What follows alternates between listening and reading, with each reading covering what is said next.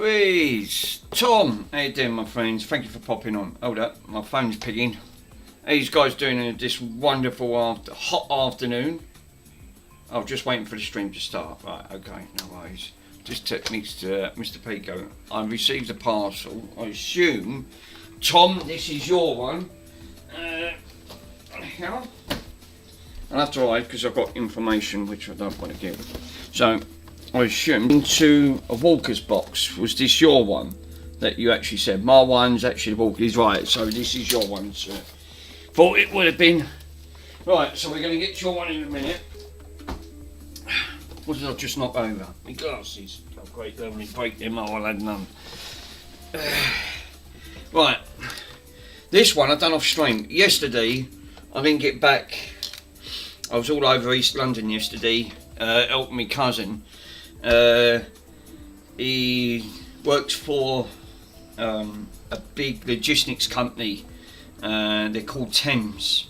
They're the other side of the water, and they're a massive logistics company. He drives a Class 2, which is an 18.5 tonner, which is a big old beast.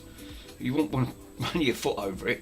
This thing's 20 foot long, so you can imagine the length of it. And they're probably close to like 20, probably 22 with like the bumpers in on it. Big lorry. So yeah, obviously he had issues over there. They don't service. Let me grab it and I'll show you. What it is, they use electric forklifts, like what they're called pallet truck. And I'll show you what I'm on about.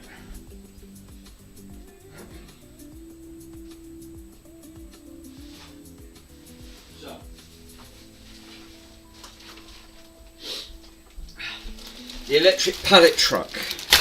I think Mr. Swindon done something very similar. I'm not sure. I'll have to look back at one of his streams. He's done so many streams. He's done more. I can't keep up. It's a bit like myself. So, on this electric pallet truck, you've got control modules, which is your forward and the back, and then your up and down on the lever. A lot of them are broken. Where the company works for, they don't service them. They just run them into the ground until they stop working and leave them to one side.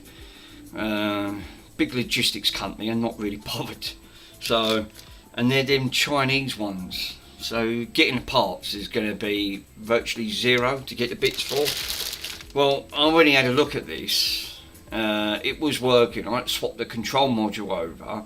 One of them burnt out, completely burnt out. So I managed to swap it over, but this one decided it was working fine for a good couple of months and then it stopped working. See, Mr. Pico. So yeah, I went with him yesterday. That's why I was out all day yesterday. So I jumped into people's streams because I was just too tired. Going out at 4 o'clock and I didn't get back to 5:30. 4 a.m. in the morning. It's a long day. You know what my cousin does. So yeah, I was giving him an hand. So I spent a full day of logistics driving. Fucking absolutely madness. Anyway, this one packed up, and we didn't know why until I got home. Because I was jumping on Russell's stream, Michael, and then I jumped on to Mr. Pico's stream, which was late yesterday night, because he's restoring the 8-track that I give him. And he's doing a wonderful job of restoring it. I just haven't got time. That's why I'll give it to Mr. Pico, because you know he's great at that.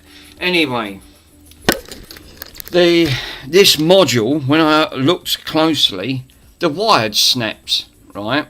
So the wire snapped off. But the downside to this, Stu, the only thing with these forklifts, like the electronic pallet, not forklifts, the pallet trucks, you know, because you got the on button and everything else. I took it all off on here. Someone's used that wasn't me. I didn't use hot glue. That's just how it come out the factory, right? So when I looked, the wire snapped off. Now obviously this is a power wire to give the control left and right motions. The only thing is they put this black resin in, and the only thing with this resin, it's all encased. Mr. Swindon had something very similar, and he had a nightmare trying to get down to it, which he had to grind down. I managed to grind it down. I've soldered it and put some solder mask on that goes rock hard. It looks like it's done the job, but obviously I need to go back and plug this in and get it all tested, because there's no way of testing it. I tried doing continuity and it won't, because it needs power. Well, how can you put power into something? I don't know what the power modules are, because obviously this is, because it does state on there, this is electronic throttle module. So, oh, it's 24 volts. There you go. I've got the voltage on it. I don't know, you guys can't see that, but it's got modules on it. So yeah, 24 volts up to DC direct current 0.5 to 4.75 voltage. That's a bit of a weird, isn't it? That's your input. 24's has got to go in, and what gives out is 4.75 to come out. So we've got ins and outputs. So I assume this feeds into about what, less than 5 volts going directly going into it. I don't want to burn it out, so because there's the only one available. So I took it all apart. Everything else seems to be okay, like the up and down, but obviously the left and right, the motions on here, and it looks like we've got a screw missing there as well, so I'm going to have to source a screw to put this in. So I took all the bits off, got the key for it. There's some bits that's come off this. I think they sit in between, because I think these go onto an handle. Anyway, I've got a few screws missing too. You say that, sir. I totally understand why. Right. The next item is I bought another 360 with a red dot. Now, yesterday, I wasn't going to do this yesterday because I was too tired, but I thought I couldn't sleep at the same time. I think I got a few screws ago, ages ago. We've all got there, bud. Don't worry. We have all seriously all got there. Let me get my tissue. My nose, pollen's really high today, so it's making my nose itch.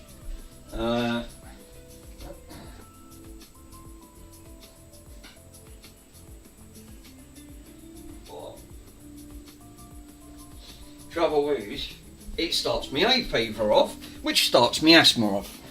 Have you found my picture? Right, so this 360, I paid Mick with that trigger. The trigger words, lol. Yeah, definitely. Right, where's my phone? I'll show you what I bought. Never mind the screws. I think I lost my marbles. All I say is, Pico, you're doing a wonderful job on that restoration, sir. So I obviously bought a few more broken items, right? So this one, I didn't pay too much for it. This one I won on a bidding system, because thanks to Stu's managed to find me some bits. I ordered a monitor, a little miniature TV, because Pico's got one on there, like a little 11-inch TV, and it's fantastic. What a great little device this is. And I went, I could really, instead of me just using this big 16 by 9 inch with the widescreen, I could mount the little 11-inch screen up on the screen, so it give me a little bit more room. Not much room, but I don't need a big TV, because obviously I've got the big TV sitting up here, thanks to Mr. Swindon, because Mr. Swindon don't do TVs no more, and already someone emailed him this morning, oh, do you repair TVs? No, he don't. So Mr. Swindon don't do repairs on TVs anymore. So thanks to Stu, he managed to find me another, yeah, I use that little small portable, 15.6 on my workbench setup. No, this one's a little 12-inch screen. I think it's a little 11-inch on there. 11.6 inch on that. Yesterday, yeah, I won a car radio on eBay for 11 pence. Ah, what? 11 pence? That's nuts. It must cost them more than that. What? Yeah, I totally agree. What? 11p. Wow. So anyway, this 360, I paid a grand total. Yeah, more junk to work on. Mike was thinking, what? So this 360 had another dreaded red ring issue, right? Because I'm only buying consoles. It's really for peanuts, right?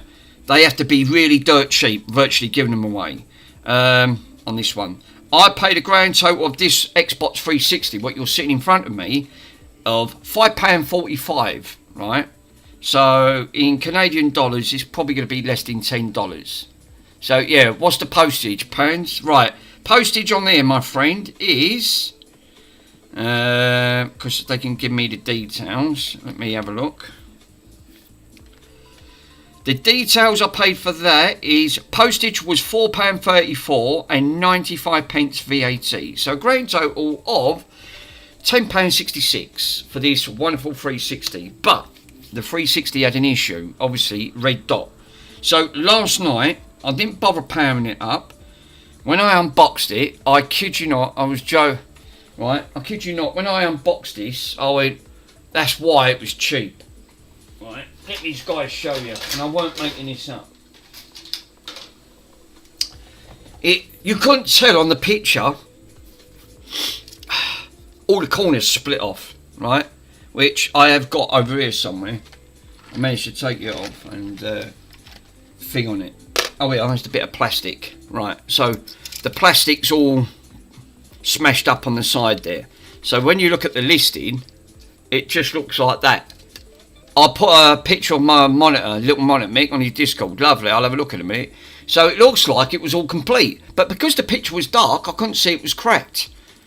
Until I took it apart and it all fell off. So, fuck it, oh shit. So, believe it or not, the eject and the power button works lovely. Or, as Michael says, put it in a bin. Yeah. So what I'm going to do, I'm going to resin this, right? Because this is, when I had a look on there, and obviously the red dot, I thought I'll have a go, because I was doing that thing last night, and I thought, oh, I'll have a crack at this, right? Because I can concentrate better when I'm not streaming, which I can concentrate 100% more. I think we all can, because then you ain't got to engage, I can see what I'm doing. It had a zero code. The zero code on here was 0101. When I googled the code, which most of us do, it was coming up as three things. It was coming up drive failure, RAM failure, or GPU failure. It never narrows it down to one. It narrows it down to the three things. So again, hardware. That is hardware. That's hardware, and the chips are hardware. So you know what it was going to point to. And so I thought, right, point of elimination, strip it. And when I checked the back, and I had a look, and I went, well, that's a touch. It's a 4GB version. Them chips alone, 20 quid. I'm £10 up before I've even started. So I went, that's even much better. Because them little modules, them 4GB modules, they're 20 quid. So I thought, oh, that's alright, I'm £10 up. So straight away I'm moneying. And I thought, I ain't even got to worry about this. But again, it's all about saving the consoles. Try to do my bit. So the first thing I've done was to confirm it. And this is how I do my diagnostics. Because I'm thinking, someone else asked me in there, I think it was Carrefour. Carrefour has actually asked me, he said, Mick, how do you know to diagnose the problem without using a thermal cam? And I went, it's actually dead simple. If it red dots, it's hardware failure. It's guaranteed it's going to be an hardware failure, right? Not necessarily, but that's the idea of you checking the codes. So I thought, right, okay, to confirm that, I booted it up, got the 0101, googled it, found out what was up with it. Right, I thought, right, the first thing I normally check is when you put power, you've only got a few seconds to determine what's causing it, right? Because it will go to red dot, there's no heat sink on. First thing I tested the HANA chip, put my finger over that when it powered up. No power, it was cold. Put my finger onto the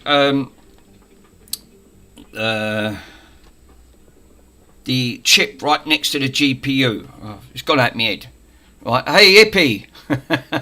I ain't an hippie. I have to cut my hair every 4 weeks. I'm kid you not. It grows super quick. TFN. I'm not joking, so it does. So I forgot what that chip was called. It's too hot. 3 to 4 weeks is it does. For some reason, the hot weather brings out. Your hair grows 3 times as quick. It's like cutting grass. Leave it a week, go back, you've got to cut it again. That chip will come to me. That chip wasn't getting hot. So I thought, right, while it's still powered on, I'll test the RAM chips. Yeah, nothing wrong with VPs. Peace and love, babe. Yes, that's true. Yeah, I can't remember the last time I had Mike. Yeah, actually, Mike. Yeah, but again, I was only just saying this to Mr. Swindon about 20 minutes ago. Certain haircuts, for being bald versus haircuts, it suits people's character and the way they are. You wouldn't look right if you shaved all your hair off, Mike, and you went bald. It wouldn't suit you. You're the way you are as your character, sir. It suits you with long hair. At the end of it, it's. I think it all boils down to it's like Pico. If Mr. Pico had really super long hair, it looked strange, you know. But again, it's the same with Mr. Swindon. It definitely, yeah, it suited me at the age of 16 too. It did. It's like you said. You wouldn't look right if you had your hair cut short. It'd look weird. It'd look odd at the end of it. So no, keep. It's. But with certain people like myself, I look like a school kid if I don't cut. You know, if I don't keep my hair cut short, I have to. And I'll go right back to about number 1. Literally. Yeah, according to some people, it would mean like you'd go bald. But yeah, the steel toe cap boots. Yeah, the tape jackets and the so on. The old mods versus the rockers. Yeah, love it. Fucking hay fever's coming up. So I also have long hair. And the lady trims it when it gets too long. Yeah, that's like I said. It affects everyone. Everyone's different. Yeah, all them metal parts and the chassis, 8-track players, are zinc plated. I knew it was zinc because it pits. Zinc pits. It pits and it stains, and you can't do no. The only way you can do that is to get them re-zinced, basically. Like you have to put them into. I think they strip the metals and then they re-zinc them with electrodes on there. I knew he was going. I'm amazed you can actually get the parts. To be honest, Pico, I really did, because I thought that getting the parts for them, like with all vintage stuff, is nine impossible. Yep, I'm stripping it down and zinc plating it myself. See, you know how to do that. Yeah, torn, obviously. Yeah, there's the zinc. So yeah, basically, as I was saying on here, I thought, how do I know to diagnose what was wrong with this? Because I thought, you know, for what little money I paid for it, and it was the same with the one that Mr. Pico kindly donated. And tested. I felt the RAM chips. No, I tested the RAM chips with my finger. Didn't get hot. As soon as I put my finger on the GPU, it instantly burnt my finger, and that's how I knew straight away the GPU needs reballing. And I thought, for crying out loud. So straight away I found the diagnostics what was wrong with this board within probably a minute or two, just by using my finger. So as soon as I found it burnt, because it shouldn't get 90 degrees when you put your finger in it, and you have to take your finger instantly off because it'll take the skin off. It's probably why I burnt all my tracks off my hand. So it's probably testing all these out. So I thought, right, I'll reflow it. Give it a reflow. There's no guarantees with reflows. No guarantee. I flushed it all out first with some IPA, which is some of this. Squirted all this out. Cleaned it all underneath. Then just used some of this cheap AMTEX flux that Mr. Swindon kindly donated, because he didn't rate it. This was the cheap knockoff, but it does the job. pull it all around the GPU, 480 at 80% airflow. It's all I can go. Less than 2 minutes, just going round gently after you've got to protect all your caps. And I see it was all bubbling, and I thought that's doing its job, and then it stopped bubbling. I took the heat off, left it for about 7 minutes to cool down, right, and then I powered it up, it went bang. This thing fires up every single time. I don't have any issues, and I'll show you. So now this one's now saved. So this is another one with a red dot that's potentially I don't have to worry about. So I'll RGH it, get this one done. Where is it? Video capture. No, that's not it.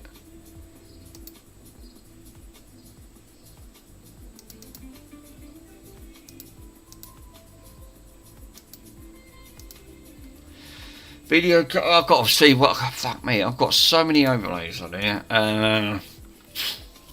So, doing the crime using the Xbox slime, this slime, called it slime, lol, GPU, burn off all them fingerprints, Mick, approved, yeah, obviously. Well, it does put it down to good use, but it does take all the tracks off your hands, so I wouldn't recommend it at the end of it, but yeah.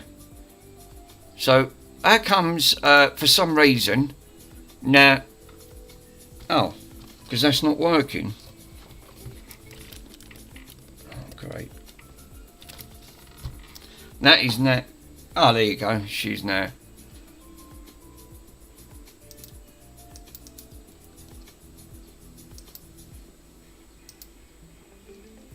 There you go. So, right, what I'll do, I'll switch this on, right, and you guys can see that this is now fully working. I've got a couple more bits to but I'm gonna have to sort something out. So however I know these work 100%, I'll power this up, which it is now powered up. You can see it powers up and you'll see it come up. This runs lovely. The only thing is that gets a little bit toasty when it's under load. We have picture. So I took it from the red dot to fully now working, right? And it's full flowed. It all seems to be really good. So, but another one with the red dot issue. That's it. The South Bridge. Thanks, TFN. I can't. I've done so many bloody Xboxes. I can't forget. South Bridge. So the South Bridge gets a bit toasty. So I'm going to sort the South Bridge out today. On there, so she posts all right now, so she's back up and running from a red dot. So what I found this, which is, I think they used, I'll tell you what they used these on. They used these on the GameCubes, because the GameCubes have these. So what I'm going to do, I'm going to splice this off, right, cut that from here, and then stick it onto here. Mick, I forgot to say, thought your Xbox is actually getting a bit hot. So you can check it out. I will do so. I've got the brand new MX7 paste now, which is 6% even more cooler. So I'll look into that.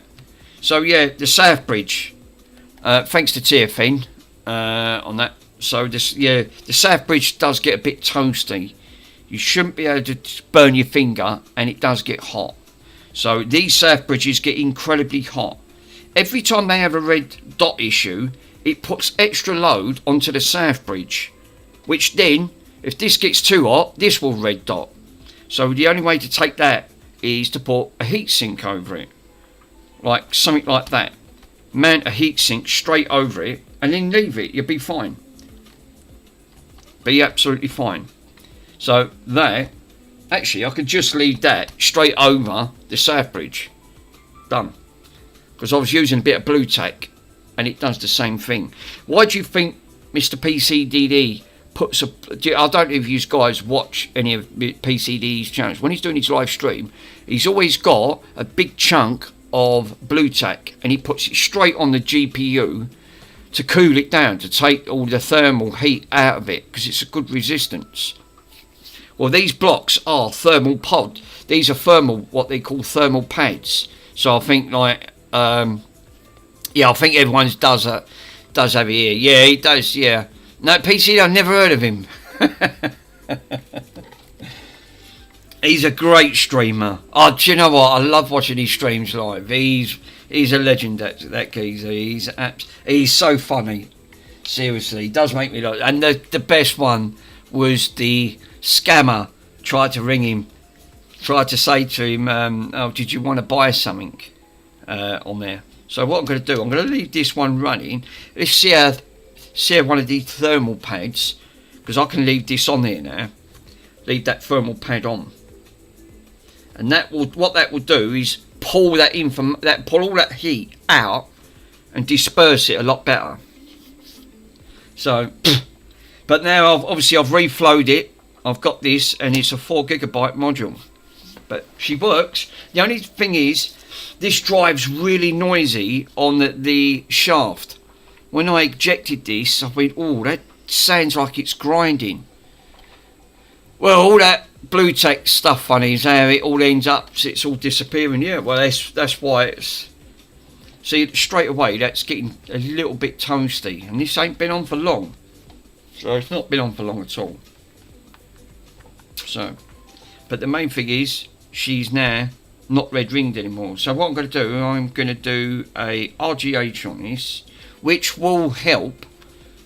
And I will do Tom's. I'll have a look at Tom's, because I did have, this is the one that I sold Tom on this one. So obviously this one, I'm thinking, if I remember correctly, I tried, before I started doing the RGH glitching, I was still learning about it, but now I've learnt so much, I'm pretty sure Tom's one over there that I sold him wasn't RGH'd. That means you have to put in the USB stick every time. Well, I will solve that problem today. I will try and get that properly RGH'd on this stream, and then you won't have to worry about the USB. So that'll be that one. Yeah, that. Oh, pollen. It's the only thing with hot weather. I'm surprised you guys ain't out. Mick, try glue on that heatsink. I've seen where shots where the 360 slime surf bridges. That is, I'll tell you what, that is, if I took that off, that surf bridge, I'll tell you what would happen. Right? Now I've sorted the GPU out, that surf bridge is now getting hot, because it's now pulling power to talk to the HANA chip and the NAND. Right? The NAND shouldn't get hot, nor should the HANA. Well, the HANA gets a little bit warm, but the surf bridge and the GPU are linked.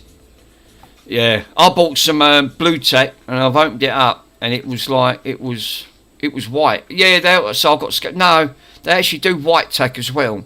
No, they do. Yeah, because it's only a dye that they put in it. You probably find it is Pico blue. It said. So no, it was definitely white.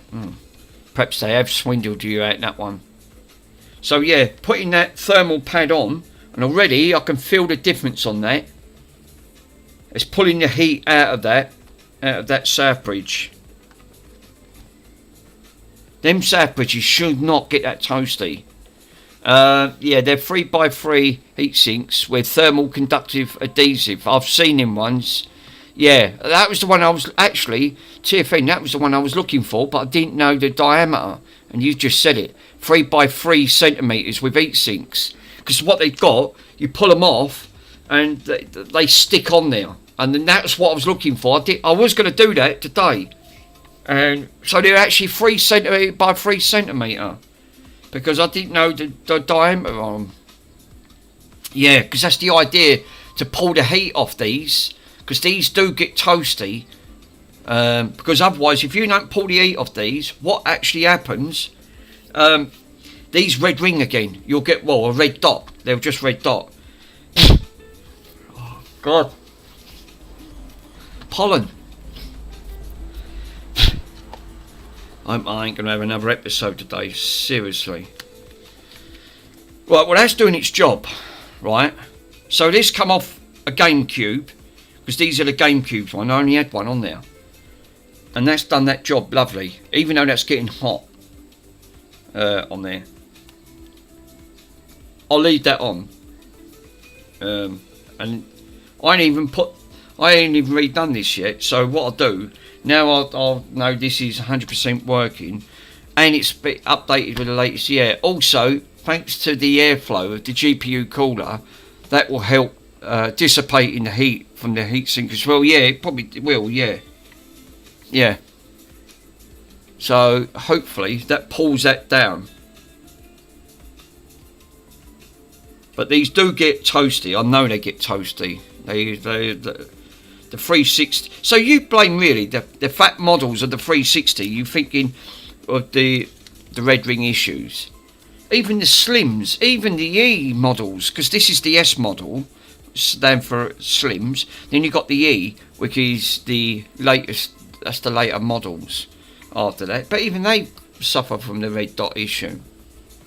But you'll probably find hardware due to, yeah, I wouldn't guess, but the buildings PCs for a lifetime will help with that stuff as well. Yeah, obviously, it's like you said, a lot of it is due up. Mr. Swindon just said a few moments ago before I left my mum's and come round down.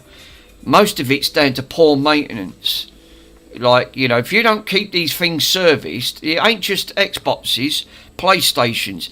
Every single PlayStation Mr. Swindon's had in and done port swaps, they've all been choked up with dust. It's poor maintenance. It's where they don't maintain it. So what I need to do then is turn this off, right, and pull the information off this and back this up. But before I do it, I want to check out that little portable. So I'm going to put this to one side for a minute. Let this turn off first, which it is. Lovely. Because I don't have to use JRunner no more, like the thing itself. So that GPU ain't getting hot no more. So I've solved that problem, but now obviously the south bridge is getting a bit toasty. Typical.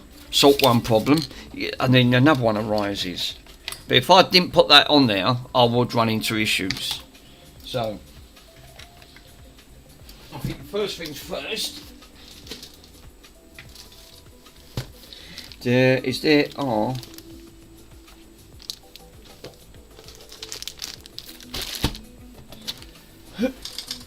oh my god. Right, let me turn that off there. These guys can get to see. Hold up. Bloody hell, enough getting a lot of messages.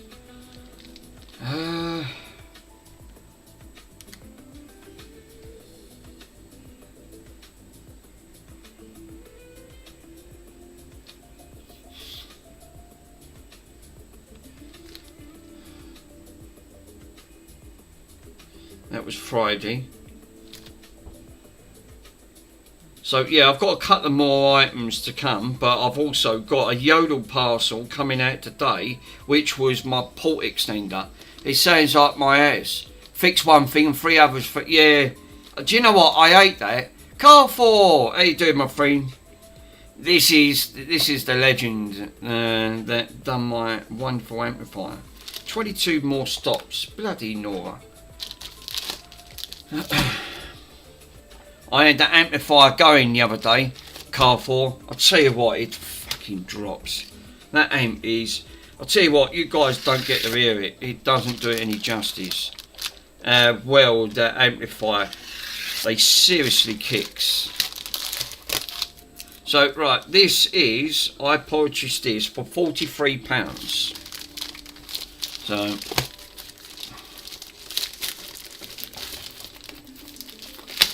can't even get it out of the box. So all it says on there, portable monitor. So don't bank on the idea of what it does. So, well, the good thing is this one on here, you can use it. I'll tell you what you can use this for, right? So you can use it for notebooks, game consoles, game players, mobile phones. It has a built-in loudspeaker, ultra thin. Reverse power supply, that's good. Reverse power supply. It's a mini HD, so it's a micro.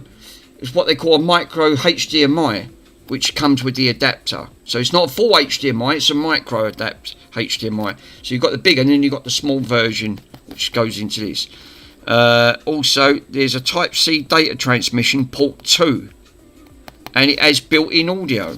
So I think the resolution on this, off the top of my head, is 1080. So yeah, basically same as mine. So I've not unboxed this, so you guys. So yeah, mini. Yeah, micro. Thanks, TFN. Yeah, micro, not a mini, micro one. Boy and Brit. So this is the same one. So what we got on here, it looks like this is the TV. I'll take the TV out in a minute. What we got in the box? I can put bits in it. Right. So we've got a crappy manual that no one wants. Right. We don't read manuals. We've got a warranty card. Oh, give up with him. Now, why did it? This is what annoys me. Right, this is what really does it. If they know this is European, why did they give you like a plug like that? So now, obviously, I've got to find a shaver's plug. Now I've now got to put in an adapter. That's what really does it. It really bugs me. So yeah, basically, it's a mini. It's a mini. So I've got that wrong. So it's a mini HD to HD cable. So you've got it ain't a micro, it's a mini one. Yeah, you're lucky. I didn't even get the plug. I just got a lead. Seriously. So we got a USB Type-C port, and I don't know what this is. What the heck is that? What's this? What's the idea of that? Oh, I know. So you can basically, it's a stand. So they give you a stand for it, so you can stand it up. Oh, that's all right. Will I use it? Probably not. No. £43. Yeah, them stands are useless, really. Yeah, they're not the greatest. So what power is on this? Oh, Christ Almighty! Look how small that power is. I can't read that writing. I'm going to need my glasses. I'm gonna need my specs on. Give me a minute. Let's have a read. Let's see what it says.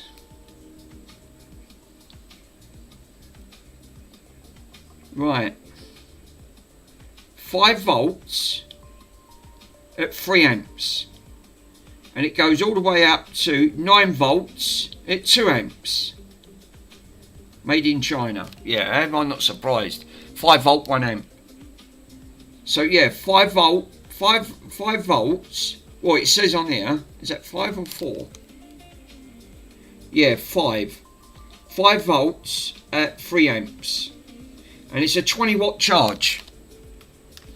So yeah, so what's all that on there? I didn't see all that on there. What's all this fucking black gum all up? Euro plug, that's it. I think they did, Grass Puddle. I think you're right. It's what they call a Euro plug, because I think the Euro plugs are like these. I'll tell you how I know, because when I went to France, I started off at France, ended up in Germany. We all had these type of plugs where you just put them in, and you could put them in both ways. So that's probably why they said the plug is reversible, so you can swap the power around each way. It doesn't matter. Yeah. Realistic output is 5 volt, 1 amp. Yeah, thanks to you. So so yeah, you're right. I didn't know what that plug was called. So yeah, so I wouldn't have had that cable. There's no way I would have had that micro cable on here. So what voltage have I got on here? Well, that one on there, a micro USB type. Actually, where's my power supply? Actually, because that's 5 volts. It's 5 volts, 1 amp. Sure it is.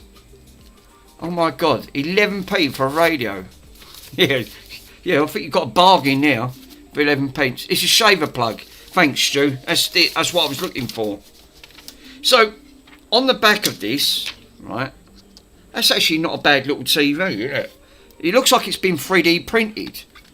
So, we've got some bits at the side there. So, that's the mini. I thought it was a micro, it's a mini.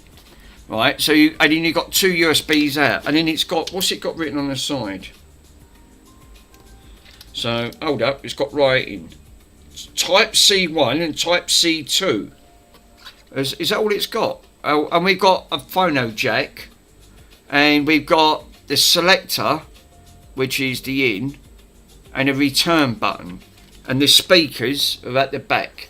So you can mount this to the wall. They didn't give me the mounting brackets. I thought they would have given me the mounting brackets. There's no mounting brackets with it. No, there ain't. There ain't no mounting brackets.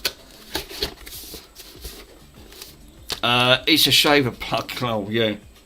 So it looks like it's been 3D printed. But I'll tell you what, for £43, actually that's not bad at all. Because I see Mr.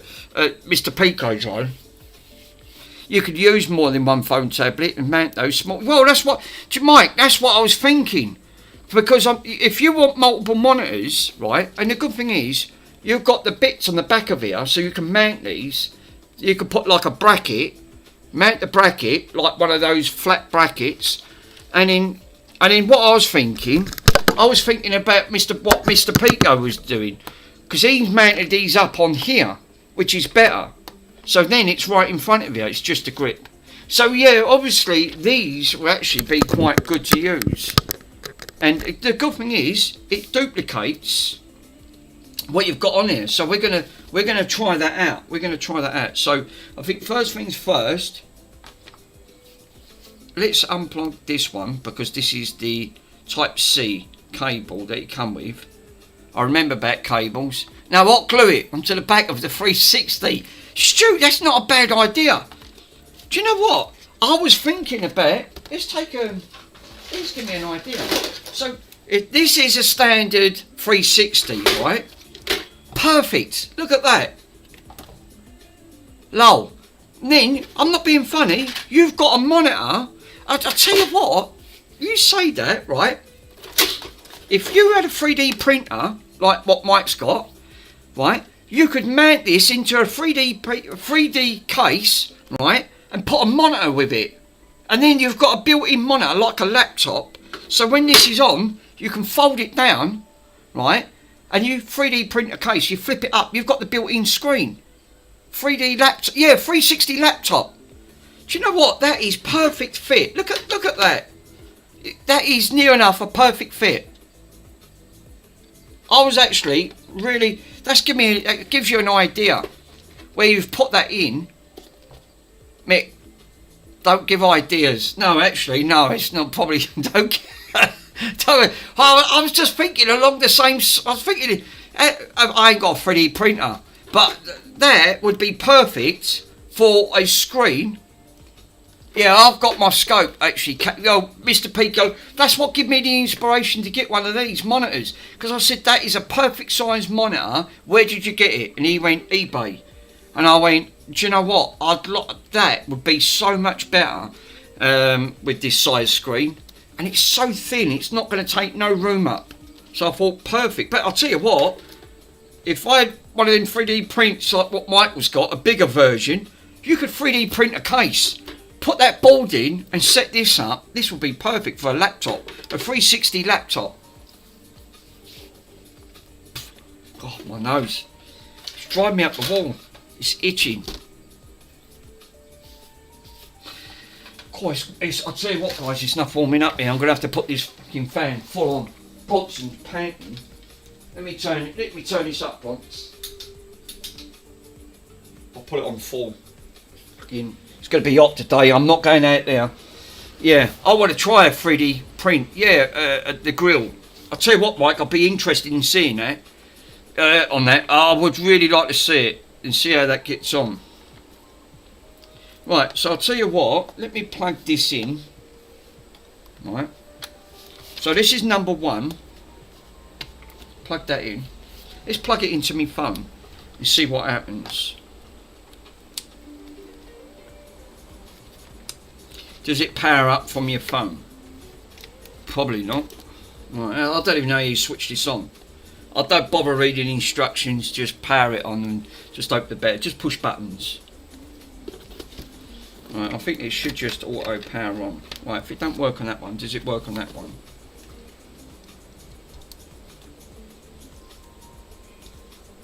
Probably not. Right, let's grab me power supply thing.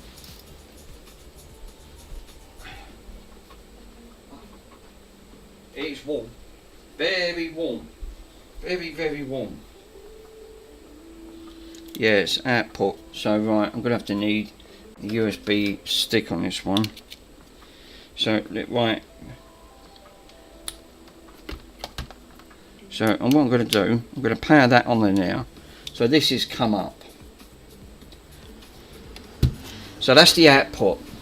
Some phones have power shave, yeah, like mine could be powered by my phone. Well, some of them can. Ah, we've got a blue light now. I've got a blue light. So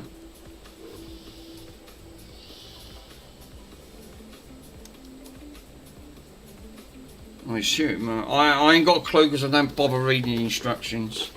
Alright, put it in port 1. Alright, we'll put it in port 1. This blue light's still on, I've still got a blue light. But obviously nothing on the screen. Now I bet you've got to hold a button in or something, because there's only 2 buttons on the bloody side of this thing. There ain't no buttons on the top, is there? No, none at the top. Yeah, it's gone, Mike. Oh, it's gone out. No, it's come back on.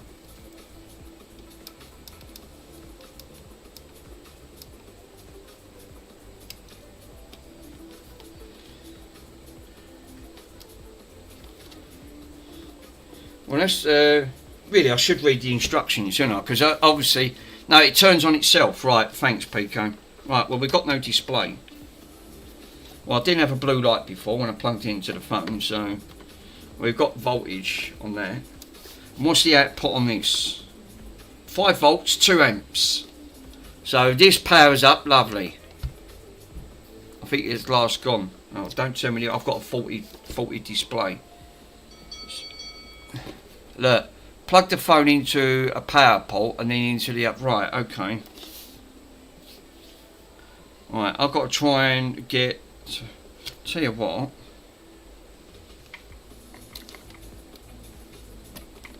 Plug it into that one there.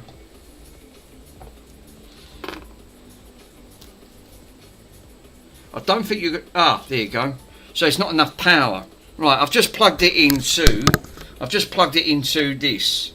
This powers from 5 volts to all the way up to 20 volts, maximum 3 amps. Yeah, both ports, Mick. Yeah, right. Yeah, I've just plugged it into both of them, so it looks like it. So that indicates to me, output on that is 5 volts, 2 amps, maximum.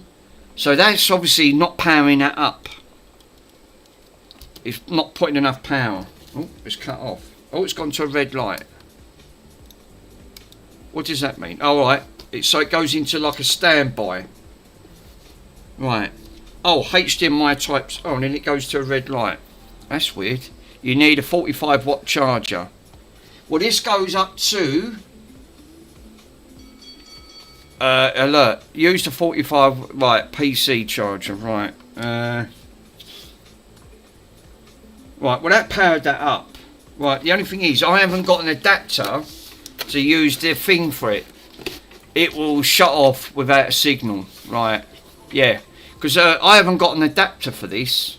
If I have, I'm not going to find one. So, right, like Pico said, if there's no power to it, it'll shut off. Power save. Right, so I'll leave it plugged in because I can't use this because I haven't got the adapter for it. So I'll plug it back into the 20 watt one.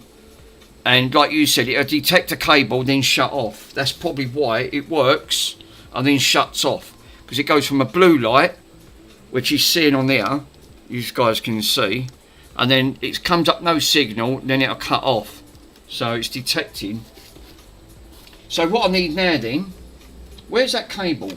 Yeah, I'll see it. So if I plug my phone into this, it should then detect my phone.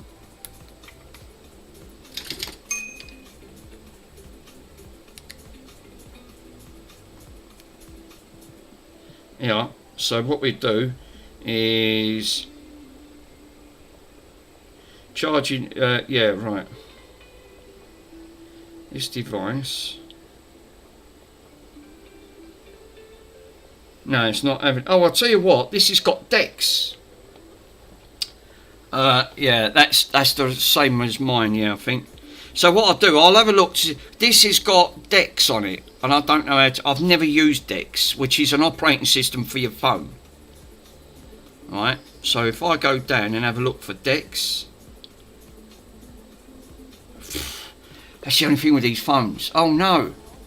Yeah, DeX should work great with that. Yeah, that's what I was thinking. But how do you get DeX up?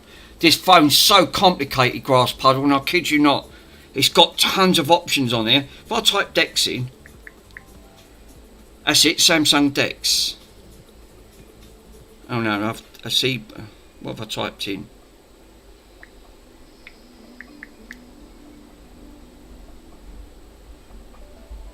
Connected device. Oh yeah, it's at the bottom. Samsung DeX. Connect wirelessly. I don't want to connect wirelessly. It's not wireless. Oh, so you can't connect it then. You've got to do command arrows will move the windows. Oh, so you can't have it wired. Plug that phone and try it into a TV that come up with DeX. Yeah, that's what I was just thinking there. It says connect wirelessly with the DeX. Yeah, you can. No, alert. Verify the cable is just not a data cable. It's just... oh yeah. No, this is a data cable. I've used this one before.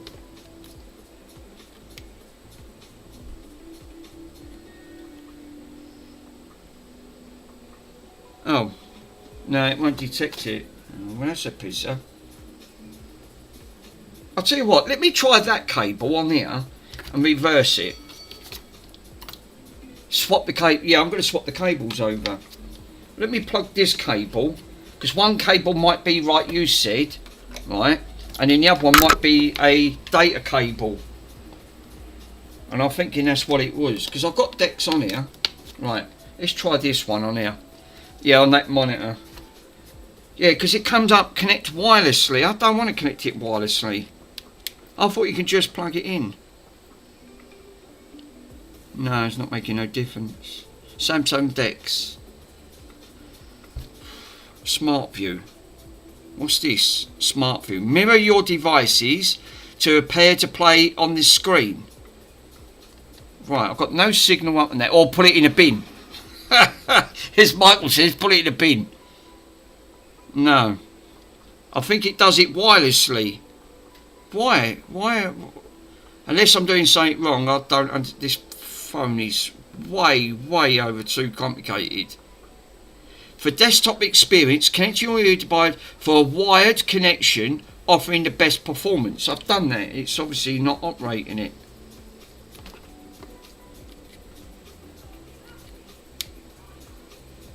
No. Read the manual on the monitor. Yeah. Well, that's not it. So yeah, both of them are data cables. Yeah, repairs obviously for better. I wanted to see this work because it says on there you can duplicate it. Right, rotate the screen. Right. Set display settings. Oh, it might be a display setting. Right, hold up. Right, auto select.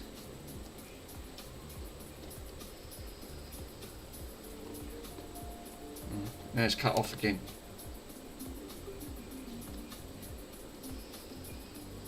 Yeah, you got to push it in, but then it goes to a red light. Yeah, repairs might be. No, it's not bringing up no settings. What? Read the manual to show the port layout. Yeah. So it says on there you can plug in your, because it tells you what you can plug in. Yeah, it does say for Android phones. I knew it. I had a look at this. PC case. It says Type C. You need to plug it in. USB or higher required. God, I know. I have to cut it off. Mick, my phone has DeX plugged cable from my phone into the HDMI mini. Ah. Right, that could be the what's calls it. If it detects your monitor, it'll give you the DeX option to mirror to the TV. Perhaps so it's going to be a cable then. I knew it was going to be a cable. It's probably why it's not detecting. It's only giving me the options to charge it. So really, I can't use this, and I'll have to get a cable for it. Damn it! I knew it was going to be something, because it should be plugged. It should be a plug straightforward. Figure out which USB sort is display only. Right, okay. It doesn't say on here. Questions and answers. This, and I kid you, this is all they give you, right, of the manual. And that's all it says. Adjust the screen settings, right? Extend mode, duplicate mode or display mode. Rotate the screen. That's it. That's all it gives you. Wow. Right, here we go. So we got Type-C port. Features Type-C for signal and power transmission. It's a mini HDMI port. Right, I didn't read that bit. It just says press and long hold for the settings. As soon as I fucking set that.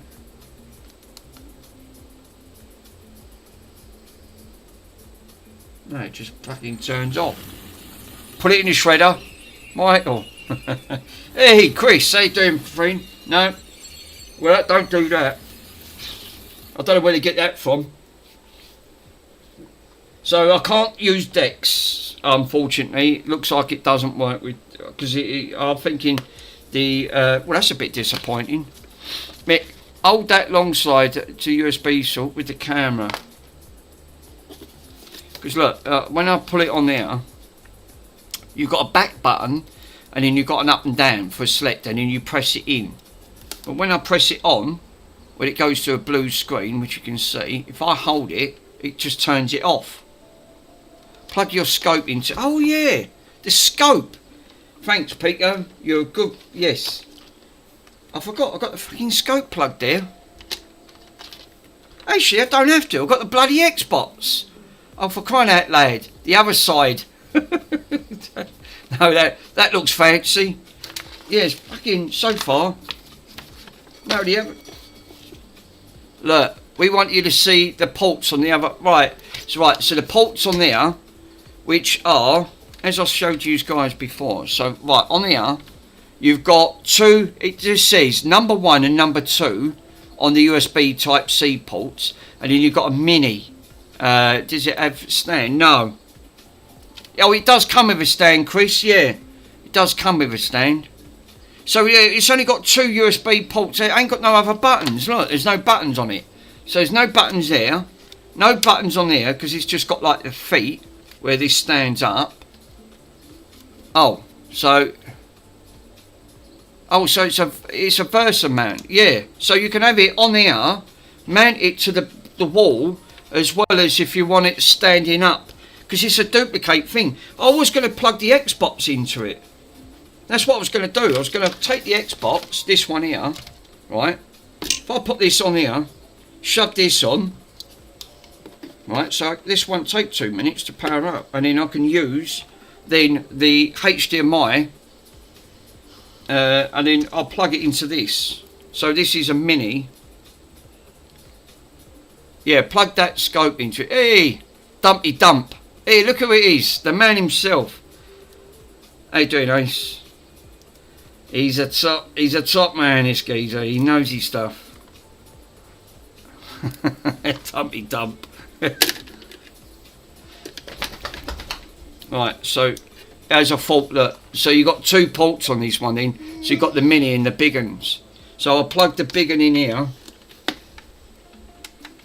Right. So you said this should just come straight on without the thing on it. Okay, I don't want to break the port on here. Cool, that's enough tight. When I say it's tight, it really is tight. I'll say really ultra careful on here. Right, so what we do, let's power this up. I want to see this work, because obviously I'm going to be disappointed if this don't bloody work. I've got it now, I think. Right, so let's power this up, and it should display straight out. Yeah, it does. Well, it did do. I can't see the screen. Oh, it's enough dark. Oh, we are. It's not very bright though, Pico. It's very dim. I'll tell you what, it's very dim on that. Do you reckon that could be down to not having the right power supply on that? Could be the settings. Yeah, I was thinking that. Ah, there you go. Now we've got settings coming up.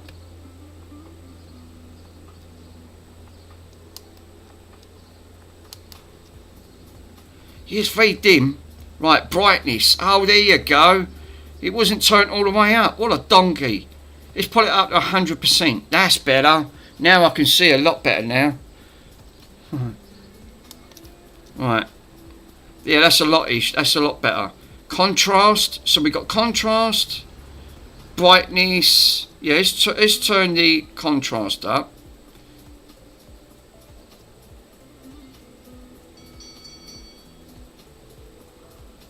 Take that plastic off. I will do, yeah.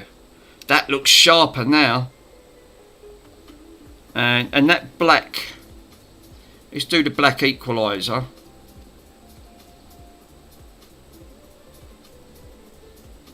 That's better. It's cranked all the way up now.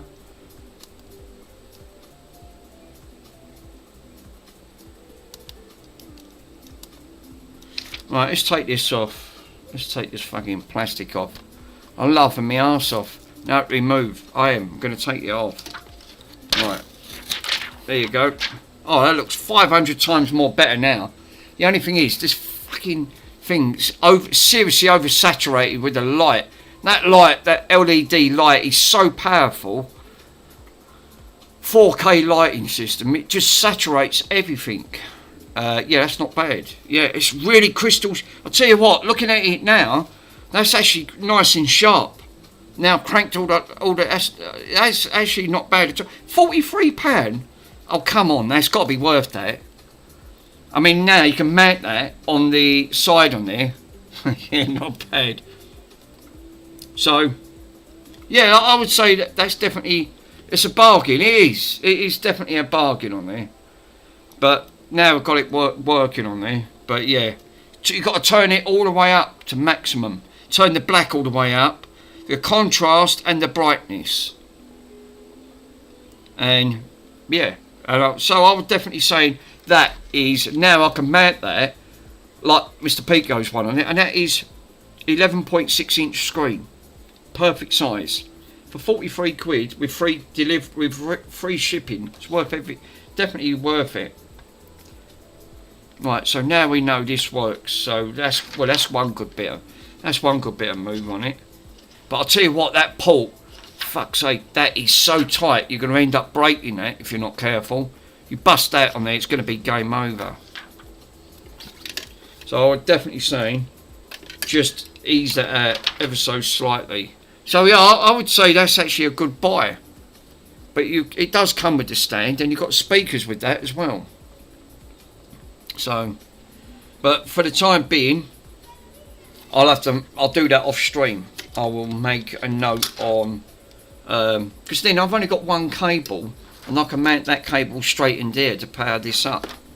So then I don't have it will eliminate some of these cables. Yeah, Mick deserves it all. Already broke my port once. I had to fit a new. Oh no, that's the only thing. I'm thinking that port. Look how thin that port is. Right, it won't take much. I'll tell you what, that was enough tight putting that in. So really, I would say be careful when you just ease that in ever so slight. Yeah, them ports seem a little bit, you're going to rip out. Yeah, you're going to need a good cable management on that, yeah. But overall, I would definitely say, I would have liked to seen that. Yeah, it makes, so really, if I want to do Samsung decks, you said, Pico, I've got to have, that's got to go Type C into mini HDMI for it to duplicate out. Yeah, make sure it's to stress relief. I mean, but I'll tell you what, that would have been a perfect size for a 360. Did give me an idea. I thought, great. So what I'll do, I'll put this back in a box.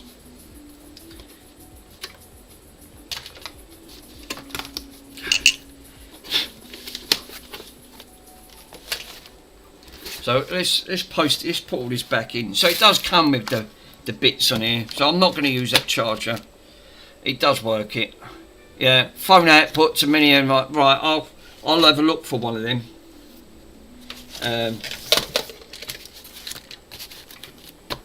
Definitely a good little TV, no? That was a good shout.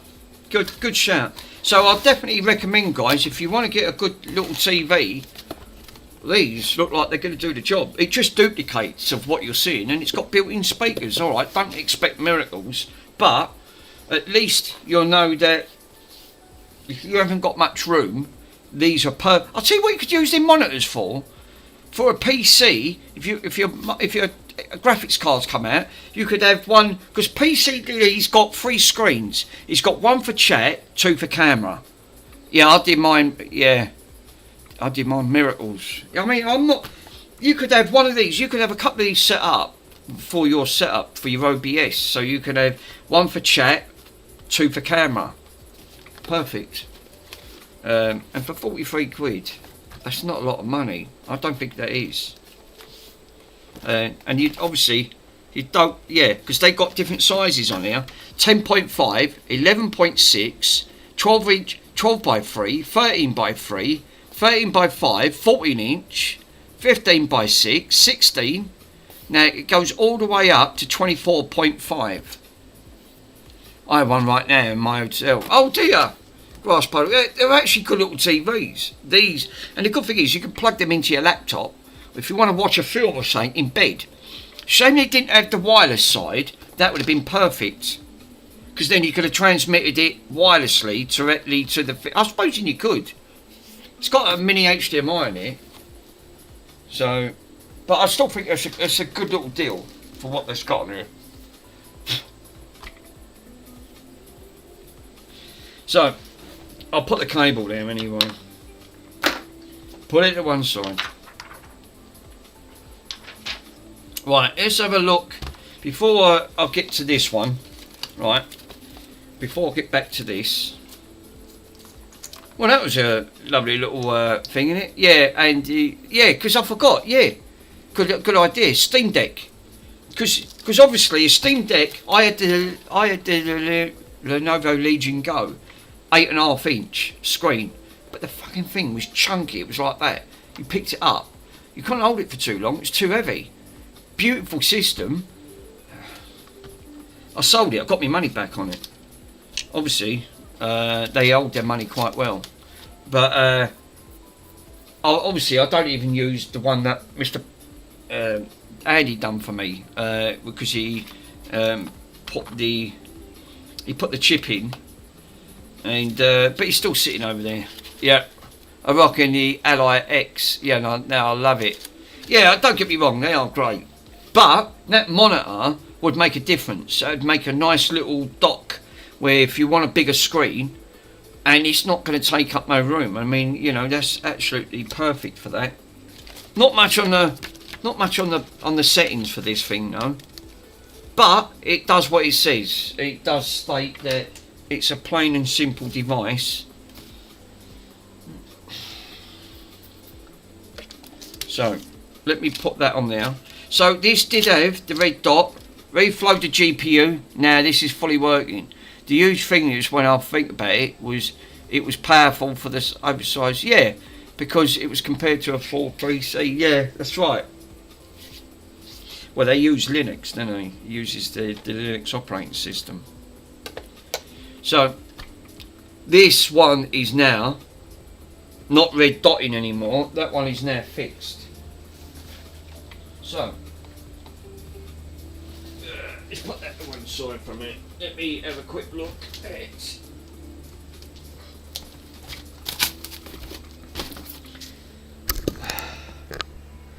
Let's have a look at Tom's one here. Right, now this is Tom's one that I sold him. Now, he said he had multiple issues with this, where he said that I don't know what actually happened, but it is now not, the soft mod don't work, and this one I did try to RGH, but I think that this one might need the post fix. Looking at it now, I misdiagnosed it. and this one might need the post-fix adapter. I've got one left right there.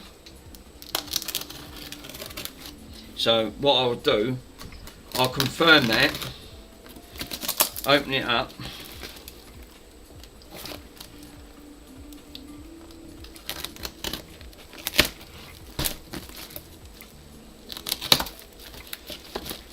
He wrapped it up well. The way they can deliver it, like Walker's crisps. You can't beat Walker's crisps. Box is a bit battered up round on that corner, and that wasn't me. That's how it got delivered. Look, there's a rip in the box already. Where they sling these around. This is what I was saying to you about boxes. And that, obviously that wasn't me on that front, so I can't turn it over. It's got information on that side, but this is Tom's one on there. So yeah, right, as you can see, right, Tom, word of advice, my friend, I'll put it in a better box for you, right? Don't use this box. It's not, the way they sling this around, this won't take two kinds, it's going to get broke. I'll rebox it. It has helped, but the box is not the greatest, my friend, so I'll get that reboxed. Right, Aurora was intermittent, so sometimes, well, like all things, right, I can fill an SD stick in there, so right. Obviously, you've put, please format for use for the 360. Well, I'll do one better. We'll RGH it today, we'll get it RGH'd official, then you won't have to use the stick ever no more. So that'd be it, it'd be done. But I'm pretty sure when I tried it last time, I couldn't do it. The reasons why I couldn't do it, I think, because it's Troy Michelson, he's in the chat. There's two versions. If it ain't the Corona, or the Trinities are the fat ones. What will actually happen is that one of them, if depending on the version, it might be 3, 4, 5 and 6. If that's the case, it needs a little bit extra done to it, which I've done on the other one, because I had the same problem with the other one. But yeah, I won't need that USB stick then, so obviously, yeah, you can use it for backups, exactly. So we'll put it on there. As long as this don't get damaged, that's what I'm more worried about.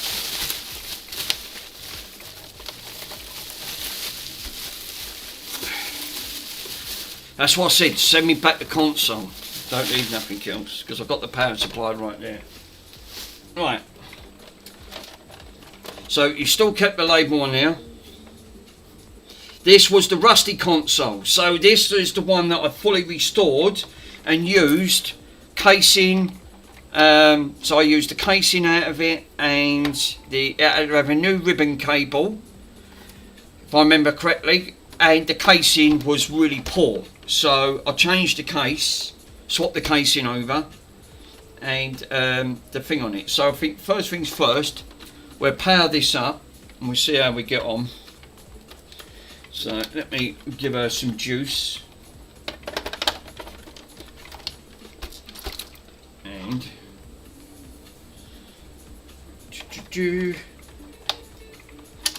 yeah, once it's all been RGH'd, then you ain't got to worry about the thing on it. Right, so let's power that up. Good. As you can see, orange dot, this is the original power brick for these. Right, so let me grab the video backup. This switcher on, which she does. So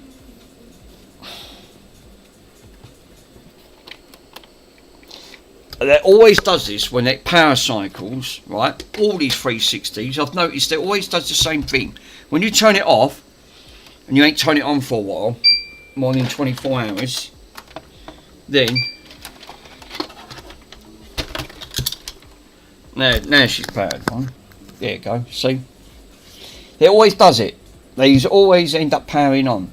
Now I know how I'll know that this that's what I've done with my last one. I think I've done an orange one, very similar to this, because I like that orange. It's actually quite nice. Now, how I know this ain't been RGH'd I'll tell you. I've got this disc. This is you use after you flash the 360 because this won't work, right? So I'll plonk this disc in. If this disc becomes unreadable, then I know that this has not been RGH. Yeah, as you can see, yeah, it don't bring up. No, it don't.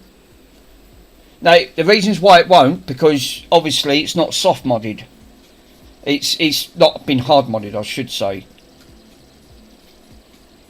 Yeah, and as you can see, no picture.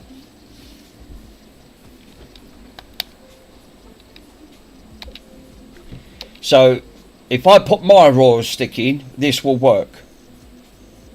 So if I try that again with that disc in, you shouldn't get no display. And as you can see, you get no display. That's it, disc unreadable. That's what you should come up. So that indicates to me this disc, this has not been RGH'd. So that just confirms it.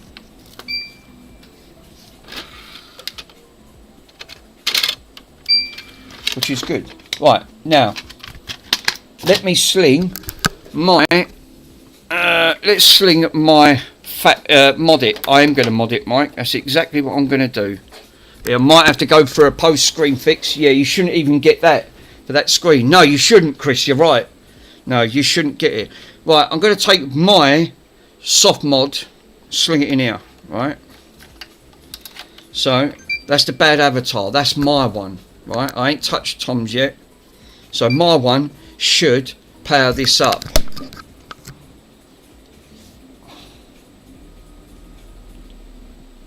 And it should glitch it. Because it's already got the latest dashboard on it anyway, so give or take. But no, Chris is right, you shouldn't even get that up. It should come up disc unreadable.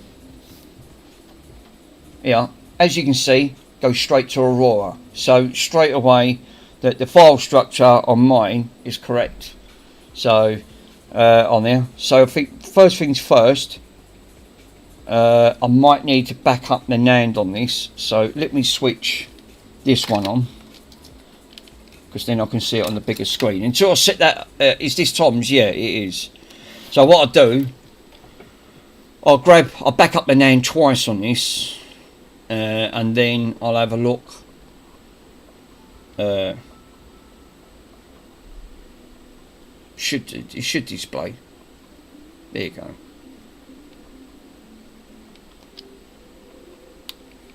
Oh, it's cut it. You know why? Because I plugged the fucking extra monitor into it. Right, okay. I don't think it's even on there, Aurora, is it? No, it is. It's on there. Alright. It's already done. So you should take that to Aurora. So now what I'll do, I'll back up the NAND quickly on this. Right, so I'll go to File Manager, USB, and I should have in Apps, Backup 1 and 2. Simple NAND flasher. I don't think there should be anything on here. There ain't nothing on that one. And there's nothing on Backup 1 and 2. Right. Is there anything on here? CPU key? Yeah, there is. There's a flash up bin file. So I better delete these because these have already been backed up. So let me get rid of these. Delete them because I don't need them, because these have already been backed up. And the CPU key. Right. So now I can run NAND flasher and back these up. Right. Let's come out. I'll have to restart it because it's obviously it's seen it and it thinks there's something on there, and I don't want to. So let me reflash the machine. I'll turn it off and then turn it back on. I'll let it do it properly again. And then I can back up the NAND. I probably have got it, but I don't know the date on it. I didn't put a date code on this. If I had the date code, I could have looked back at it. That's why I always leave stickers on things on mine.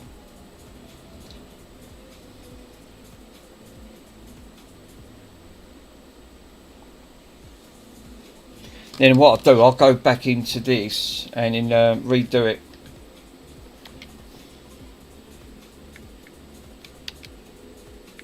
Apps. NAND flasher. Shouldn't be. Yeah, there is. Why is there a CPU key? Oh, that's the text. Right, okay.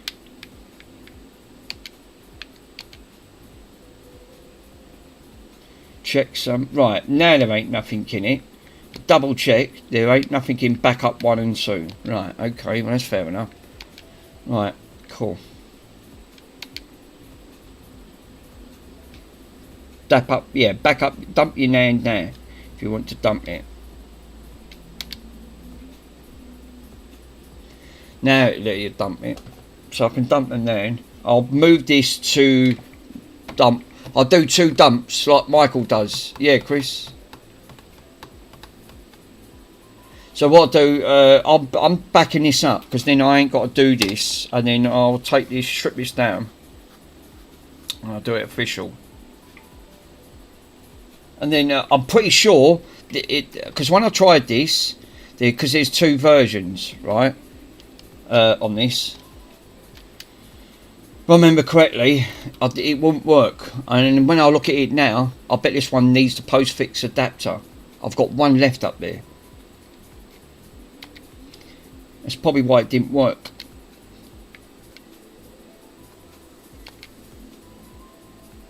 And now it's going to dump it in here, which it did.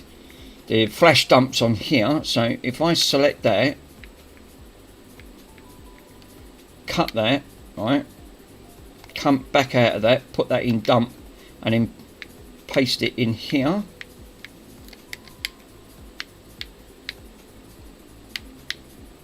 Now paste it, click yes. That pastes the ROM file in there. Right, so if I go back into that and take the key and dump the key in there, right, it's going to do the same thing. Select, cut that, come out of that, go to backup, paste it, click yes. So as you can see, we've now got 2 files in here, and then now this is how I'll do. And I'll do the same thing again. I'll go back into apps, flash it for the 2nd time, and do what Chris and Michael recommends, because it's best to do a backup and run it twice just to confirm it. And then it will ask you the same thing again. Press X to dump the file. So, and that way you'll get 2 lots of the same file, but you can then check it just to confirm. This is a better way of doing it, and it's like Mike said. It's the correct way.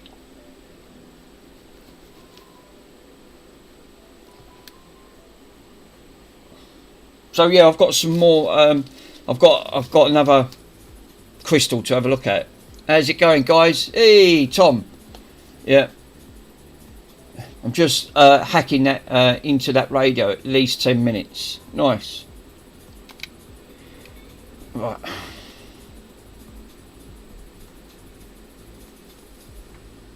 Yeah, it's like Mike said, it's true, just in case that if it comes corrupted. Yeah, 100%, Mike, it makes sense. I've got the file structure on there now, and it does, you're right. Doing it this way does sort of make sense to do it. So what I'll do, take that, cut that one, back up, put it in backup 2, paste it over, paste it on there. Yeah,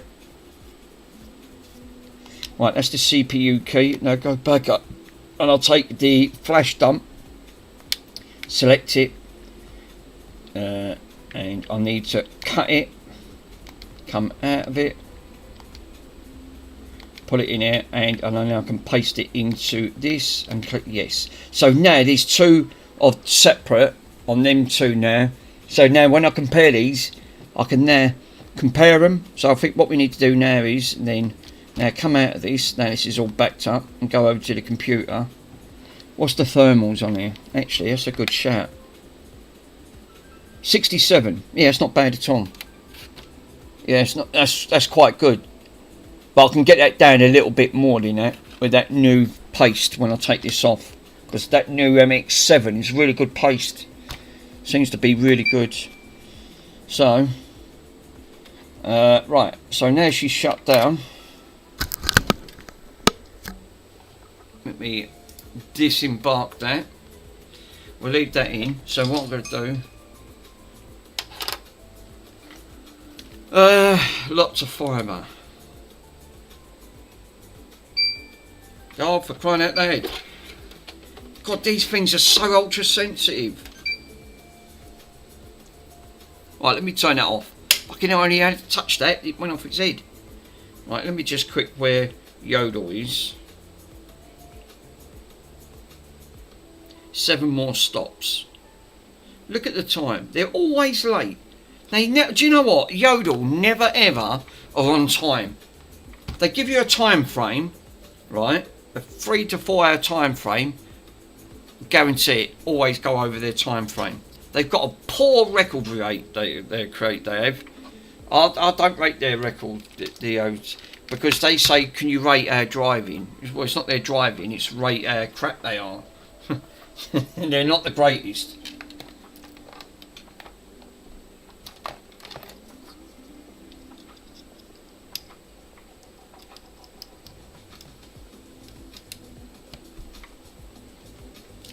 Right. So I think what I'll do now is, if I go into number this and go into, so right, so basically I have now gone into, this is, if I go into the apps, and you guys can get to see, I should have 2 keys now and 2 flash dumps separate, which I have, which you can see here, which is cool. So now I open up JRunner.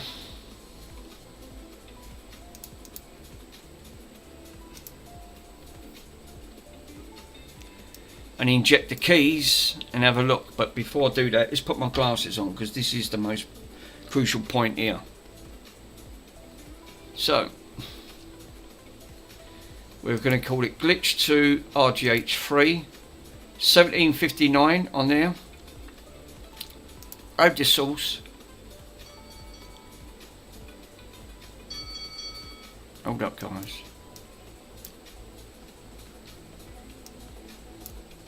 Alert camera. Hold up. Let me see if I can. I hate OBS. It's so, yeah. Alert camera sync. Oh, not again. Right, give me a minute. We're off with the camera.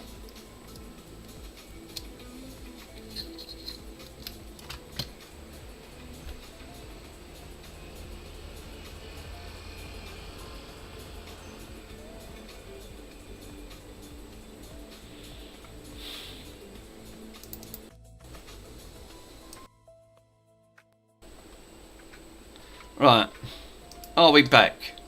Are we good? Camera sync. You know why? Until I get this adapter, I know what's causing the issue, Mike.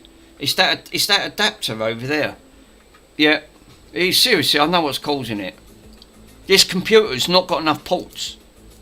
It's only got 4 USB ports and they're all taken up. I need more. I need another 4. Right. So we're going to go now and back up 1, right? As you can see on here, right? I'm not making this up, so you can see it for yourself. And then I'm going to load the extra, scroll up, go now and back up 2, flash that in. It'll pull the key because both keys are in there, right? And then what I do, I can compare them. So I've got it on Glitch 2. RGH27, right, and click compare. Right, so it says the NANDs are the same. Right, now, and it's picked up, it's a Trinity. So it's not a Corona, right? It's picked it up as a Trinity. 16 megabytes. So what we want to do now is create a build for this.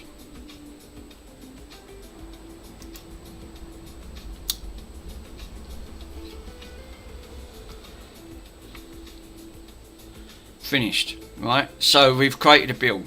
Is this the Trinity? It's a better than the Corona. Near enough on the same level, Tom.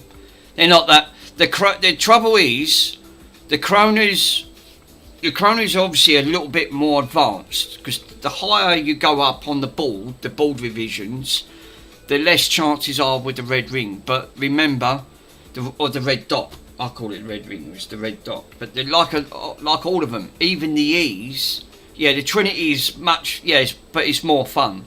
But it's older. Yeah.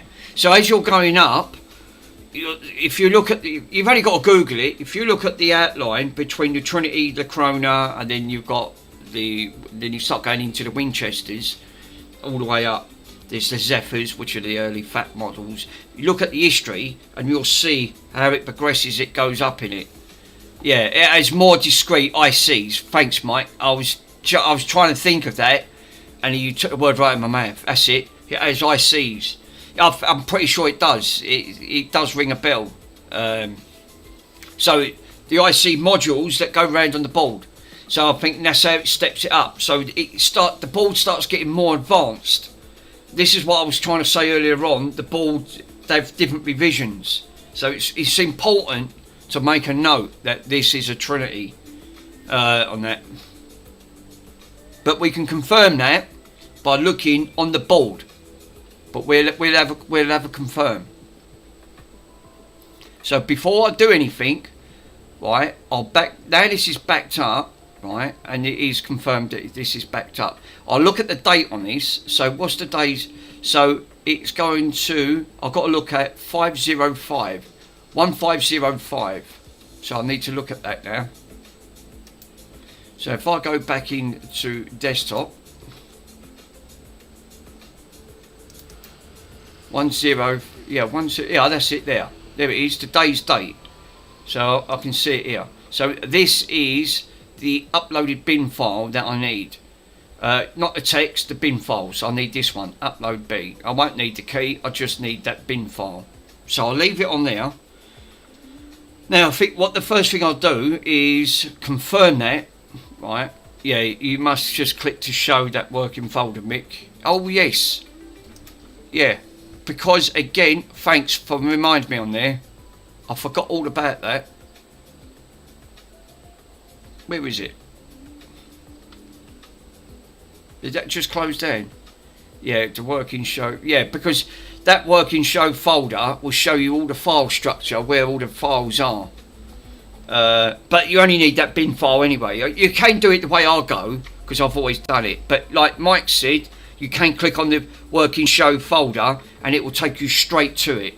So then if it stops you from searching, but I go by dates because all mine are dated, code dated. So and that way I can go back and look at the official date. So if I see 23rd of the 5th, I know it's for that flash file. So either way, but it makes it easier when you click on what Michael's just said, working show folder, and then that will bring that instantly all up with the key, the bin file and the uploaded bin file. So there is ways, if you can't find it, you can do it. I'm doing it my ways because I've always done it. So I know where I look because I code all of these when I go here.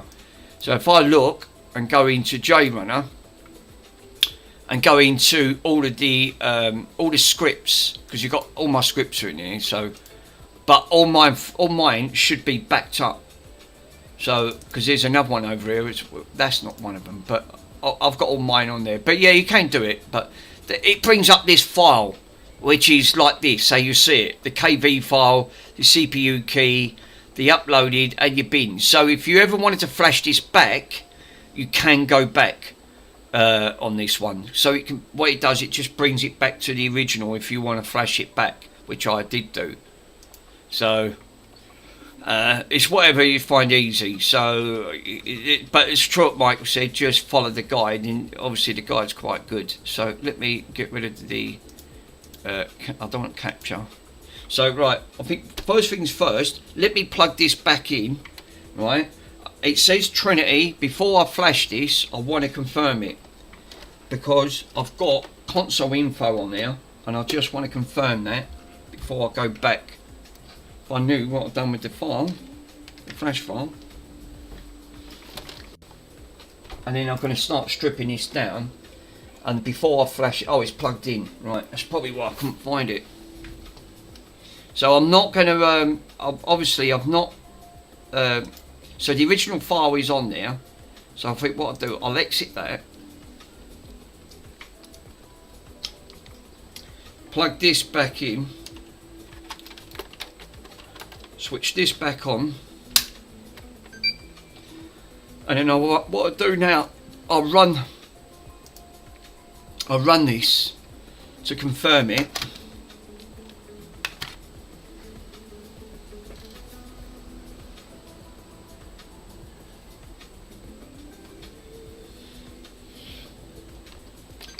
Always does this because every time, because I'm running it through a capture card. Do you get this, Mike? Sometimes, every time that you try and power this up, sometimes it just won't have it. It's bloody Xbox. No. Oh, don't you? Oh, I've had this a couple of times. I don't know if it's my capture card. Something with your setup. I think it is. I was just going to say, it's my capture card. It's this Elgato capture card.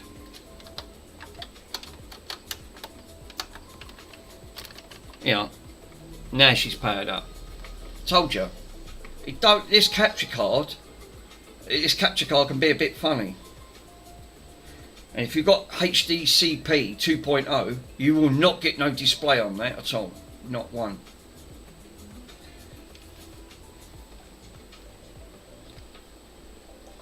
Right, scripts. Let me have a look. Console viewer, right? Because I've already installed this. I want to confirm that this is a Trinity. Do you have RetroScaler on the output? No, probably no. No, because I'm not using that. I'm not using that capture card. No, I'm using the Elgato capture card, which is the one running at the back here. So this is 100%. This is a Trinity. So when it did say Trinity, this is a Trinity, and the reasons how I know that. So I just wanted to confirm that this is 100% a Trinity information on it. So I'll tell you what. So what I'll do? I'll go into settings, system. Just make sure we ain't got nothing else plugged into that. Have we got an hard drive plugged into this? Yeah, you have.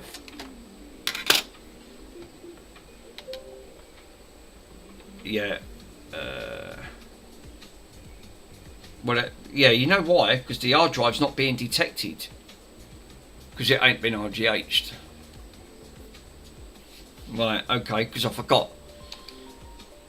So that is another reasons why he could be running into issues on this, because again it's not been RGH'd. Right, okay, because the hard drive's not being detected.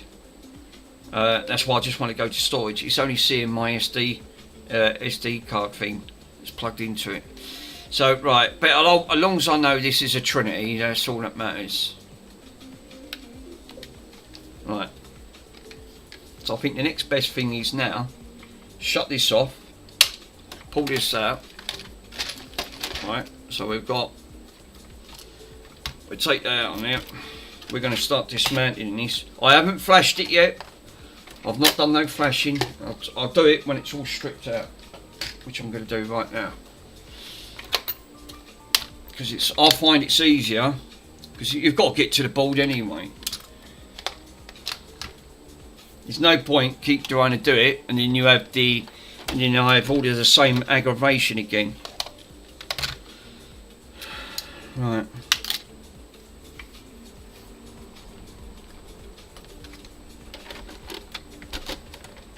What's up with the camera? Why is that all gone weird? Is that me, or is that like, oh, hey, Jason, look who it is.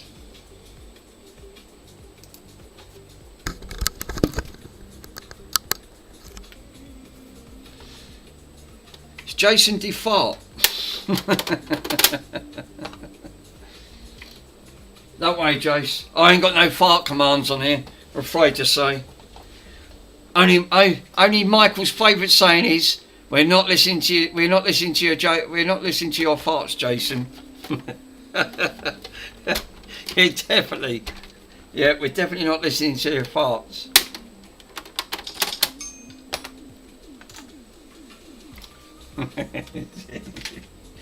So there's no fart commands. Sorry.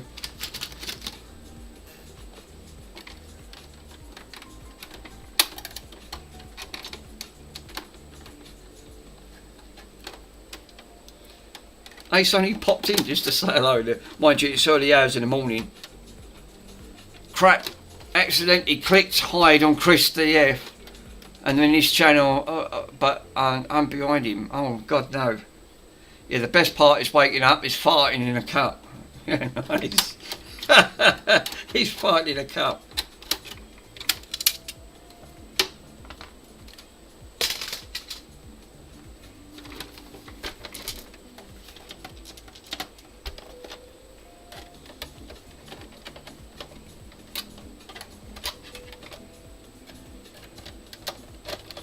I've got no frigging nails. As soon as I've got one up, I can get the others up. And then it ain't so bad.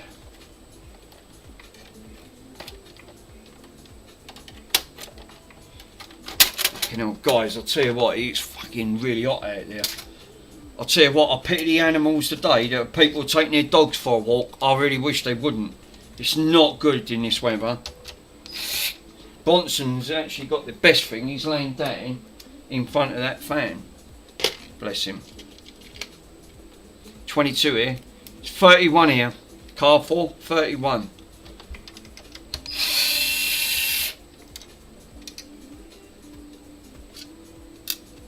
So what I'm going to do, I'm going to put these. Put that there, put his module there. Right, now I can get to the good stuff. Can I take this out without breaking that seal? Dang. Right, this is the most tricky one out of the lot. So let's do the tricky one first, like that. Take the spudger. Let's see. There you go. And then that way, I don't have to undo any of that. Pull that one to one side, done. That's the quickest I've done yet.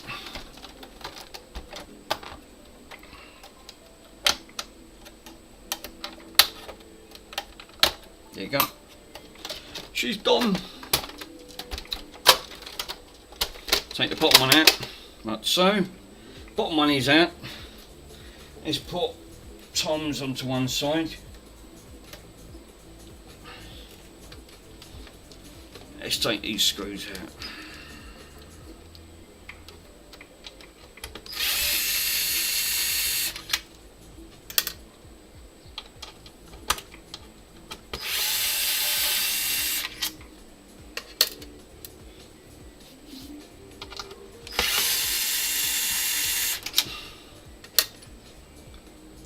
Holy cow. Right, ah, yes. Keep forgetting, you've got one under this sticker.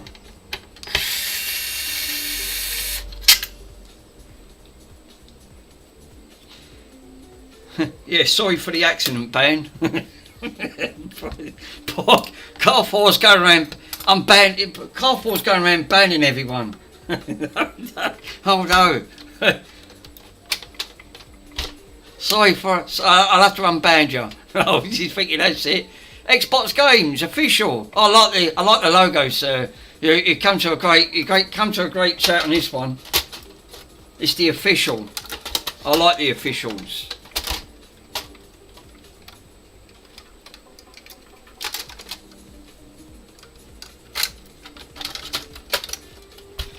How you doing, sir? I'm glad you've come in. We are doing a RGH on the 360.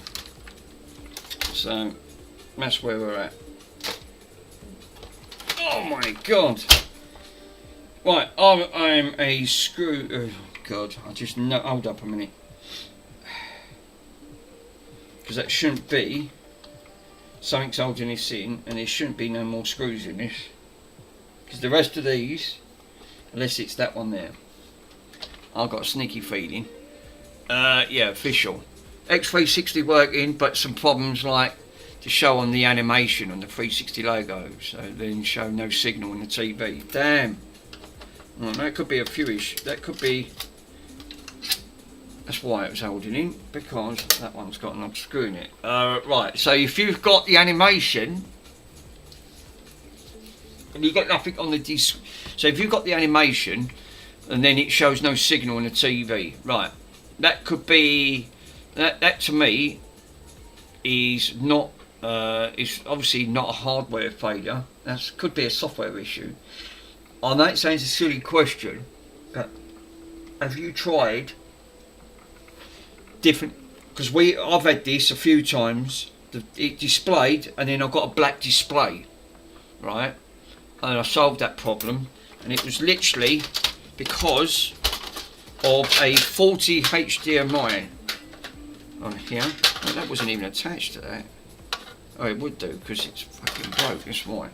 Right, so what I would recommend is, first thing you should do, for God's sake, be careful with these ports, because these ports don't take too kind. Because I'll tell you what, I've never had to do one yet.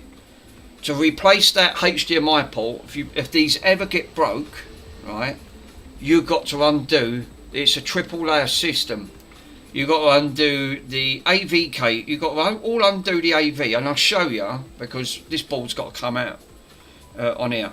And I'll show you, just to get to that HDMI to redo the port, that top port's got to come out without not damaging it. And it is, when I say it's not easy, it's really difficult. But what that could be a few reasons why you're not getting a display coming out. Squirt a bit of IPA, so grab yourself a drop of IPA, put it in a port, just give it a good old blast. Alright, you ain't got to go mad, because IPA is non-conductive, so you're fine with IPA. Take your port, this is what I do. Now I do get this sometimes, I'll get a black display, right, it won't even get to the boot logo. Just carefully put it in, take it out. Carefully put it in, take it out. What that does, that cleans the contacts, but also where these cables get bent up, like this one's getting bent up, and sometimes I don't get no display again on the 360s. Change your cable, just change it. It just literally try it on a different, reverse it, see if that makes a difference as well, because I've had that. Try multiple cables, because some of these obviously not like the data that gets transferred over it, they can break down. So that could cause you some issues on there. So, Tom, I just opened it, my friend, and there was a broken bit of plastic on one of the lugs. Remember, this is what I was saying earlier on about where they was thrown around in transit. They don't give a flying rat's backside. These things get banged around. But try it, give it a go. Because if you're getting part of a display, which is a weird one, I've never had, it should give you a full post.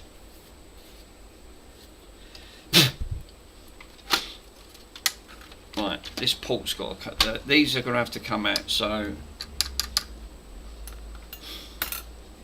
holy cow. Right, let's take this one out, put this one in. Yeah, there's a fault.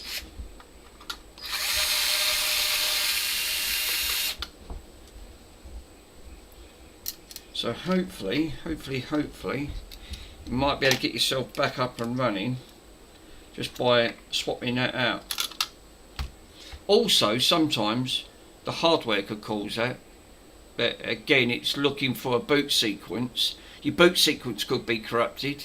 This is why RGHing these consoles, it also helps, because what it does, it bypasses a lot of the security that Microsoft have to go into with its boot animations on that. And it's obviously, I've never had it myself, but it sort of does help. It does help.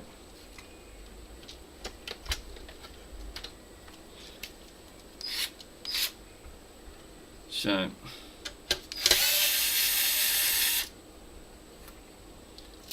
take all these screws out. It's about 3 million screws in these poxy things. They're just like the PlayStation 5. You don't get one, you get about 20 you have to take out. I think the PS5s are worse. Mr. Swindon does these. Without one of these, you'd be doing it for all day.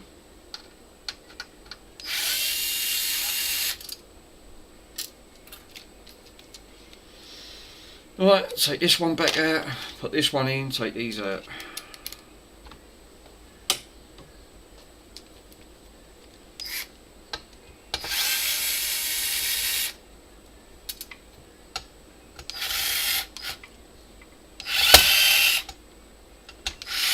One stripped, lovely. Am I not surprised? And again, am I not surprised? Right, okay, I'll have to find an oversized slightly one. This is me Xbox mug where I've got all of the Xbox things in here. Fuck, Jesus.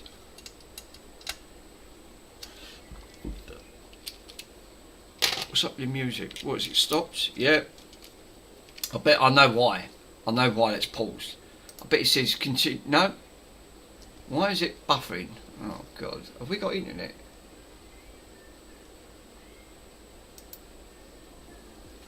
Why have I coming up with oh, it's virus protection? Oh God. Holy cows. Right, let me grab.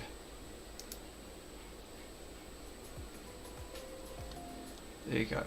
No.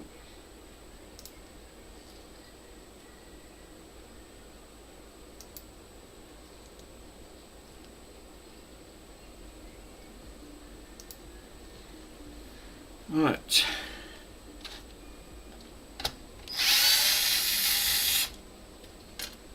Out. Out. Lovely jubbly. Right. Thank God for that pot. That's all I'm saying. Right, let's put that up there. Let's put these over here. Right, now there's nothing holding all this in there. This should now all come out. Well, should do, he says. There's no screws holding it in. That's out, that's all out. No. Should just come out. Jesus, it's fucking... What is it, glued in? Oh, I know why. She's got to take this out first. These have to come out in sequence. So, right, drive out.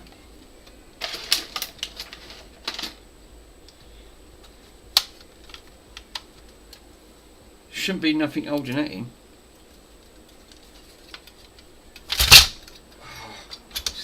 Right, out. There you go. That's better. It's just stuck. Right.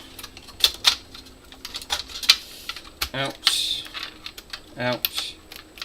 The official one is out. Take that out. Unplug that. There's about 4 million bits you have to take out of this thing. It's ridiculous. Right. Let me plug that out. We should have a terminal. Alright, terminal there, terminal there. No, should be up.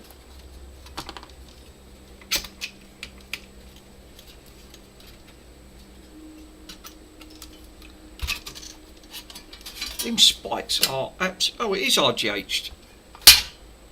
What? It's RGH'd.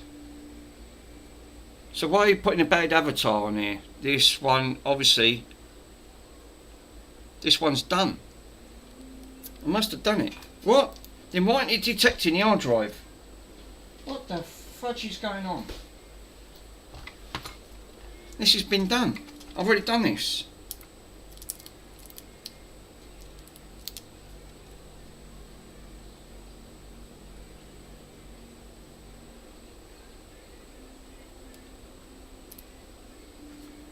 What?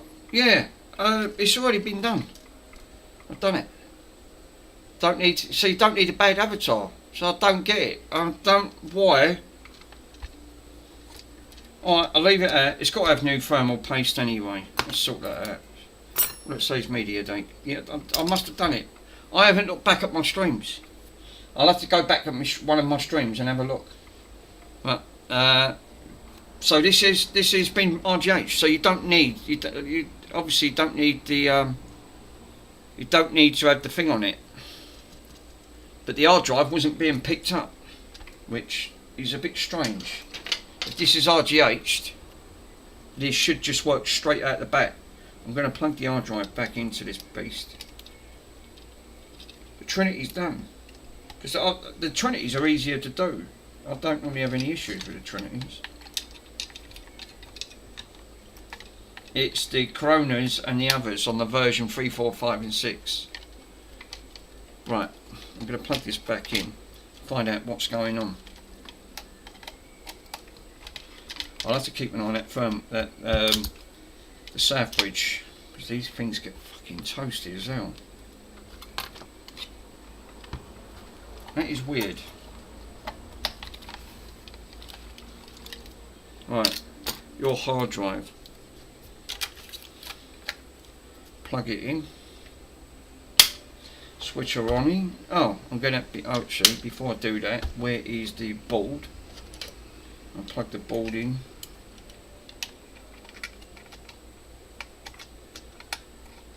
I need to put something underneath it. Yeah, I'll tell you what. I'll put the controller in. Yeah, I thought the hard drive cable was loose, so as I checked the 360 was also loose. It might not been pushed all the way in.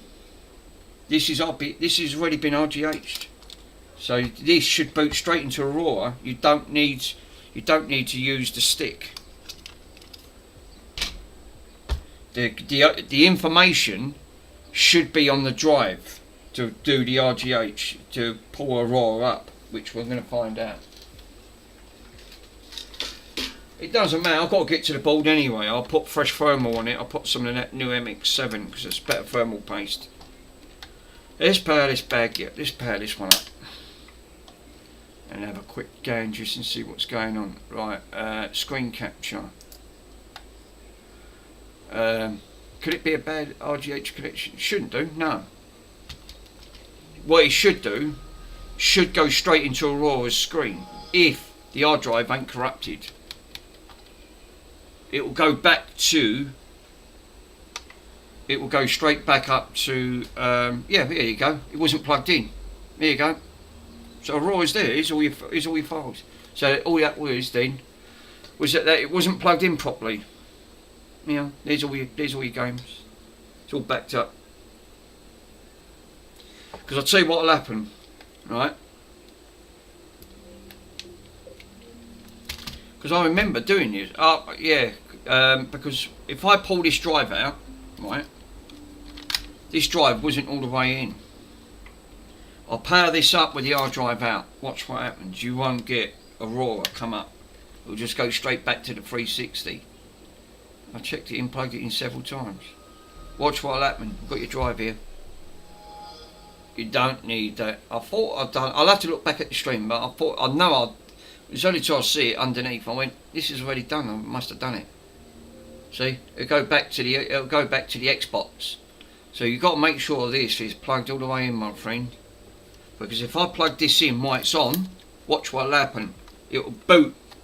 It'll cut off and reboot. It's strange. It was always showing 333. Yeah, in some menus. There you go. You see it yourself. Live. I'm not mucking about with it. Got your board on there. Yeah, even this one's getting warm. They all get fucking toasty. These poxy South Bridges, these don't have to get hot. That ain't getting hot as the others. That other one was getting hotter than this. But again, that's uncomfortable. I don't want to leave my finger on there. It will start burning. Wow. These pox. I'm going to put a thermal pad on this. Because these South Bridges fucking shouldn't get that hot. Yeah, it would always show 335, but it wasn't. Yeah, but obviously it wasn't plugged in. Yeah. So basically, don't put in your USB stick unless you format it. Don't put Aurora because it's already got Aurora on your drive.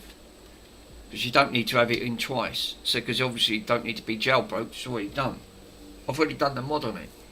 But it had to be stripped down because I'll put some fresh thermal paste on it. Yeah, I can call you. Yeah, no, but Tom, I believe you, my friend. It's not an issue. But obviously you're seeing it. This is the way I'm seeing it. I'm showing you live on it. And this on here, this is your 300. Hold up. Are you calling or? Yeah, it's calling. Hello, buddy.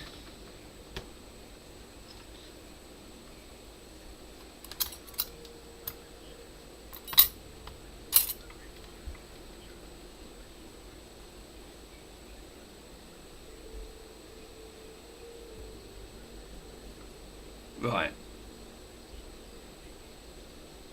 Right, yeah.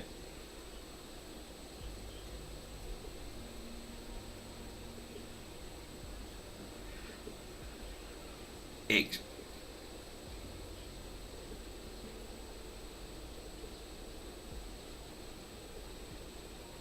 and then, yeah.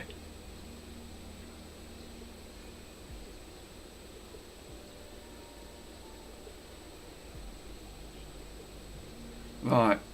Yeah, that's a bit of a strange one because I've not encountered that on that front, and this is what I thought. I can't remember because I've done so many consoles, and I thought, well, it's got to come out. I'll put some fresh thermal paste. I'll keep because them temperatures are a little bit. I'll put some of that new MX7 on, and that should bring it down by a couple of degrees. And I will put a thermal pad over that south bridge because these south bridges do get a little bit toasty.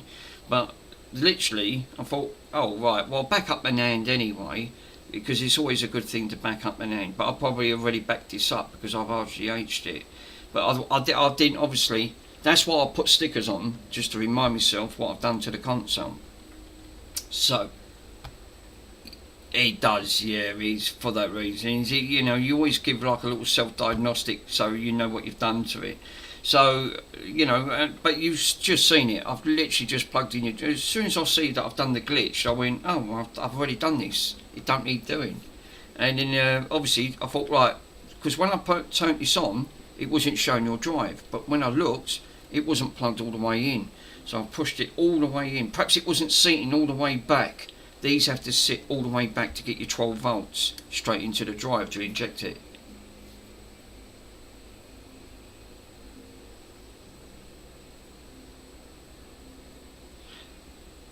It it will show nothing. So which I'll show you. So I'm going to show. So what I do, I'll turn this off. Look, I'll show you what I mean, right? And while we're talking on there, so I'm going to shut this down. I'm going to unplug your drive. That's right. So just bear this in mind. This is why I say don't leave the drive.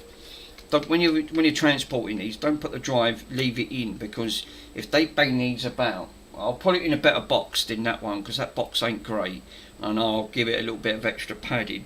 I'll wrap this up separate. So always wrap your drives up separate because of the shock. These don't take two kinds of shock being thrown about because they're mechanical, and all mechanical parts. You've got platters on there and you've only got to jolt one of them platters sharply and your logic, and then that's it. So now your drive is out. Yeah. So what you basically do, look, I'm going to leave your drive out, right? I'm going to boot this back up. So now obviously you'll see what happens. You'll get straight into the original architecture, which is the Xbox. It won't boot up Aurora. So you won't see nothing because all you'll see is empty drives. So it's a bit like what you're saying when you actually see it. So this is what I was trying to say. So if I move this all the way over,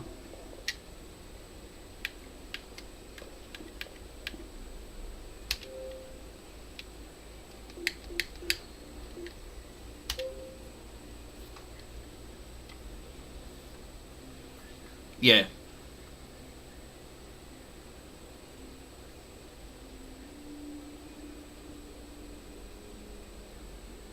Ah, it's strange.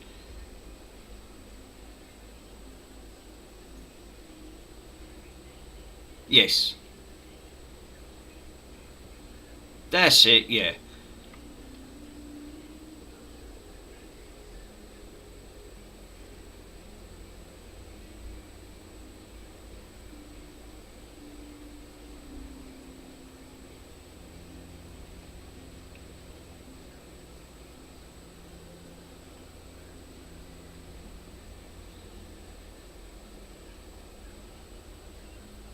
Right.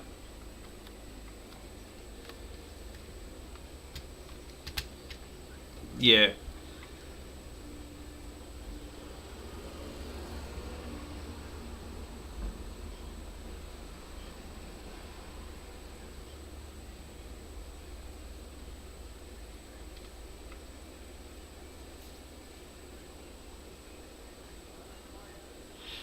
Yeah, I mean, I mean, like I said, I'll see if I can replicate what you're doing because there's limitations with FAT32. You can't transfer anything over 4.2, I think it's 4.2 gigabytes. Anything bigger than that, the FAT32 file structure system won't see it. So you can't put a 7 gig on that. I mean, I don't use that method because it's slow and unreliable. So the method I normally use, I basically, well, I'll show you exactly what I end up doing. So as you can see, there's no drive. I'm going to put your drive back in, right, and this will reboot itself, right, and that's what it should do. It's the correct way. It'll just restart itself, and then it'll go straight back into Aurora. So when it's dove back into it, this is why I hardwire it. So basically, take a cable, one of these type of cables, the EJ45 cables, plug it into the back of your modem, right, and plug it directly into the Xbox, right, and then what you can use, because this is a quicker, well, there's two methods you can go down, and I can show you both methods. So unless you've got an adapter, you can go down this method, which will be free, but it's a dangerous method because if you don't know what you're doing, you could completely brick the system by deleting the wrong files, and then you won't get Aurora come up completely. You'll corrupt it. So this is really for advanced, but the other method still works the same, but you don't need a cable, but you do need an operating. You still need to take the drive out, and you'll need a laptop or desktop PC to actually do it. But I can show you both methods. But you've got to be careful what you're doing, and you've got to know where to put the games into the file structure, because otherwise you're going to end up putting it wrong and the games won't see it, because the way Aurora works, it's a complex system. It's even from me, for what I've learned a lot on these 360s, and it's still not easy to get round. It's such a complicated system on there. You can follow tutorials, but the trouble is, by following certain tutorials, everyone will tell you different methods, and it might not be the correct method to use. And then now you've buggered it up, basically. But the method you're doing is a drag and drop. So yeah, but obviously you can see the drive is backed up with all your games. So you can see that all the games are all backed up, and there's nothing wrong with these all work lovely. So you click on Skyrim, and it will just load straight into Skyrim, which it does.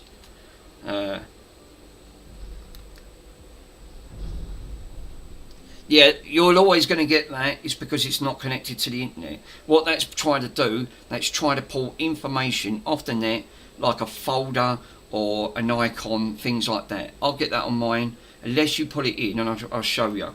So if I plug that in, so I'm going to go back to Aurora and click yes. So obviously you can see that game's plugged in. I'm going to plug in my Ethernet cable.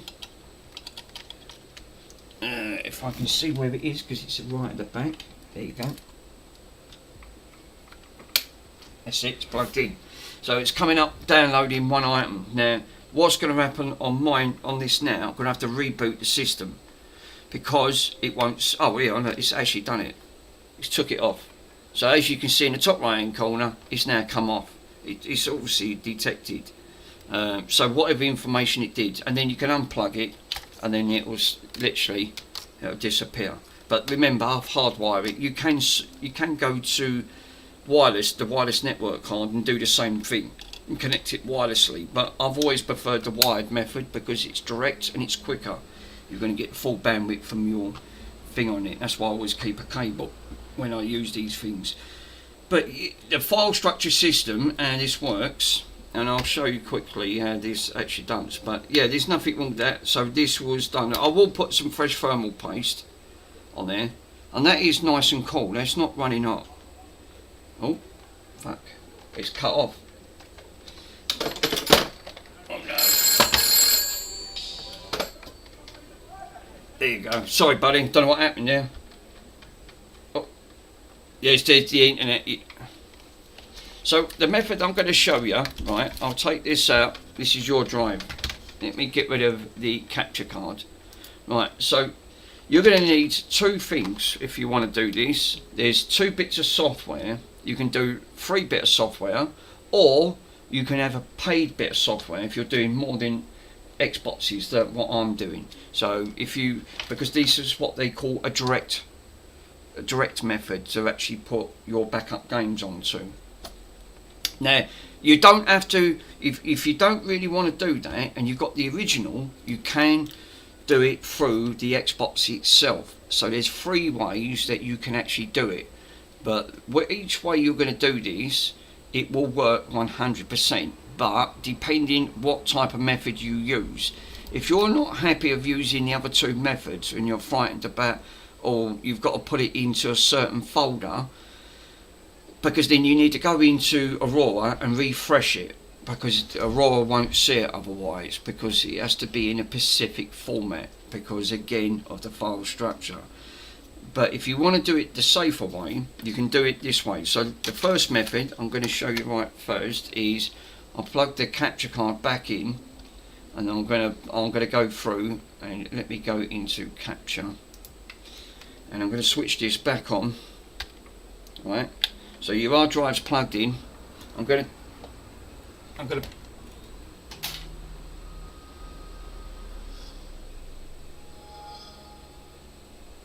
No, it's all right. I can guide you through it. I mean, that way, that way, you know, whatever's easy for you. So I'm going to let it boot into Aurora. So which you can see, right? So the method that I know the method you're trying to use, but if you've got any other backup games, so you press the backup folder, which is your scripts, and then you need to go down to scripts, right? So these are your script commands. So these is what you're seeing on the screen is what I'm seeing on the TV underneath. So basically you've got another one called Aurora Disk to God installer, right? Now this is another backup if you own the games, right? So basically you press A to select it, and then it says where do you like to store it. So I'm going to say hard drive 1, right? Because you don't want to save it anywhere else, right? And then you'll see games underneath. Scroll it down, press A, right? So now you'll see all these file structures. This is where all your games are now saved, but you don't need to do that. So what we do, we'll come out of that. That's just showing you where the games actually are being held. So now what I'm going to do, I'm going to just take I'll have to plug the thing back in. So if you ever can train the game, right, I'll have to put the DVD drive plugged back in, because otherwise I can't do it. But if you want to plug the games in, you use that disk to a God installer, and that's where it gets saved. So that way, all you basically do is just tell it where you want the game to save to, and it will take that game, the backup game, and back up your copy of the original backs up to your hard drive, and that's what you're seeing on the screen as we speak. But as I said, there's other methods. You don't have to do it that method. That's if you own the disk. If you've already got the disk backed up on your computer, there's another method, because there's 2 ways you can do it. You have to leave this hardwired in, right, if you want to use this first method, which then you can leave the drive in, which I'm going to show you right now. So I'm going to leave the hard drive in, of the video capture card, and then what I'm going to do, I think what we need to do first is boot it back up. So I'm going to boot this back up, get back into Aurora, and then I'll show you. You need a certain port number, right? Which obviously, so this is the first free method, and then I'm going to come out. I'm going to scroll this down, and then I'm going to use a free program, and I know I've got it on there because I've used it. So I'm going to click search. Where is it? It is. Where's my keyboard?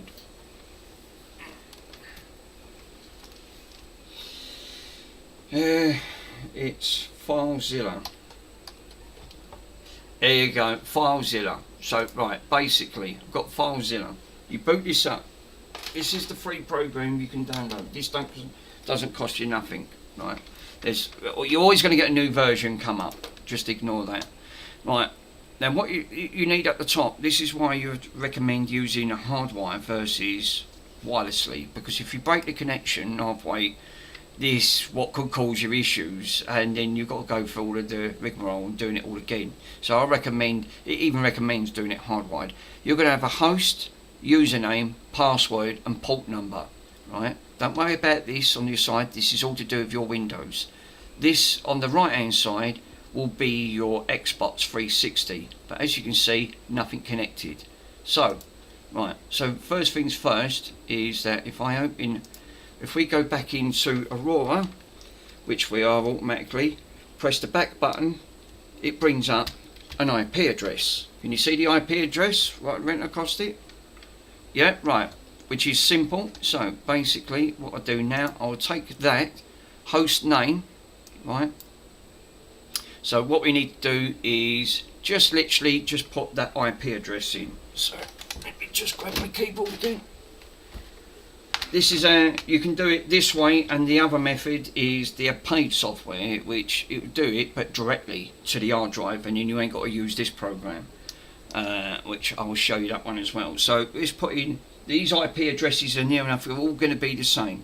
So it's 192.168.1.188. Oh, great, now it's not working. Right. Oh, it is, right, okay.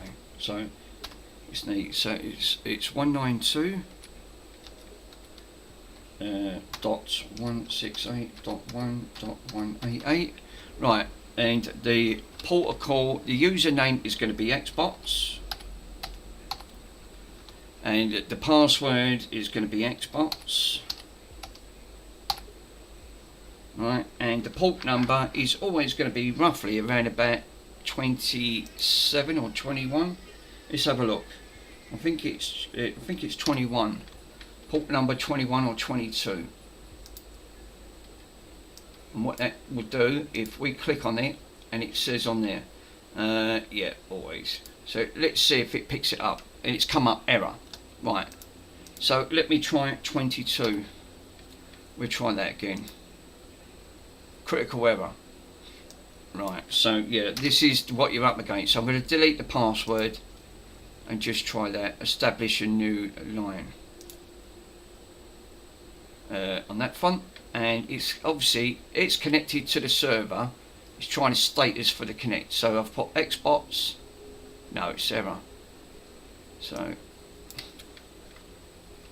this is why this method can be a little bit daunting. So just let me double check.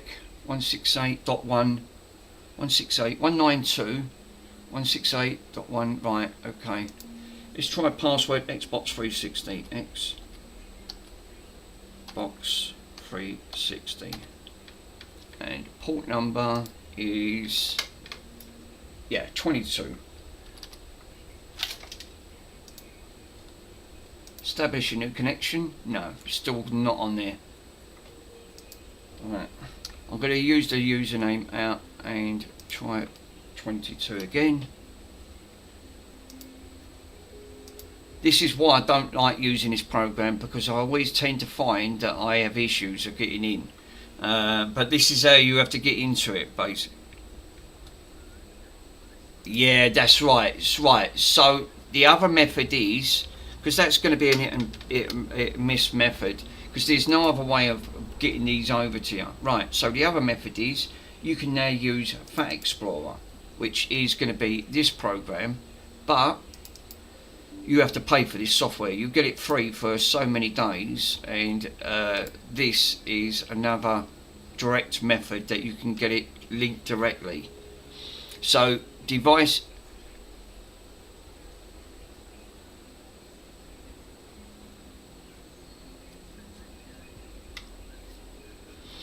that method, yes, this is the method that obviously this is the method I'm showing. It's called Fat Explorer. So they will give you this for free, right? It's what you're seeing on the screen. You have to make sure that the drivers are installed on your computer, right? If they're not, it will flag up on there installed drivers. As you can see on mine on the bottom right hand, it has got drivers installed. But this will only give you 7 days or so many days, and then you can extend your free trial, but then after that you pay for it. It's about £15 for a one-off key, which is worth it because it says on there there's no devices plugged in. So I'm going to shut this down. Right, as you can see, I'm turning this off because I want to plug this in directly, and I'll take your drive, and this is how you get into it. But you've got to be saying the word cautious here, because if you're not doing this correctly, you delete the files from this system, this will not boot up, and you'll have to set up the whole file structure system again. It's because there's no other way of getting the games on there. The only other easy way is to own the original ROM and back it up to your 360, which you use that God installer. That's one good aspect. So so bear that in mind. So what you're going to need one of these adapters, and I'm going to show you the type of adapter that you need. So let me come out of video capture side. So you're going to need one of these. It is a SATA to IDE USB adapter. Now it comes with a plug. These are about 20 quid. They're not expensive. You'll have 3 versions. You'll have a SATA, a SATA, and then you've got 2 IDAs and a SATA at one side. So basically, the reasons why I like this one is then you ain't got to take the drive out. You could just make sure this slots straight in like that, and this makes it a lot easier. Yeah, so right, when you plug this in, because you've got to have the direct 5 volts, and this has to be plugged directly into your thing itself, because otherwise this don't work. So, which I'm going to switch her on, and whatever you do, when you don't break the connection on these, because again, these don't take too kind for moving these mechanical drives out. So I'm going to switch her on. It will power up, right, and then I'm going to go into browser and I can show you. Right, so, and then now you'll see when I plug this in and click refresh, it will search for the drive, and there it is. It comes up, detected the 360. It detects that it's a 500 gig hard drive. So now you click on the drive, and then it comes up with some options. You've got mount options on there, and it guides you through it, and you've got options at the top. Read, recovery, if you want to ever recover it, or back it up, because you can restore the partitions table. I don't, because I know what I'm doing. I don't need to back it up. So you click load your device, it will load it up, and it will bring up some options. You're going to get this come up. I ignore it. I just said leave disabled, right? So basically, the one that we need, and there's 4 partitions, right, on there that you need. So you've got partition. If you read, it does tell you what it does. Contains temporary and used created by games, but may not be browsable in some cases. So I don't use that. So it says cache partition. These are cache ones, because there's 4 partitions set off for the different file systems to be. Then you've got backward compatibility, which I don't use, but I use this bottom one, content partition. Content such as save games, DLCs and music.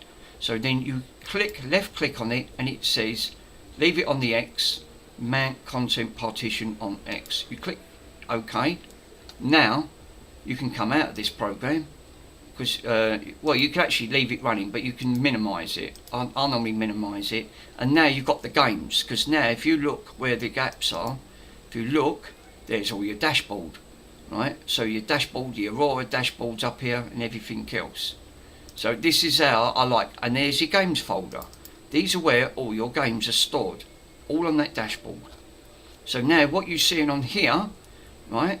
But you can't just dump them files. It gets a little bit more complicated than this, because now you've got to use another program, right? So now, once you now got the files, what you need, you now got to run this program, which, let's get me glasses because I can show you. It's absolutely, you've got to use a program within a program. So this is what I've said about we've got to be careful of deleting partitions on here or altering file structure, because if you don't, it's not just easy to drag and drop. And to explain this to an 11-year-old, don't get me wrong, I was 11, I was very brainy. Obviously got me into computers, and obviously at the age of 15, and then I started doing my apprentice when I was doing computering. So, you know, 11-year-olds can be quite brainy. As long as you know to show them of how to do it, they will pick up very quickly. But just the word caution, please be careful when I'm saying don't delete things that are on here, because if this gets deleted, your drive will not boot into Aurora no more, because now you've altered the file structure. So it will just go straight back into the Xbox basic Windows, like the operating system, like what Windows used to do. So because the files are, because you can't muck up the Xbox. That's just clarify that. You can't make a big boo-boo and think, oh, I've bricked the system. No, the only way you'll do that if you're injecting payloads into the NAND itself and completely corrupt the NAND, which you can do if you don't know what you're doing on Aurora. You know, especially if you're going through dash launch and things like that, you have to be so careful. So that I stay clear of. That's why I took them menus away. So, well, I've actually not took them away, I've hid them. So that way you can't muck about with the hidden systems. It makes sense. But this, if you're still not sure, you can still make a boo-boo. But at the moment, that file is now, that file should be available where you can now see this as a normal disk. Because as you can see, your drive is here, mounted on device X. Now, caution again, you can't just unplug this and plug it straight back in. You have to do it safely. Otherwise, you will corrupt. Yeah, because you will corrupt the partitions, and the operating system won't see it, and then it will say it will just go straight back to the 360 dashboard. So again, safely. But when you left click on that, you'll see all these files. The launch file. These are all important hidden files that you're not really supposed to get into. But this is a direct way to take. Look, I can take that file off, which is 3.85 gig, which is a game. I can take that and drag that onto my desktop, and that will back that file up. As you see, that is a game. So now this is another way of backing up all your games to your hard drive by drag and drop, left click or right click copy, and then left click and then right click paste. So you can sort of you get the idea of how this works at the end of it. But that file, it makes sense, because them games, obviously, them games are big.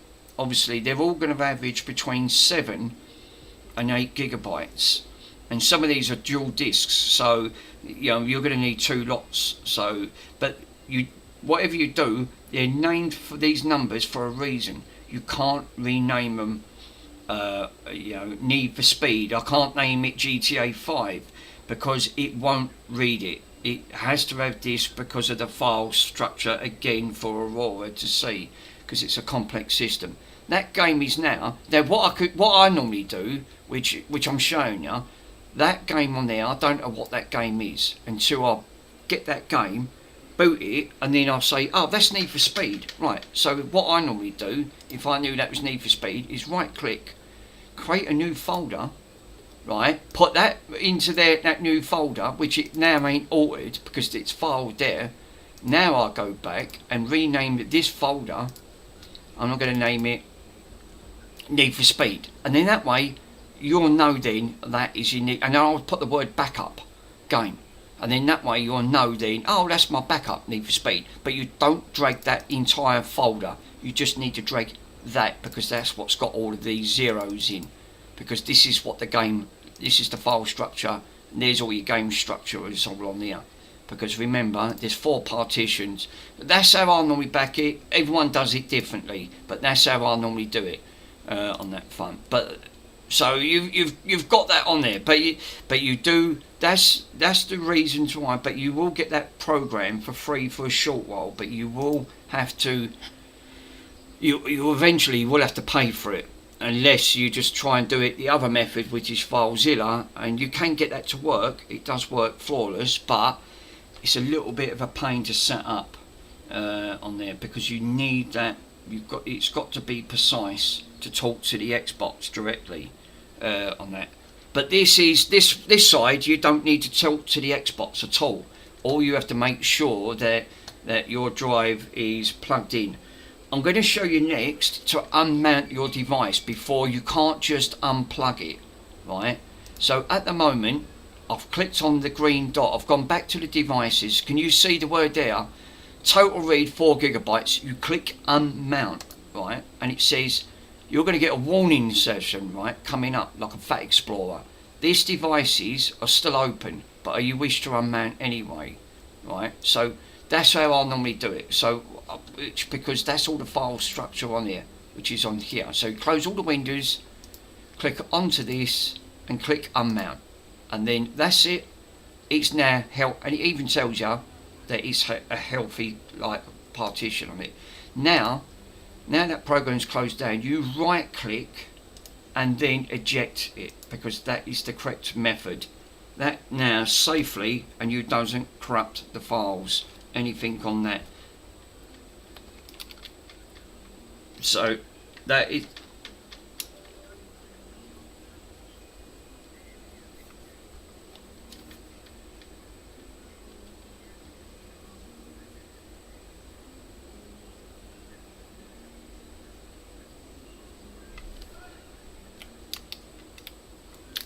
Yeah, I've not had that. I've never.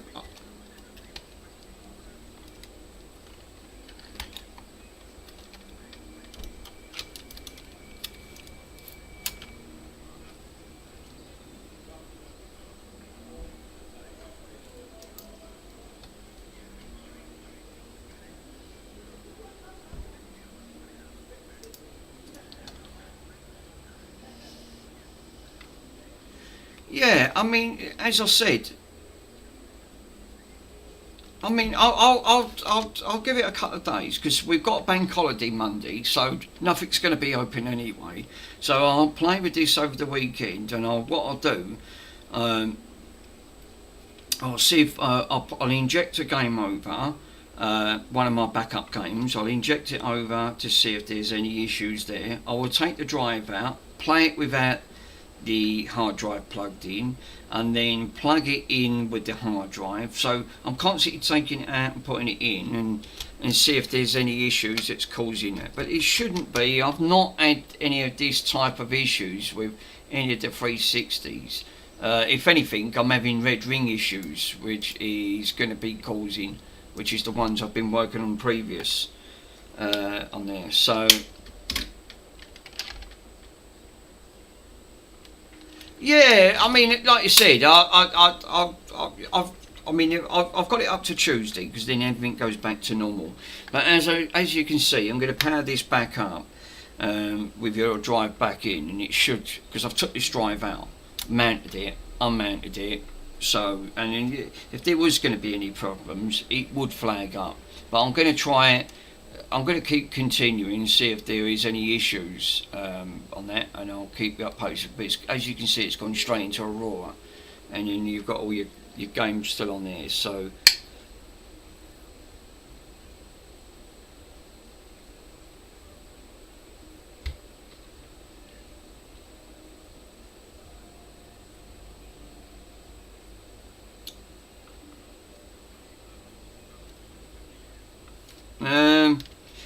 Did you plug the? Yeah, because I shouldn't. All my profiles shouldn't be on there. On it, so I'll double check.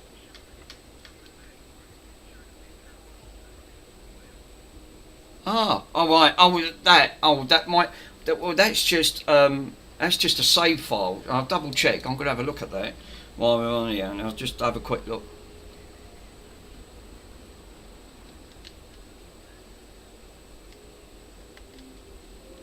Right.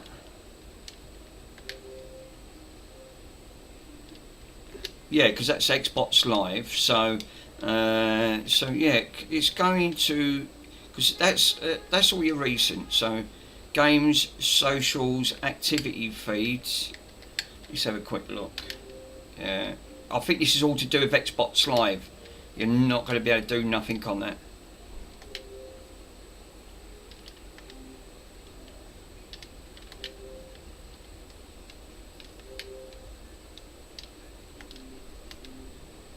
Yeah, yeah.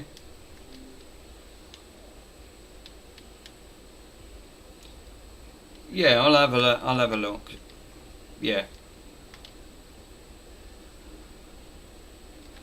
All right, Tom. No worries, my friend. Thank you very much.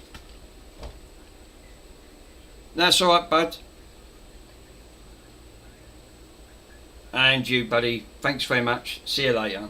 Bye bye. Right. So yes. So what I need to do then is I'll put this through a stress test.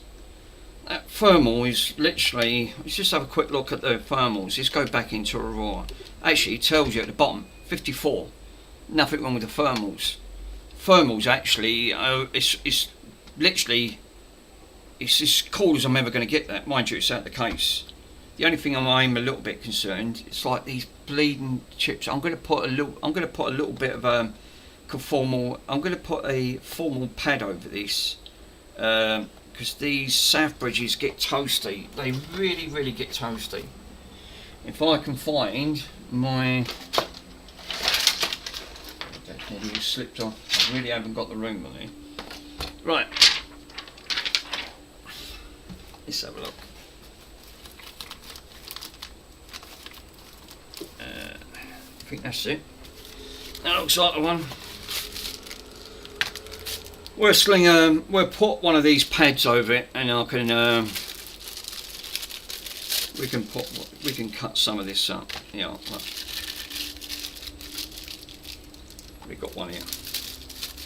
What that does, because I always put these South bridges always get a bit toasty anyway, but as you can see, they will creep up a bit.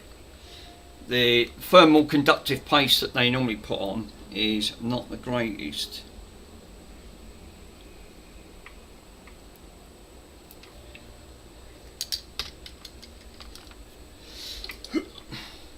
Hey, Fortifix, how you doing, my friend? So, we've right, I'm going to put that as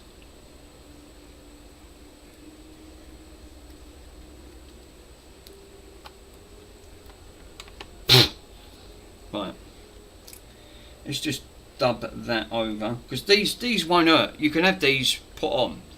These are formal coatings, like what they use these for heat shrinks, not heat shrinks, but you can put this directly over. I think they use them because they're like I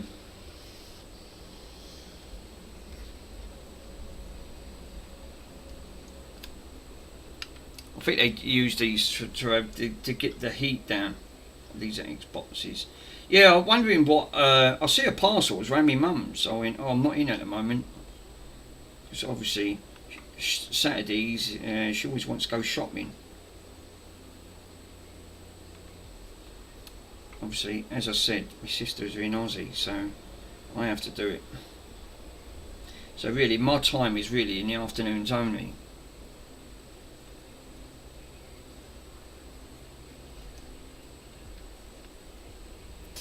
So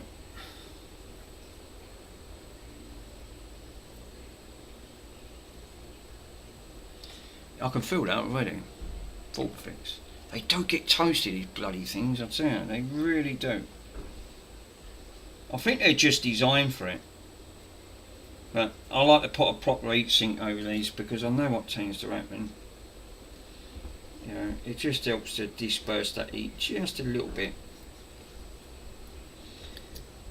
Heat is your enemy, and I think this is why these Xbox 360s had problems.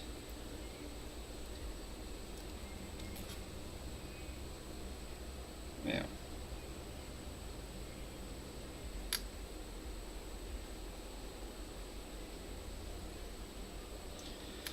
Lovely, right. So I've put that over. It's a little bit sticky. It's like Blue Tack in a way.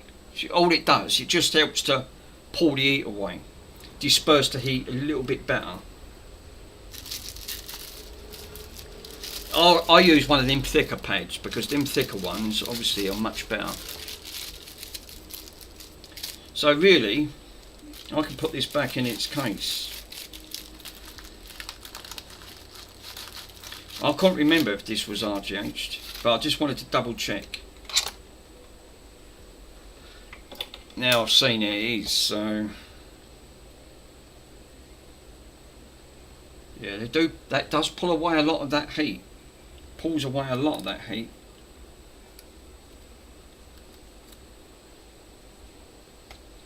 It's up to 58.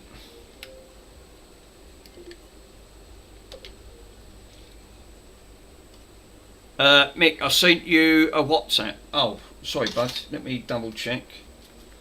Is this phone charged up? This phone don't have to go. It drinks battery like you wouldn't believe. There's a new update on this phone, and it was what they call One UI 8.5, and they totally transformed the phone. And the new operating system they give me is totally don't recognise the phone anymore. So let me have a quick look. Let's turn off. Oh yeah, there's a couple on there. Ah, right, okay. So Pico, yeah, there you go, Mick. Zinc plated, all done on that metal part. And I did have any, yeah, so I don't have any yellow brightener on it, but it's fine already. So let's have a look to see what you've done. Yeah, that looks all right. Now, what that does, that actually helps. Peb, it does nothing. Yeah, it don't help me. I'm absorbed to heat. Obviously, you need a heatsink on top of that. That should help anyway. Yeah, it does. Peb, you're right. They do need heat sinks. These SAF bridges get fucking incredibly hot. Every single one. The amount of heat. This is why these red dot or have red issues, like red ring issues. It's rather a SAF bridge or GPU. It's one of the biggest common failures. Yeah, I like that, Pico. I like how you've done that. You've done a good job on that, sir. On there, like you've done it all. Yes, yeah, 3 centimetre. But yes, I haven't got none. The ones that I've got are. Let me show you the ones I've got. I've only got these, and these obviously these are a lot smaller. I've only got these tiny ones on there, and if you put that on there, fucking, it swamps it. It's too small. And they'll fall off and shorten out on the board anyway. So these, you can't use these because again you'll have that. If these jaggle around and that's and a million, if that shortens something on that board, it's game over. So yeah, I've got to order some of them. I will have to get some on there. But for the time being, I'll put a thermal heat pad over that. Pull that heat away. Try and pull it away as much as I can. There's nothing else I can do on this thing. So obviously I have RGH'd this. I can't remember. I should have written that on there. Which I will update. Because that way I know that what I've done to this board. But otherwise I forget what to do. I've done so many consoles. I can't. That's why I have to put stickers on. Remove that thermal pad, it'll only get hot, Mick, will it? I've got a thicker one in that, but I've used that on the other one. And that really does take the heat out of it. I'll take it off. Because like you said, it'll just get hotter. You're right. And then it'll red dot. I know it will.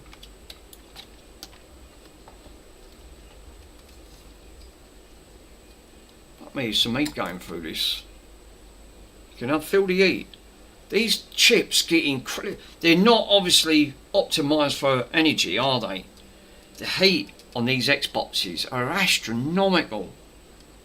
They are really astronomical. I don't know if to put some of that MX7 paste on while I've got this out. I'm going to put some on. That MX7, I've got MX6 on there, but this MX7 seems to bring the temperatures down just a little bit, but it's so bloody expensive, this gear. Kids are up and down on bikes, electric bikes. I think what I'll do, I'll take this off and just quickly spread some new thermal heat on that.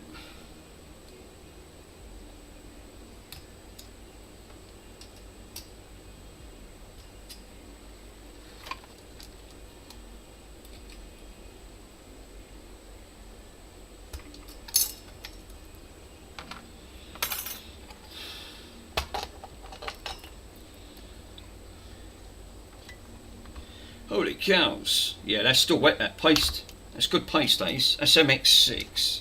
This is MX7. Yeah, that's still tacky, see? That's good stuff. I know that paste is really good. Right, okay. I'll scrape this off and put some MX7 on. Let's grab it. Oh no, I don't. Got one here.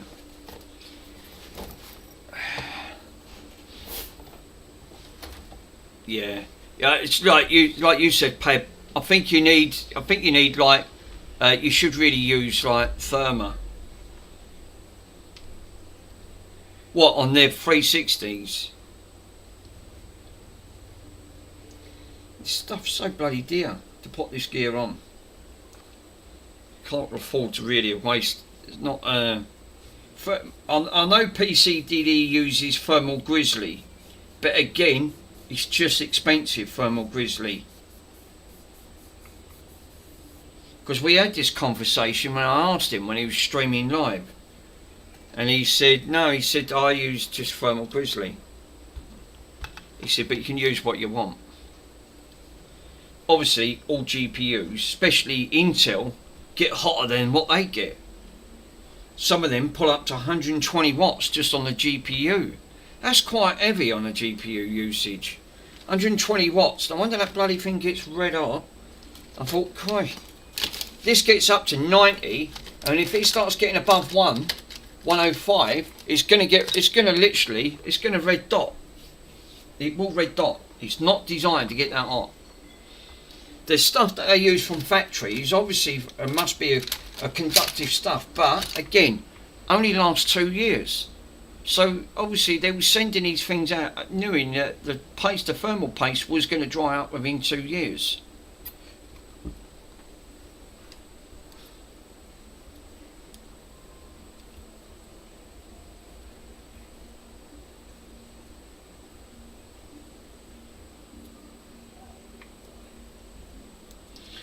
It's good paste, I don't want to waste that. I'll leave that bit on there.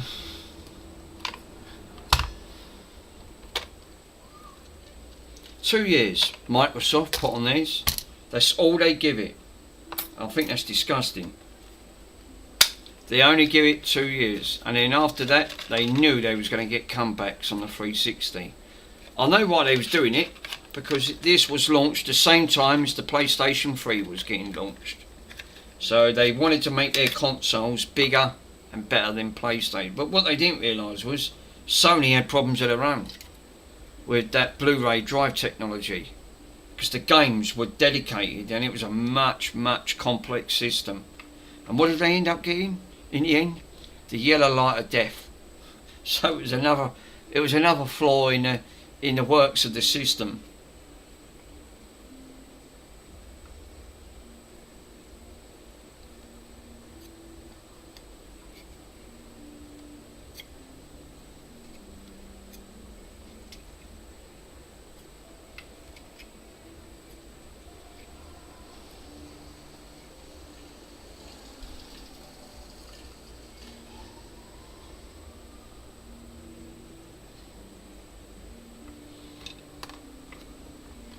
Holy cows! Where's Mr. Yeah, talking about cows. How is Mr. Hot Cows?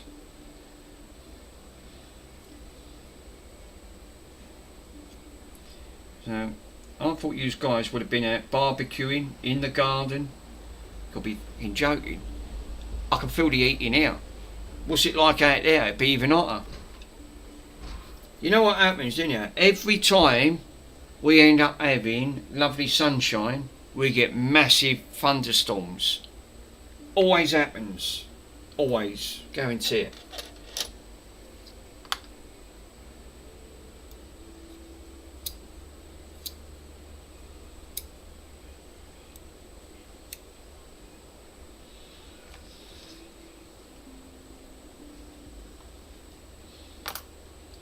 So, right, well that is, always leave an edge before that, and I'll show you what I've done. Look, fucking thermal paste, that crap gets everywhere, I tell you. So you only put a thin coating on, you ain't got to go too mad when you do these. So as you can see, look, I don't go all the way to the edge. I leave a gap, always leave a gap when I do these, because the time you push the X-clamp on, it spreads out. That's it. That's all you need to do. This heatsink does do its job. I can feel how toasty this is. So that does take the heat away from that GPU. What it's supposed to do is pull the heat away, disperse the heat.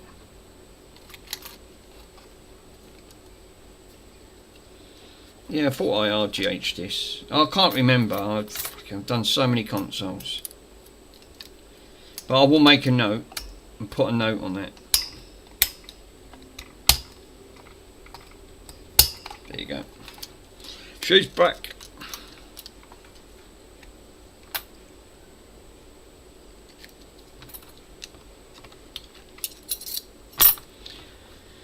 Holy cow. Right, so I will make a note that this has got MX7 paste, the new MX7.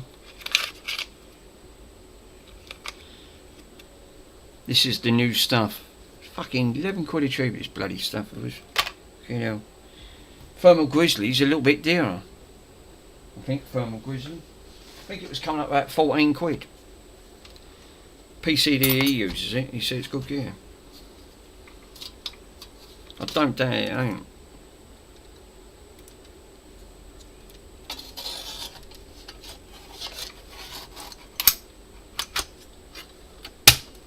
Yay, click. That's why I love to hear that clicking noise. Just clicks into play. Push that on there and we can put the screws back on. Holy cow.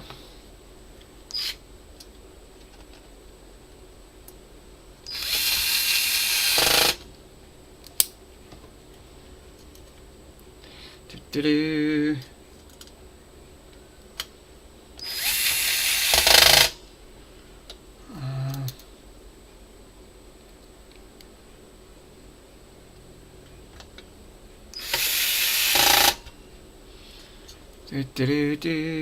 Right, so yeah, that FileZilla, that one's a little bit, I've got that to work. It is a little bit on the trickier side, but you can do it. That's how you're supposed to do it. It works on the printable.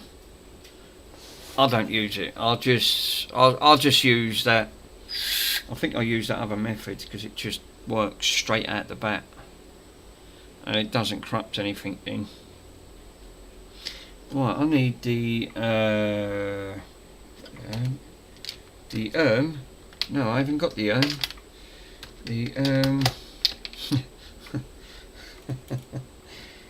right, yes, talk about where is it?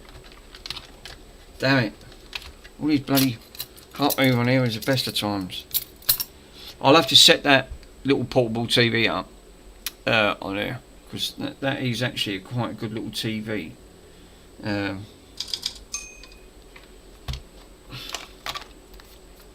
I didn't check, was that?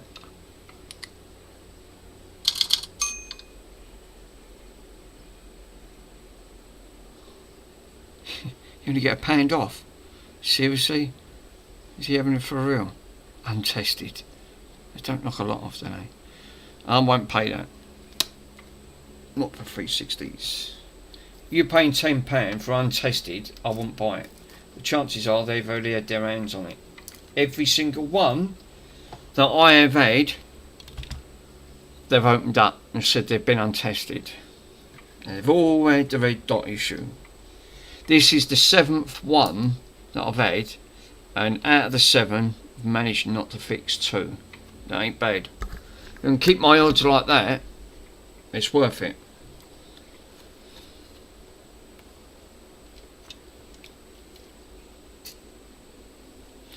I was trying to have a look for... Oh yeah, it's over here.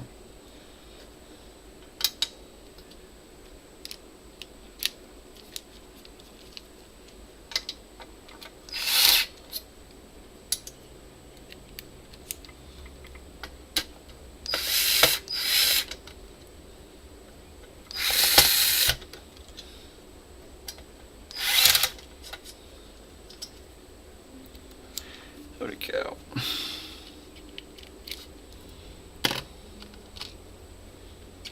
Right, so I can put some of these back now. Let's put some of these screws back.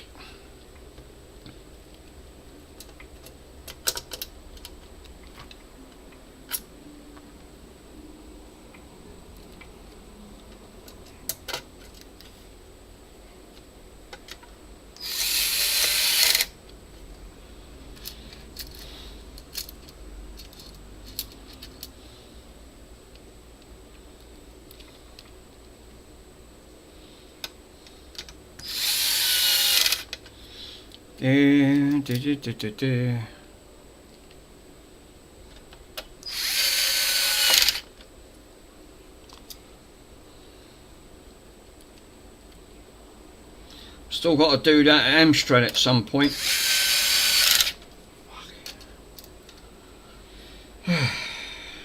Amstrads.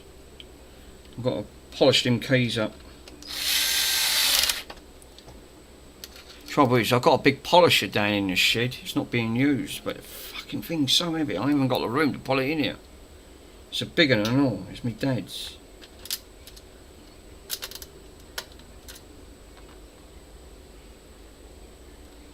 I know why these ain't working. Because you've got to put the C-clamp, which is we've got to put back over, and the drive assembly, which is this way.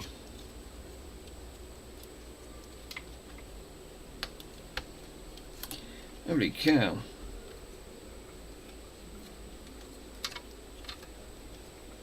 Always the same.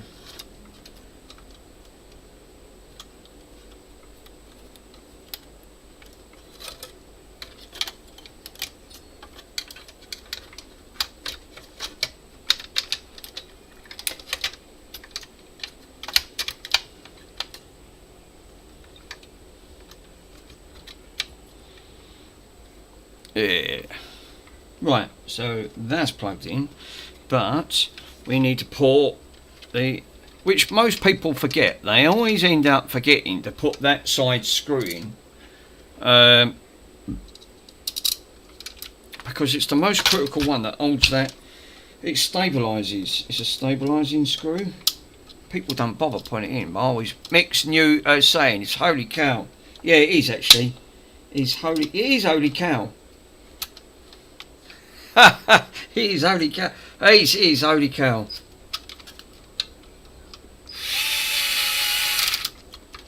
Bonson's quiet, bless him. Here, talking about holy cows, look what he's just come in.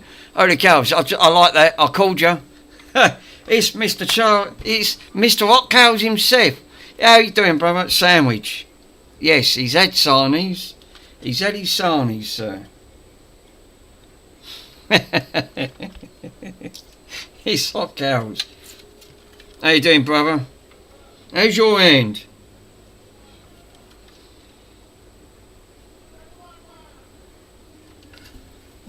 Why do people shout? I can never understand. Well, I don't talk, I just shout.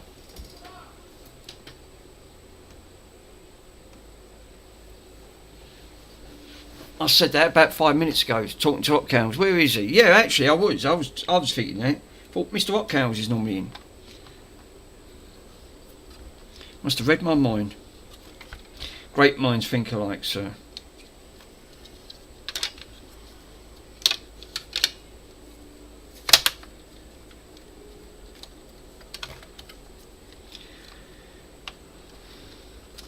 I've had no luck with that board. I'm ordering one from Andy, and I'll stand it, and I will stand the cost of it. No, Hotcows, you don't have to do that, my friend.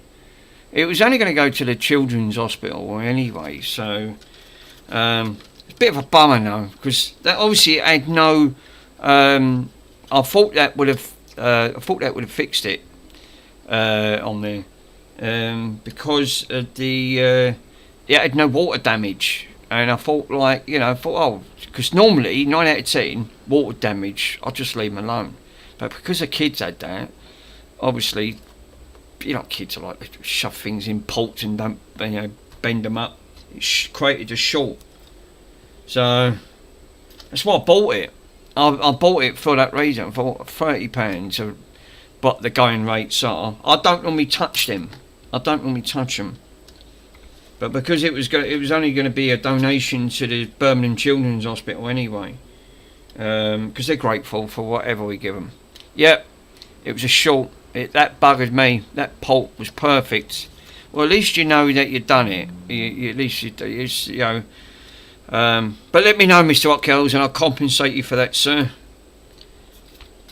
Obviously, I don't want you for the time and effort you've put into that. No. Right. Drive.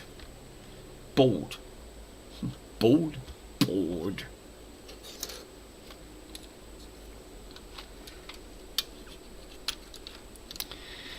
So, one of these has got to go up here. Yeah, Mr. Swindon's got loads of them, hasn't he? I forgot Mr. Swindon's got bloody... he didn't have a load, he had a box of them. They're all the ones he repaired. Right, they all had issues on them Slims, and they were the Slims.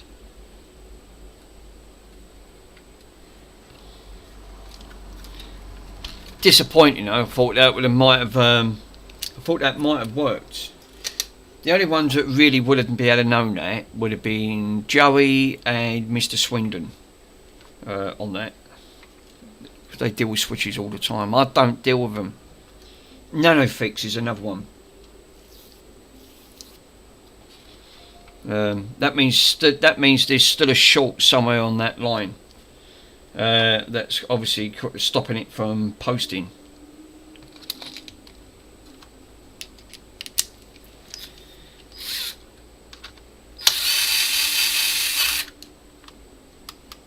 I've still got the PlayStation 3 over there, but obviously that won't connect to the internet, and I will have to make a listing on that. It works, just can't connect it. It won't connect to the net. But again, them Slims, I think Stu had a very similar issue. The Bluetooth, I think it's the Bluetooth wireless module that always ended up having problems of connecting to the net, and they do go bad. When I looked into it, but they're over 20 quid. Yeah, I did that rebuild twice, and I don't think it was right. But I will have another go at it, and somehow I want to get it fixed and then switch it back, and then so it can benefit from the charity. Yeah, exactly. Like you said, rebuilding not easy to do. Even with a stencil, you got to get the correct size balls. You got it goes over my head. It's out of my league. Definitely out of my league. I haven't got, mind you, you're saying that, I couldn't do micro soldering, and so I'm a lot confident now doing micro soldering, which I would have done, because before I would have said no, definitely not. But for charity, I don't mind for charity. Like I said, I've always done charity work. That's why I love doing charity work.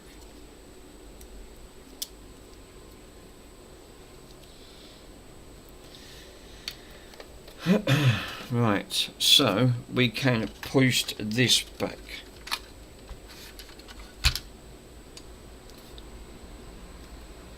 hold up. That is not for that one. It is for this one. Go.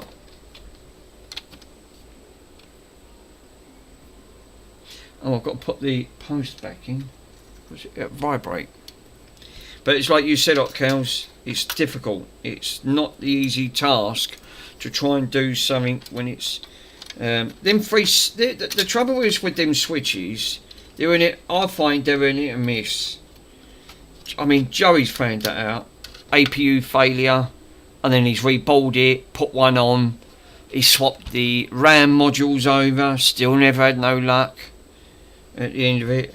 But then he's had some. It's just been a simple fuse burnt, plugged it in, boom, powered up.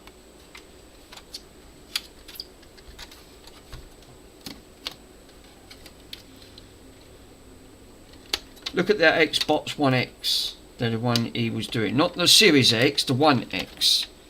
Now, I didn't think he would have the balls to actually saying, like he said, wasn't worth doing. Yeah, I've learned it. I've learned a lot though from it now. Yeah, I mean that's one good aspect. You have. That is true, sir. You have learned a lot, and that's what is. I'd rather have the knowledge. To be honest, it's like me with these. How many have I saved?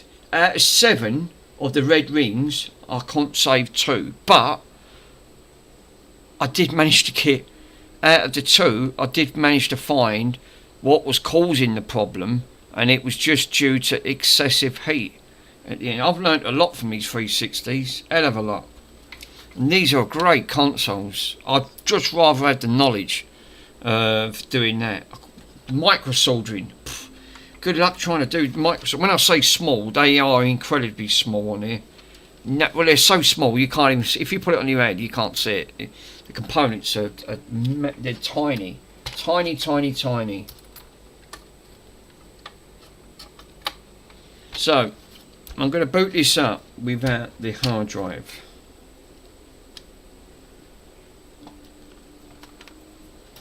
I need a drink. Bronson, he's gone back on here, bless him. He's hot. Yeah. I don't have to. Yeah, you don't have to tell me. Yeah. So right. This is Tom's Xbox One that I sold him, and yeah, apparently this one's not showing any of the symptoms on there. It was just literally, but as we was just been having that phone call conversation, that's a bit weird that, you know, he has it back and then it don't work. You know, plugged it in and it's, well, it does work, but it just goes straight to the Xbox itself. So go to the capture device. WhatsApp you what counts. Oh yeah. Show him what he done on that thing. That actually looks alright. He's re-zinced it. He's actually re-zinced the plates.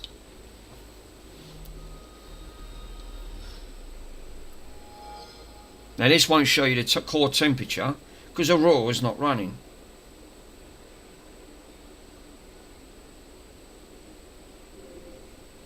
So as we see, let me just double check. I'm going to plug it in a disc. Pick this up to speed. Now there's fresh MX7 paste on here. I will update that.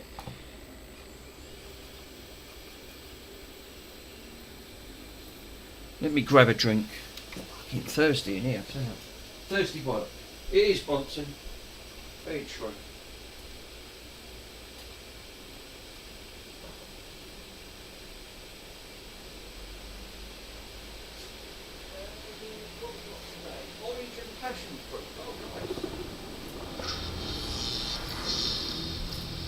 So we got orange and passion fruit today. It's actually not a bad one. Highland Spring. I do like that little monitor though. It is a great little monitor.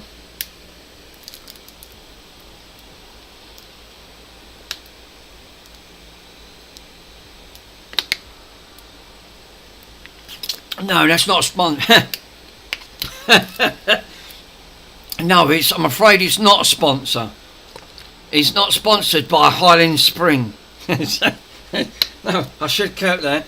Island Spring, if you want me to sponsor you, right, I'll be glad to, because I drink bottles of your water soon. So if you are listening or lurking in the background, give a shout out to Chill and Relax's channel.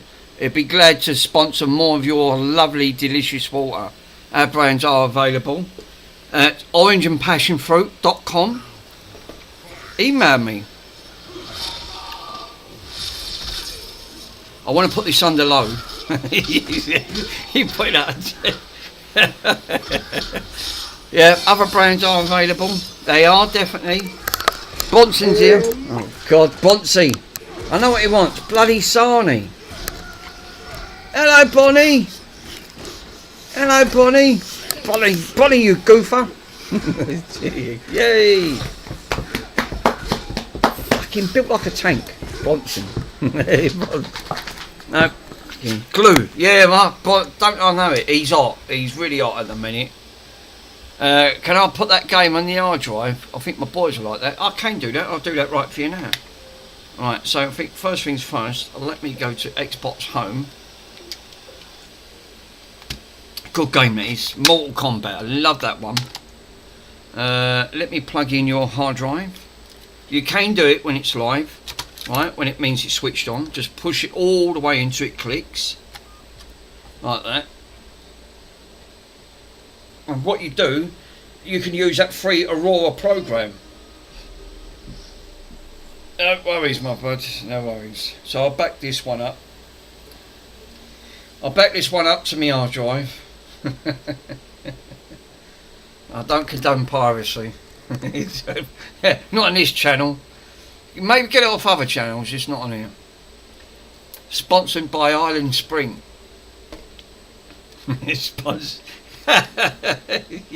Yeah, that's a good converter. So, right, file manager. No, it's scripts, isn't it? What am I going about? Aurora to disk, there you go. Let's pick hard drive 1. Select the games directory, create a directory. So basically you want to press Y to select it. So you make sure you don't want to create a directory, you want to press Y, which is the yellow button, to literally, content will be deleted with 007 to the subdirectory. It's on no. You click yes. Move it over to yes, press the green. That will now prepare the disk and install. And as you can see, is 43 files and it does it all properly for you.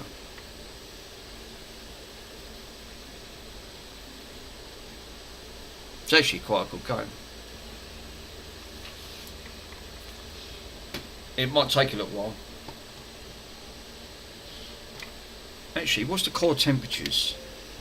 Let's have a look. 61. That's actually a little bit, you see what I mean? It was up to 67. So that is actually creeping up. It's up to 67. This is now down to 62. It is going to creep up a bit. It should stabilise at 64 when it's under load. Shouldn't go above 64. Might go to 65. Should take that down. But already it's coming up to 63. I'll keep an eye on the core temps. It should. That's what it should say. It should keep that stabilised. That thermal paste does help.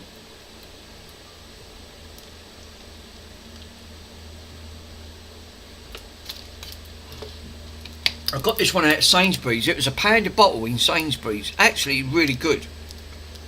Orange and passion. This is one of their, and it's sugar free, so there's no sugars in this. 1.25 litres. I fucking swallowed 2 bottles of this yesterday when I was in that cab with the lorry out with my cousin. Fucking yeah, it's up to 64. It's up to 64 because it's now under a load. It's this full load. I can hear it running because it's now the drives. It's running under a full drive thing on here, so it's going to pull as much power from that GPU as it can.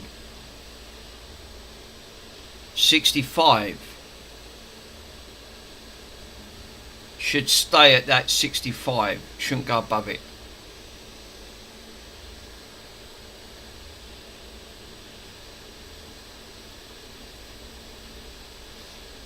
when it's not under a load, it'll drop all the way down to 50.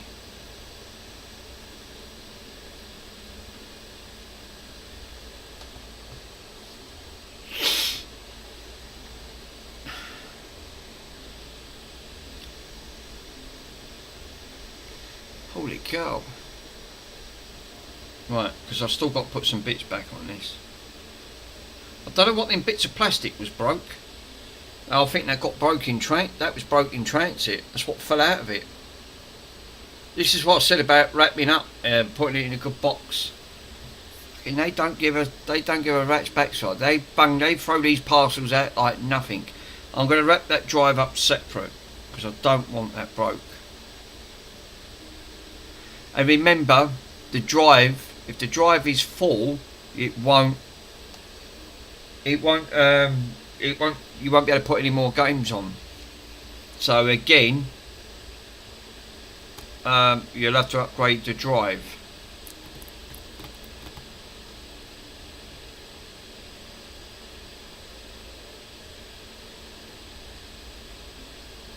But that means the Aurora disk will need to be installed to put all the file structure back into place. This is why it's important to back all this up.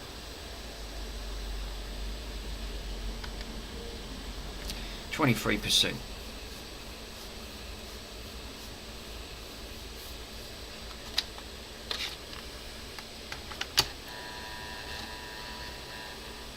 It's still nice and cool now. It's coming out a little bit of a warm air.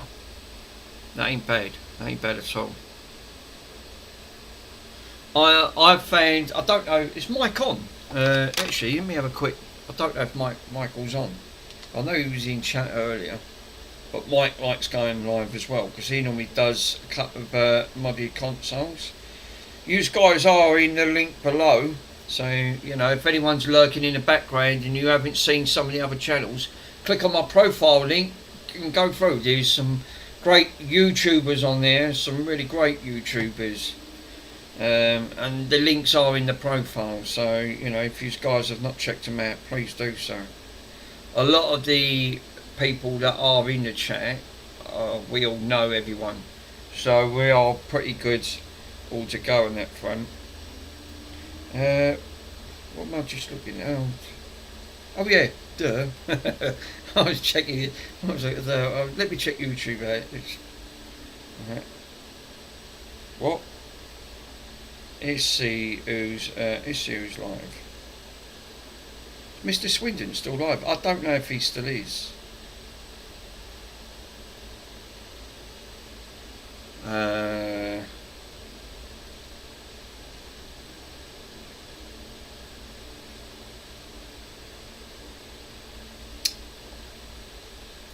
Subscriptions. Right, Rusty Russ, Michael. No, he's not live. Mr. Swindon.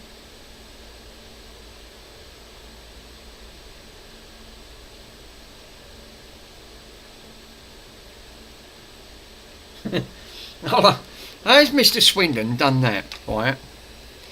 This is Mr. Swindon's live channel. How the bloody hell has he done that? So, I'm on holiday today. No repairs, I'm afraid. Just chilling on the beach if anyone else wants to join.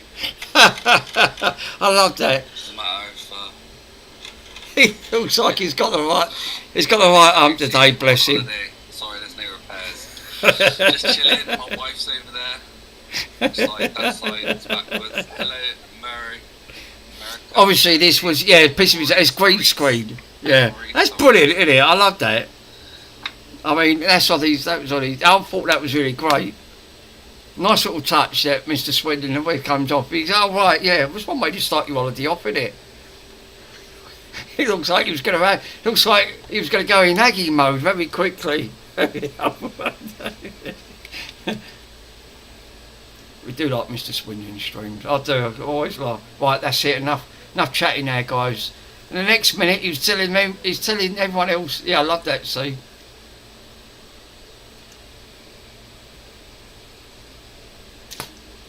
Guys, I can stress enough.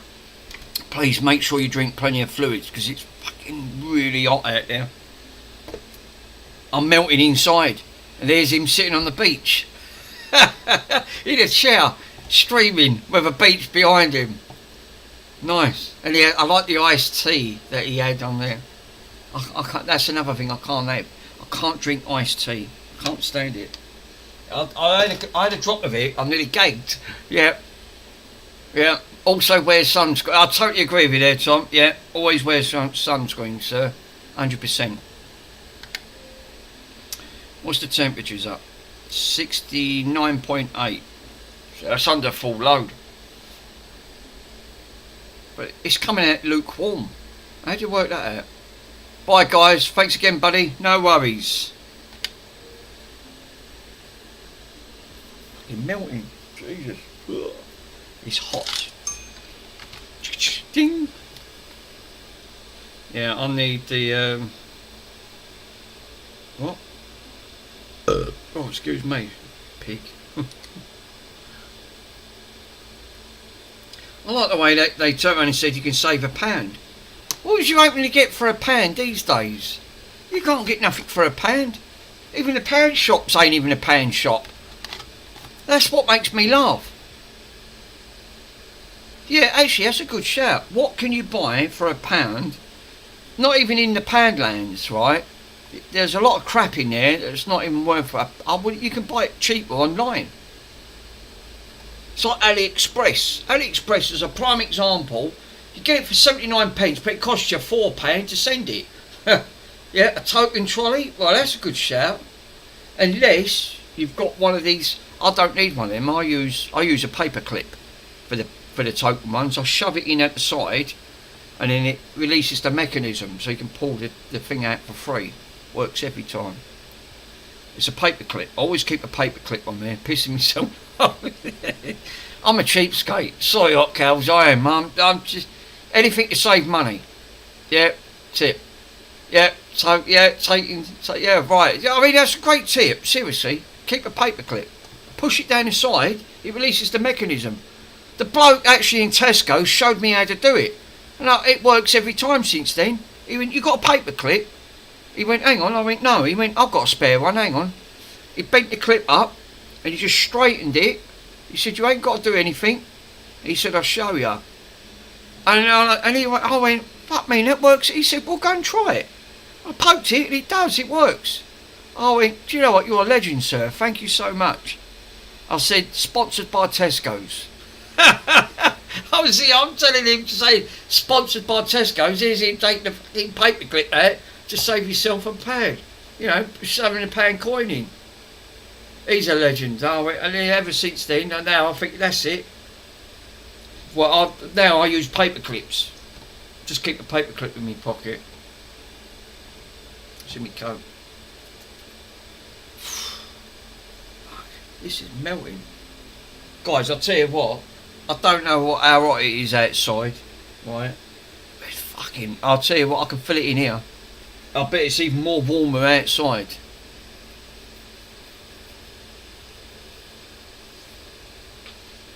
Yeah. You've got to be cheap and cheerful. It's better than being miserable. Or Aggie. No, I don't do Aggie. I just sit there and laugh. It's like people when they've had a drink. Some people when they've had a drink, they get leery or they get funny. With me, I just fall asleep. Or that's the other one.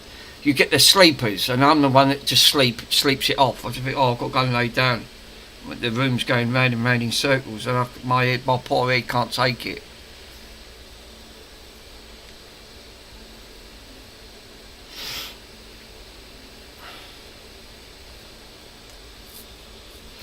So some people, obviously they can't handle a drink. I can't really, to be very honest, I've very rarely done that. I've done it a few times and I regretted it. And I'll tell you what, but now obviously, due to medication, now I still get that dizzy effect. So it feels like you've had a few anyway, without feeling, oh God, I'm going to be sick. It's just a sign of another age, another year creeping up on you. Think, great, is this what life has to swallow?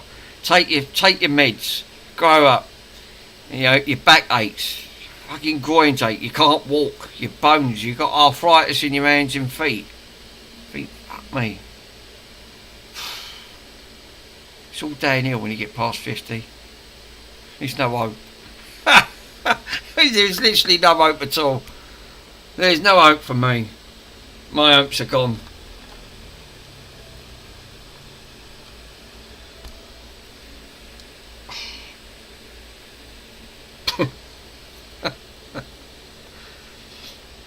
%. What are we up? What's the core temp? 71.6. He's not blowing out any hot air. How'd you work that out?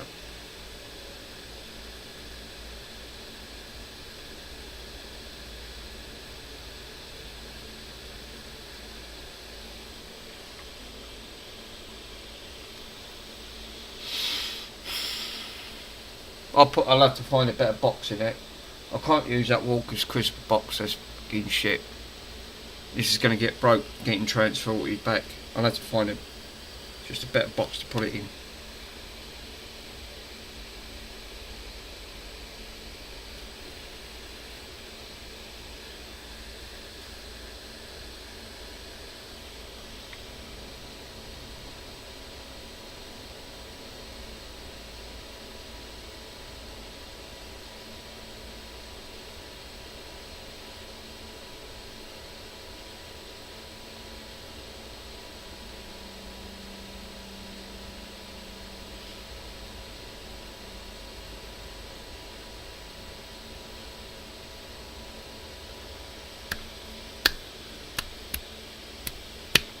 %.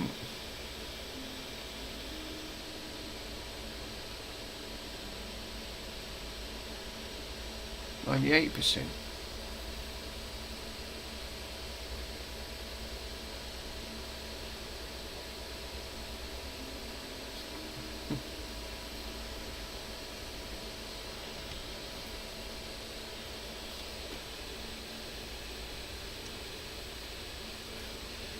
%. 100%. Yay! 72%. Right. It says on there, scan for new content and path locations. So you're going to say yes. That's it. Content scan started. And what that do, when it comes off, and take the disc out. Let's find it first. There it is.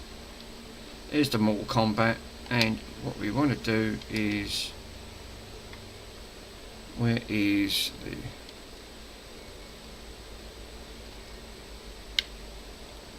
It's downloading 7 items.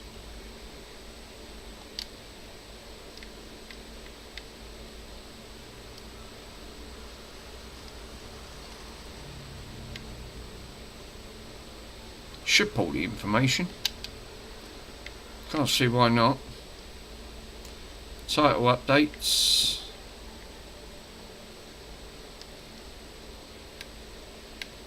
Settings. DLC, file manager, achievements, save games, screenshot, refresh. There you go. It says no net. Oh, right. No wonder I ain't got it plugged in. Oh, the fucking Wally. Jeez. What a banana. Holy cow.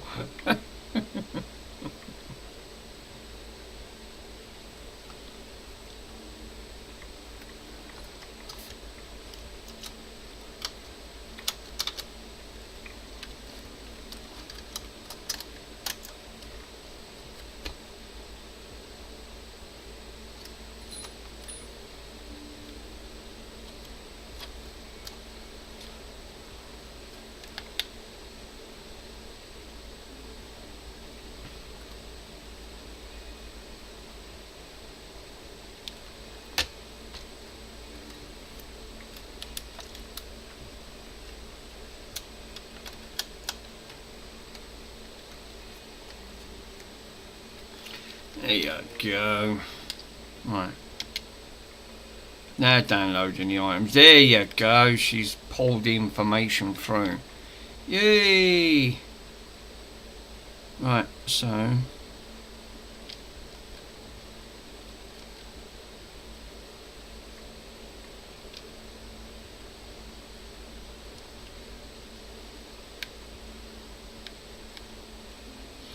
how do you eject? Launch. I don't want to launch it. Details. Is there a way of ejecting this disc? Yeah, that's a good shout. Because I ain't got the front port plugged in, that's why. The only other way is to sign into that. Player 1.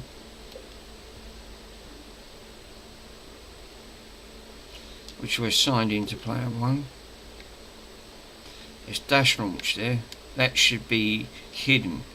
I don't want to muck about with dash launch. Let's hide that. There you go. Hid all.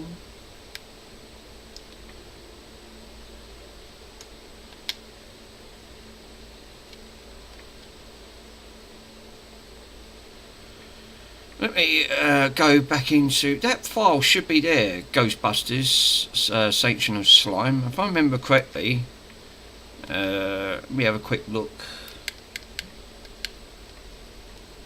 I think it's actually on hard drive. It's cased. No, is it on content? I think it is. So it's on content. Let me have a quick look on here and set up the files, file manager.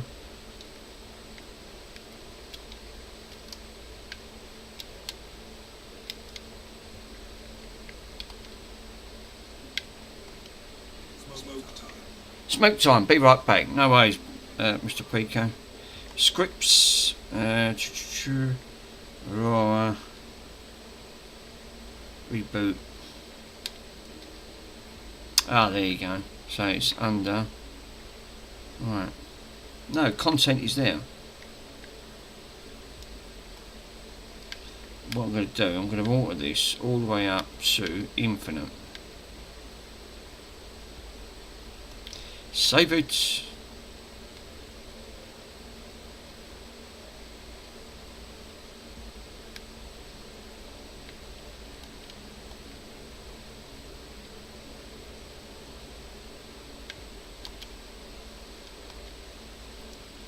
Holy poly. Searching for, scanning for content.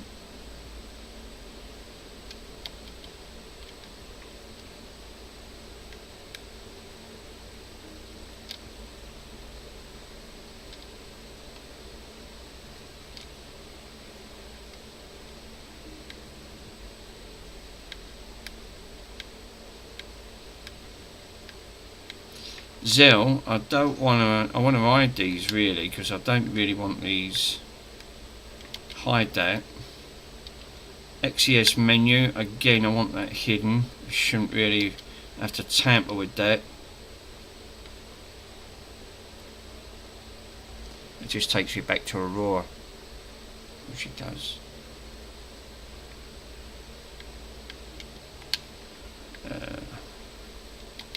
Hide that.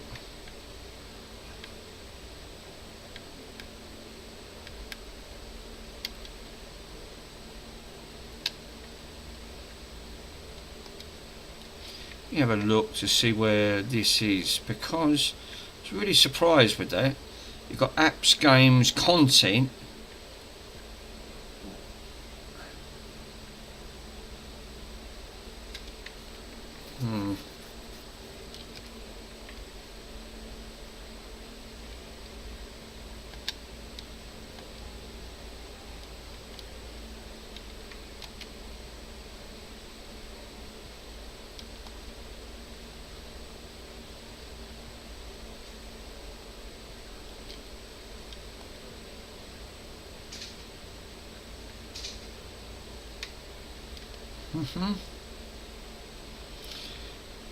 That's another thing. How do you actually title updates? There's no other way of taking scripts off as well, I've noticed, without physically getting into the system itself.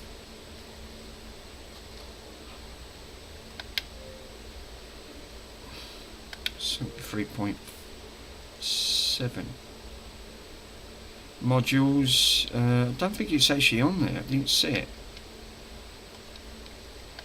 Let me have a quick look. I'll go into system settings. See if it's on there.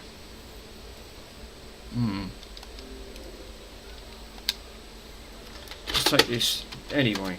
Mortal Kombat's on there. It's just a good game. I love Mortal Kombat.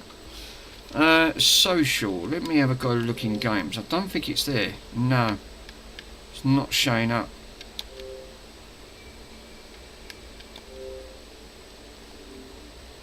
So I don't know what's actually happened there.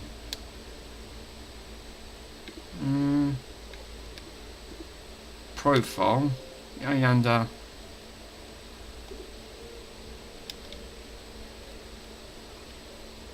friends, activity feeds.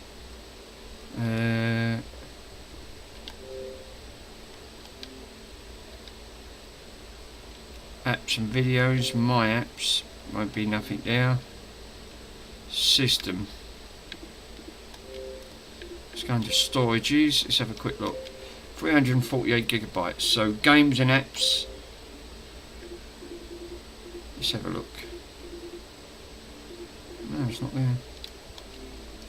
I wonder why that's coming up.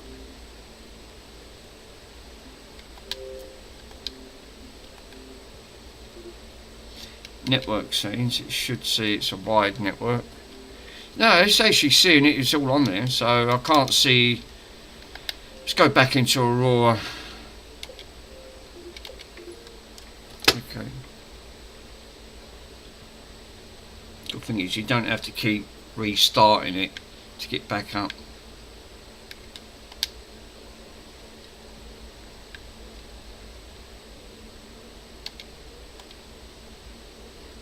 So you've got. Does it tell you how much hard drive space you've got left? I think it does. You press the Xbox button and then it comes up with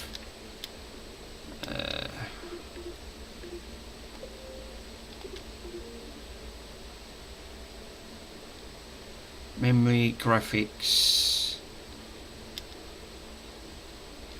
This is selecting for your preferences. I don't think it does. Mortal Kombat should be on there now, which it is. So it should just boot straight into Mortal Kombat.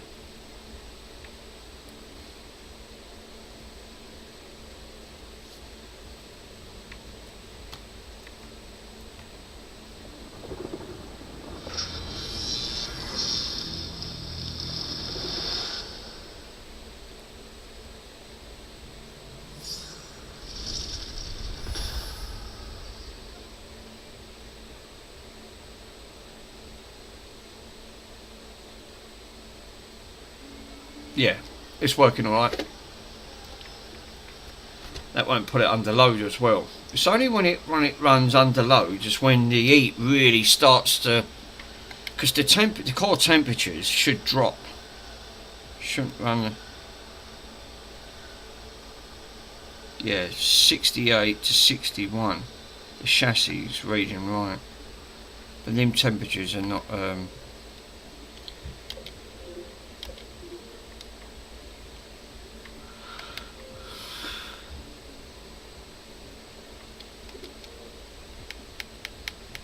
Well, everything else seems to check out. So I think what I can do is officially put this back together. Shut this down. Shuts down a lot quicker. It's pulled the info out. Drives in. Yeah, it's alright, it's fine. As Mr. Swindon said, it's fine. Right. So I'm not running into the issues there. Let me Let me put some of this plastics back on. Where's the top part?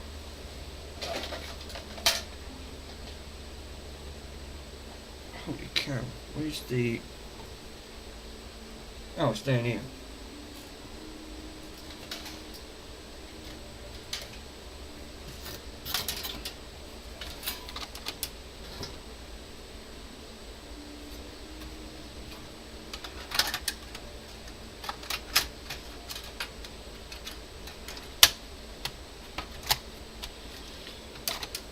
Bit of a bummer that when it comes to with the switch.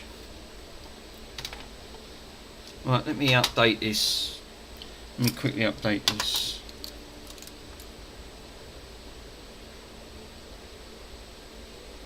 No, it says on there this console's been RGH'd and a new... Obviously I didn't read it.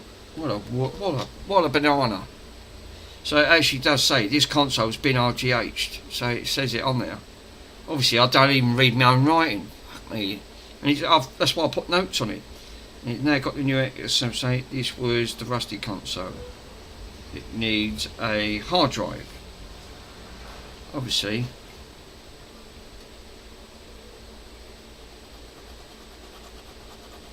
Scrub that up. Hard drive is... I don't know what hard drive did it have in it? Oh, I don't know. Yeah, you read your own labels. Yeah, I didn't even read it.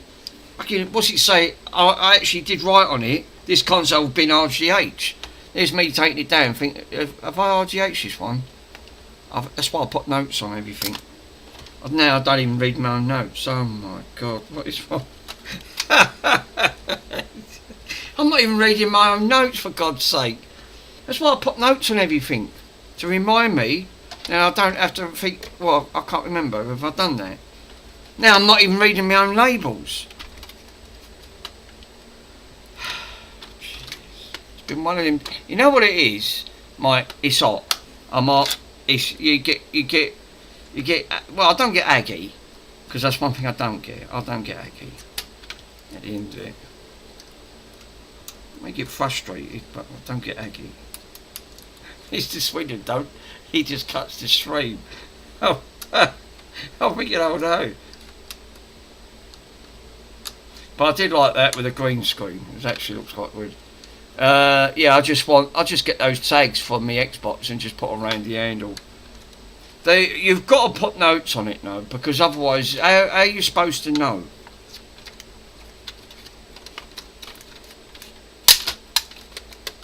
Fucking Xboxes are a nightmare. They are the most trickiest, awkward thing I've ever worked on. Seriously. Well, there's nothing wrong with that. That's running beautiful. So I didn't even read my own. I didn't even read it. Unbelievable. Now I'm not even reading my own signs.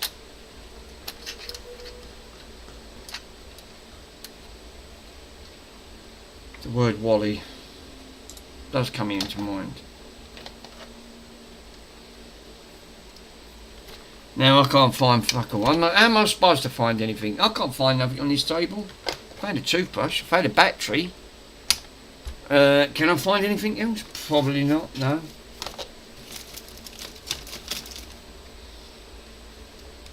This is the trouble when your table is just not quite big enough. I need a bigger table.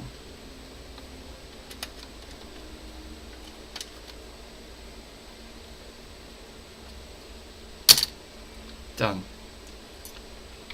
Oh, excuse me.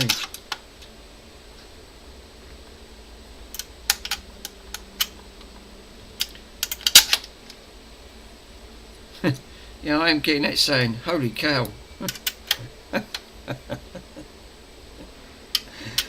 Oh, that's funny. That is fun. Actually, that is funny. Right, so I've got, oh right, got one here. Oh, that's the one that was broke. And one goes under here.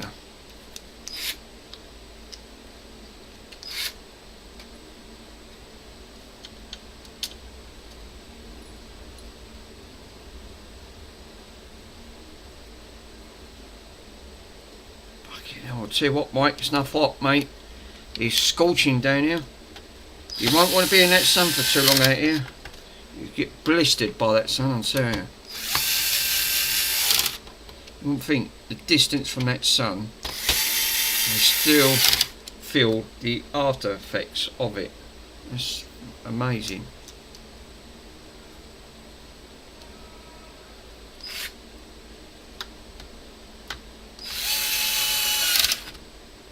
Now, hopefully 20 Celsius. That's comfortable. I like 20 Celsius. I like 20 Celsius. 20 Celsius is nice. It's not uncomfortable. It's just the right sort of, it's a balance right in between.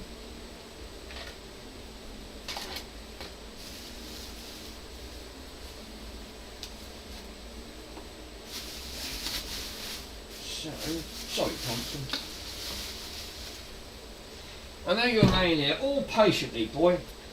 You are very good today. Give me that. Right. So, I want to do them decals and all, Mike. I've got them Xbox 360 decals in here. Now, Mike, this is another thing, right? I wanted to do what Mr. Swindon was doing, start putting my own tags on. Because obviously, we've got our own channel names. So, I had these made up from AliExpress. I dragged my logo and 196 for £4 something for the decals on it. So every time I've done a repair, and now I'm going to, so it's worth it. You might want to get some done on yours. So when you sell it, do what Mr. Swindon does. Take your label off and put it over a security seal. So I'll take the Xbox one off, right? I'll take this one off because it's void anyway, and put my logo over it. There you go. Wrap that over. That is my You Walk. So now I know that, yep, I've approved tin on my Discord, as you can see. Yeah, Mike, you might want to try and get some done. Put some on, so when you repair your console, sir, sling one of your own logos on it. Just upload your logo, and as you're done, is now I'm doing like Mr. Swindon does. And I thought that's actually quite a good idea. I like the idea of that.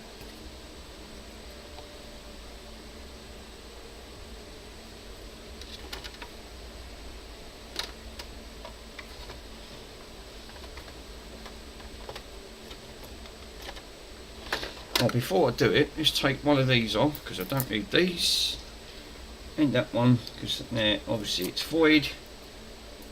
Get rid of them. So now you know you've got a security seal, and it's done by Retro Restore. So there you go.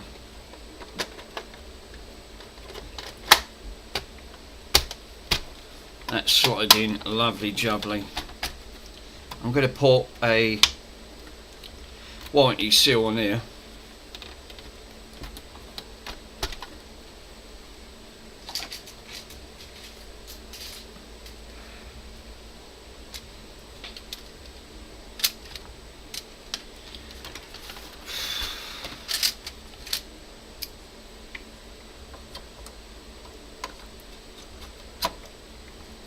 Holy cow. Right, let me plug one of these in. Please! I've been doing that for years with tamper-proof labels and my business labels, obviously at the side.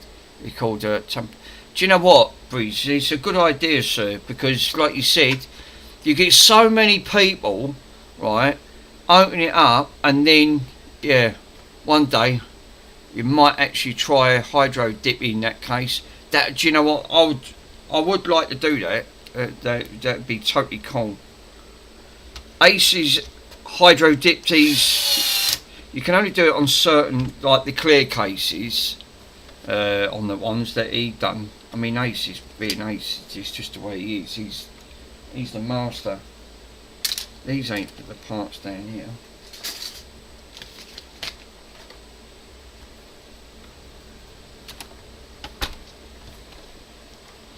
That is it.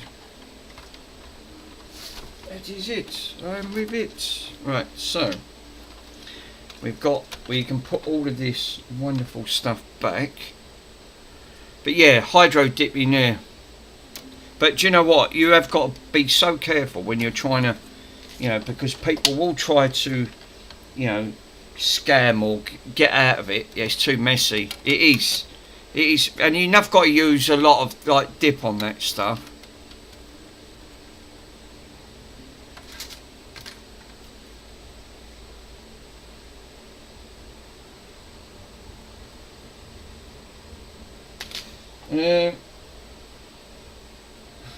Yeah, because these all the bits are taken off. It was this bit. Right, so just got to make sure these clips are staying what they are. Why aren't these clipped in properly? These are not clipped in properly. There you go. Thought that was the case. I found that some multi-coloured PLAs, 3D prints. Yeah, because the PLA this is what Ace was going on about with PLA. The dyes wasn't coming out great on the PLA because of the certain of the plastics, but it was the dye. It was actually the dye that was causing problems. Ace found that out. Yeah, I'm trying to get some of the GameCube DVD cases. Yeah, because like you said, because of it's getting that correct dye. The dyes wasn't coming out. I see the green, and I didn't rate that green he done, Ace, and they wasn't cheap. That dye is expensive.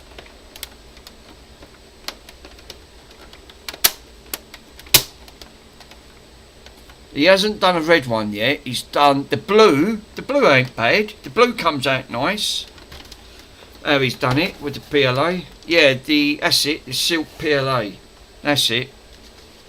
Yeah, Silk PLA, that's it, Mike. That's the one I was thinking of. I couldn't think of the name.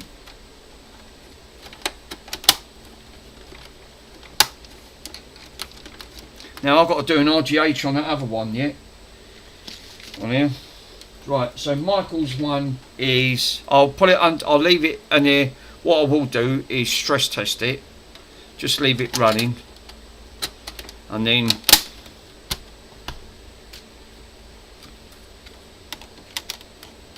but what I'll do, I'll transport this, I'll take that drive out. So first things first, let's put a tamper-proof seal. It's like TFN. TFN's got his own business, like you said, putting these stickers on.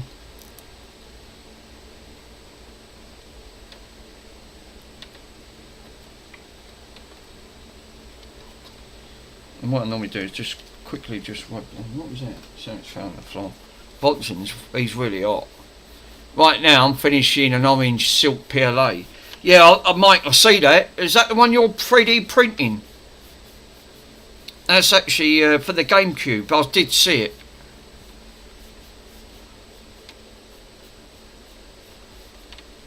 Right, tamper-proof seal, and it's got my thing on the side of it as well. Yeah, that's the one. Yeah, I thought it was. So I don't even read my own notes. So when I'm doing it, I did actually put on there, this console's been RGH'd. What a bleeding donkey, eh? And I don't even read my own bleeding signs of it. Crikey.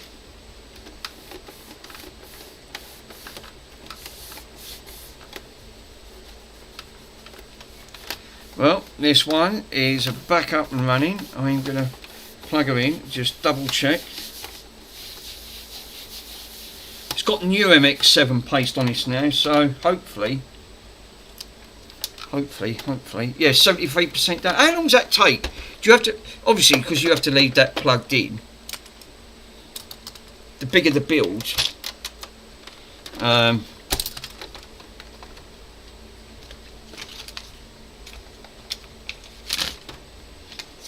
that must take a couple of days to do that, doesn't it? Long time to print the top shell of that game. Yeah, I bet it does. It's quite a complex system on there.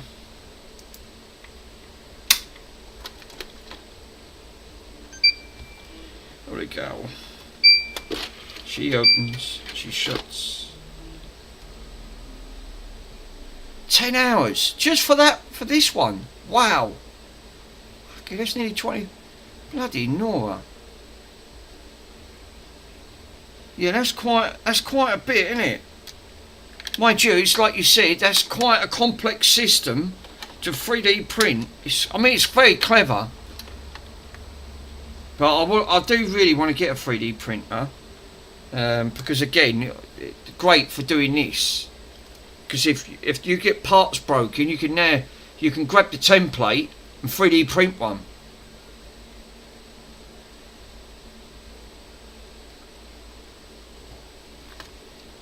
Yeah, it's worth it when it reaches the top and then the finish is good. Yeah.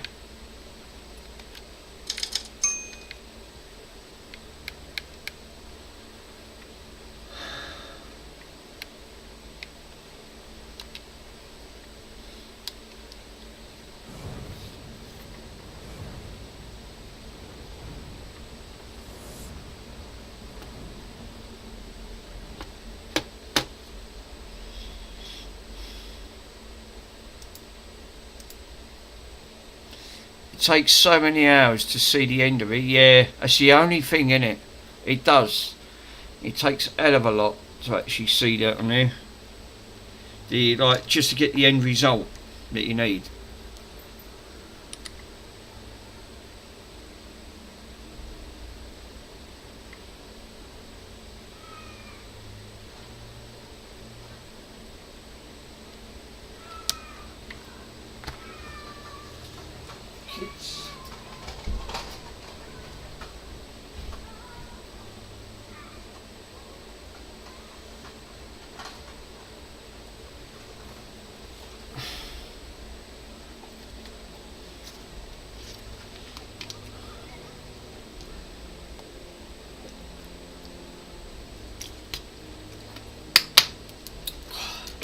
You know, I swear to God, it's getting warmer right now. It's definitely getting warm.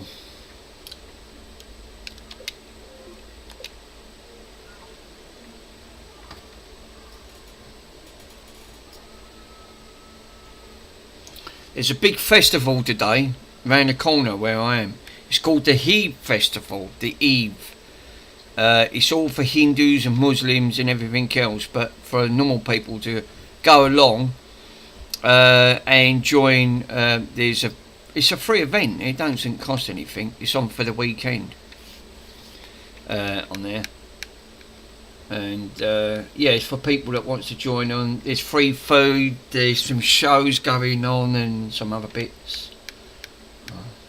Not for me, isn't it? It doesn't really interest me. I've got to have a look. I've got a job to see this fucking small screen.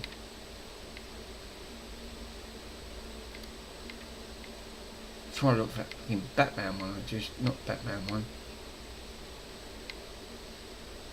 I think that was the one he was on about, GTI Farm. Yeah, we always having events down here, Mike. Where I'm down in the southeast, there's always something going on. And it's free, it's always free, it never costs anything. The trouble is, I don't like mingling, to be honest. I'm quite happy with just being left alone. Just, you know, and doing my own thing. I tend to enjoy that better. I always have been, though. It says on there, if you want to go online. Profile. I'll show.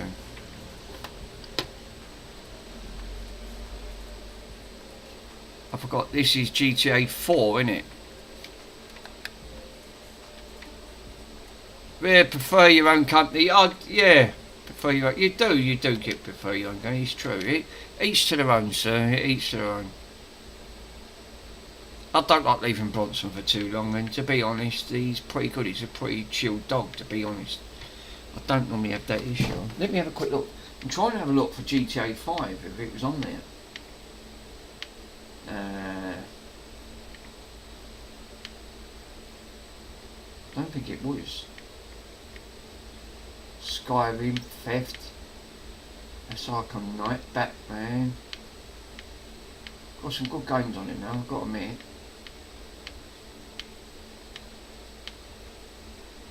There's Mortal Kombat.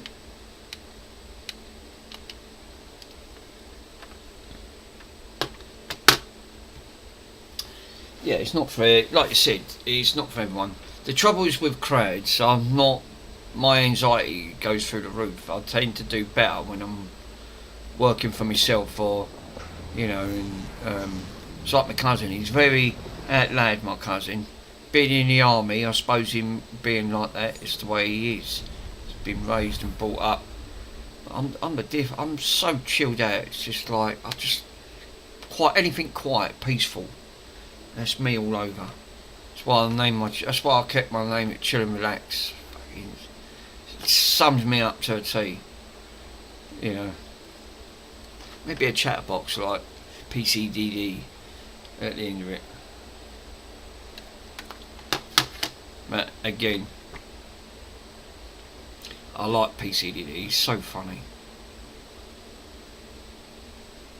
He handles it just like a professional. Especially when it comes to them cold callers that they end up ringing up.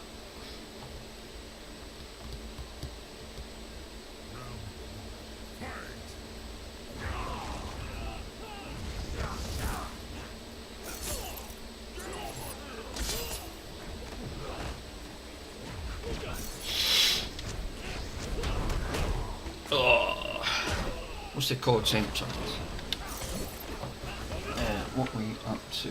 Let's see, 72. Okay. Fine. She's running alright. Fucking dings on these are so loud, aren't they?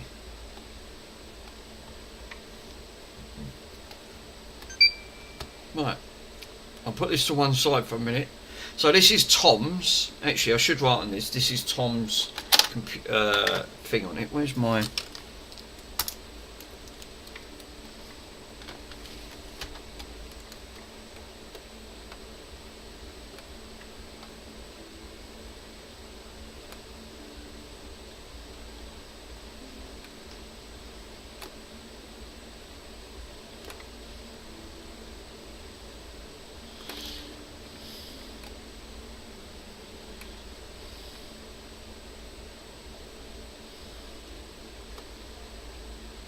That's it, this is Tom's console. Otherwise I'll put it up in here and think it's fucking one of mine. Put it in their collection. So yeah. Right. So his one's all done. So it's a bit strange that he's been having them issues now. I've got to admit that one was a bit weird. But I'll put that over here. For Tom's one. Right, so let's get back to the original, which I was going to do.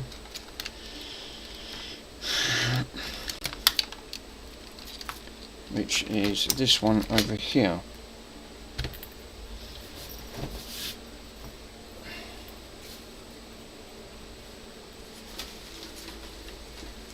Holy cow. Right. Holy cow. That is my new saying. Holy cow. Lord of Glover.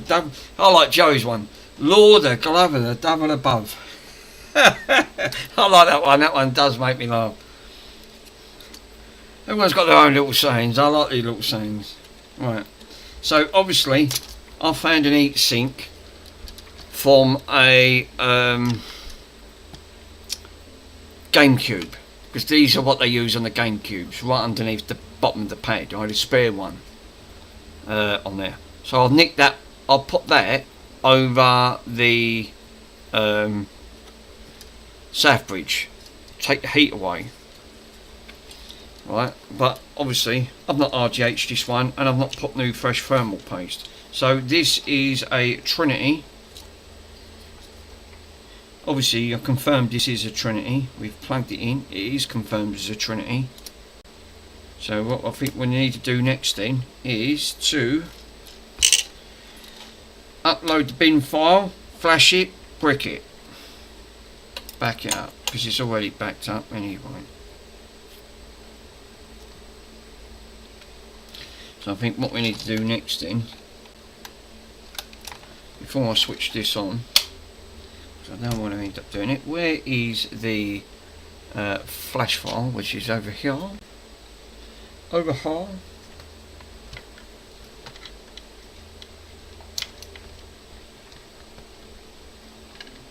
Hold up a minute, I'm getting confused with all these files. No, it ain't that one. You've unplugged the frigging cable, you wally.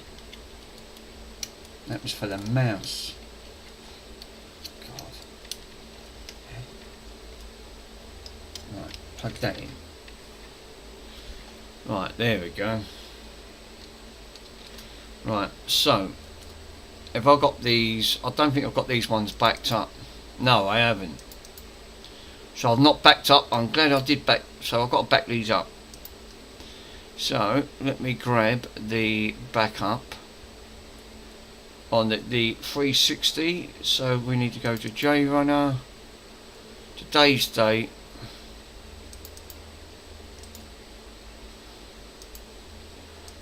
I'll just copy that. Just copy that file over. The backup. Just drag it into there, and that's now backed up. So now I can now delete these inside. Oh, for crying out loud. Yep, just clear them ones out.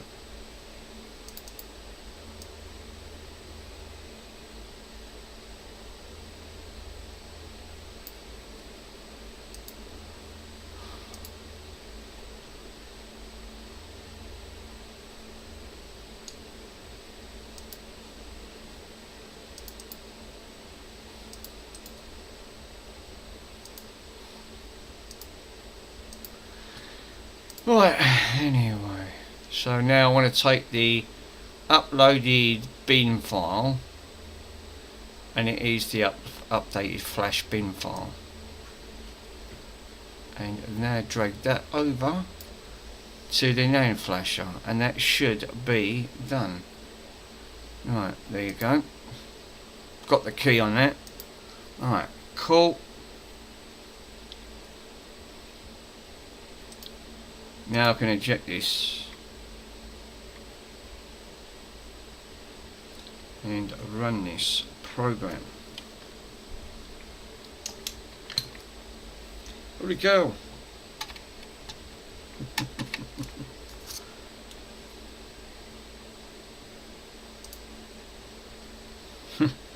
Lord, the glove of the double above.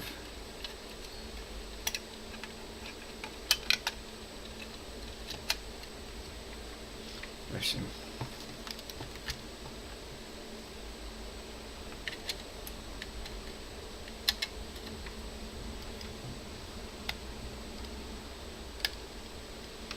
Well, I switched it on, you wally.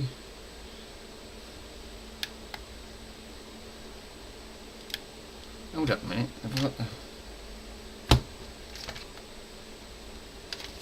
I mean, that power supply is getting a bit toasty. No, it would help, wouldn't it? Because you didn't plug that in. Good. There you go.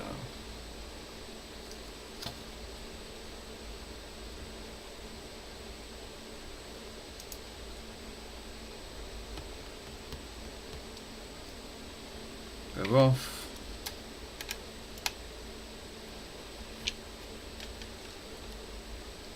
It's this bloody capture card. It always ends up. It never ever boots.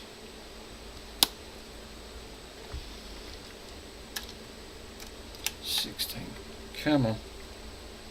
This is what someone asked. I think it was the official Microsoft. He was having the same issue. I think he said I got to the. I think he mentioned something in chat that he got the 360 logo, but after that, it got a black screen. Yeah.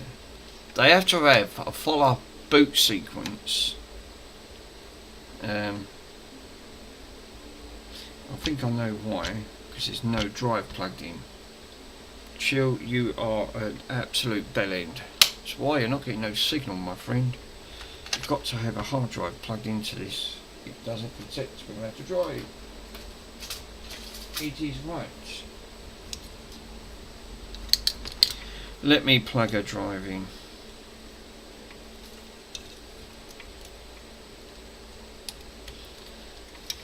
It would help. Where's that 360 drive?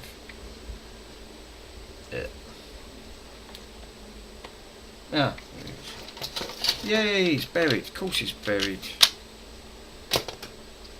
No hard drive need. Oh, it don't. I thought you don't need an hard drive. No, you're right. You don't need an hard drive. Didn't think you would, Mike. Thought you had the.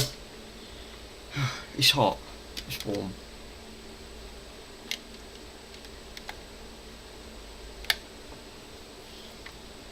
You're right, you don't normally need an hard drive, but it should post. But again, I'm having this issue with this capture card. What is going on with this capture card? Seriously. It's like, then it works. Yeah, of course it does. Word Wally. I mean, this is a 4GB version of that anyway.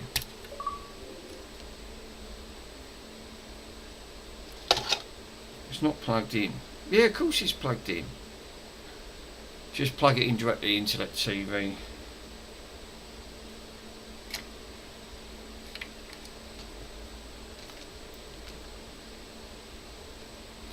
For HDMI capture card issues, I always start eliminating cables.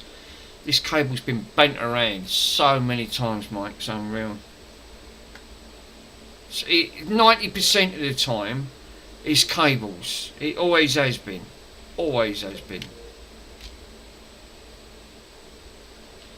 Right, I think you do have to have a drive plugged into this for the soft mod.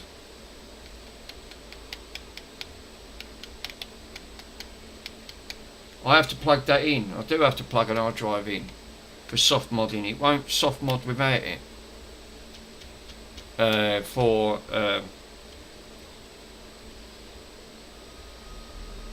What are you doing? Well, I was trying to flash it directly to the thing, so I'm gonna have to plug the drive back in. That's why it ain't glitching. Yeah, it won't. No, I've got to plug it in. I was right. I've already let me turn this off. No, I was right. You do have a, otherwise the soft mod won't work. Yeah, I was right. Okay. Yeah, X flashing needs for the hard drive. Yeah, I'm not plugging X flasher into it. I've already backed up the files anyway. They're backed up. So now let me try that again with the drive, and then it will do the because this is the one that had a red dot. I bought this one. I've done this one offline last night. Wait a minute. What are you doing exactly? Sorry, I was checking my print. No, I'm flashing the 360. I've backed it all up. This has got auto signing. Damn it. Hold up a minute. Let me turn that profile off, because that auto signing preference, yeah, it's on auto signing. I don't want it signing in automatically.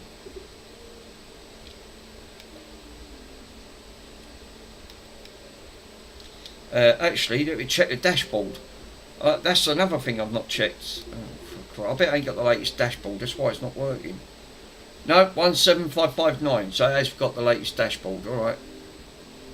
So I ain't got to worry about that. I mean, that should just glitch. You just quickly test the settings. Check the storage. We got 3 drives running. So we've got the 106 hard drive connected, the 4GB connected, and the USB. And that's all right. So. Right, just restart this thing.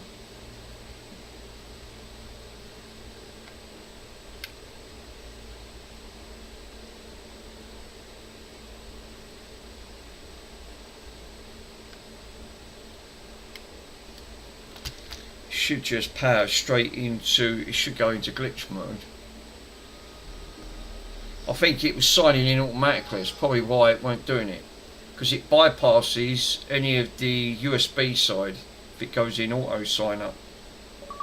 Yeah, it is. I was right. So if you've got it in auto sign in, it for soft mod, it won't bypass with the bad avatar.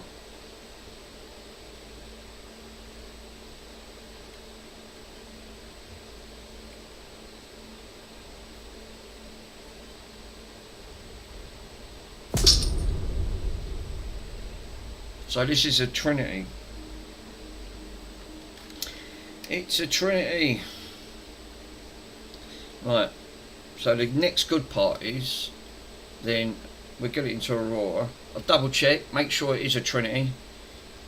I think it is, because I checked this, it was alright. I've already created the RGH on JRunner, sorted all that out. Nah, the good stuff.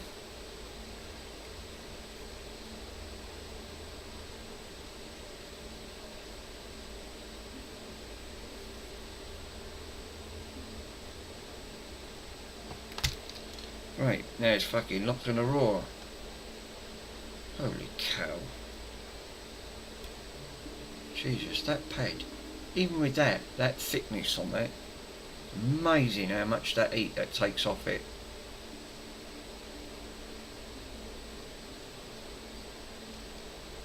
Yep.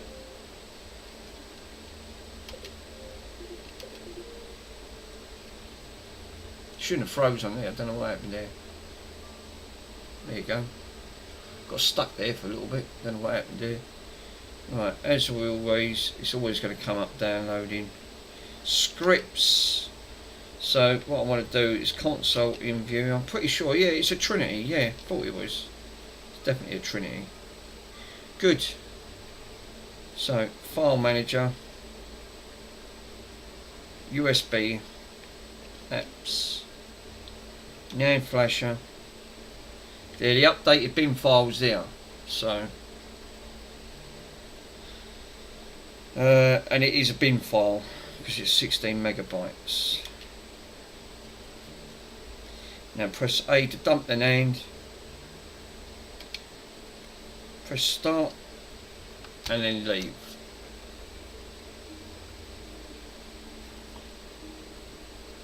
I've got to do the other 360 controllers yet. They need stripping down, putting in the ultrasonic. But this one did red dot last night. I've done this one off camera. This will count down and then it will get a black screen.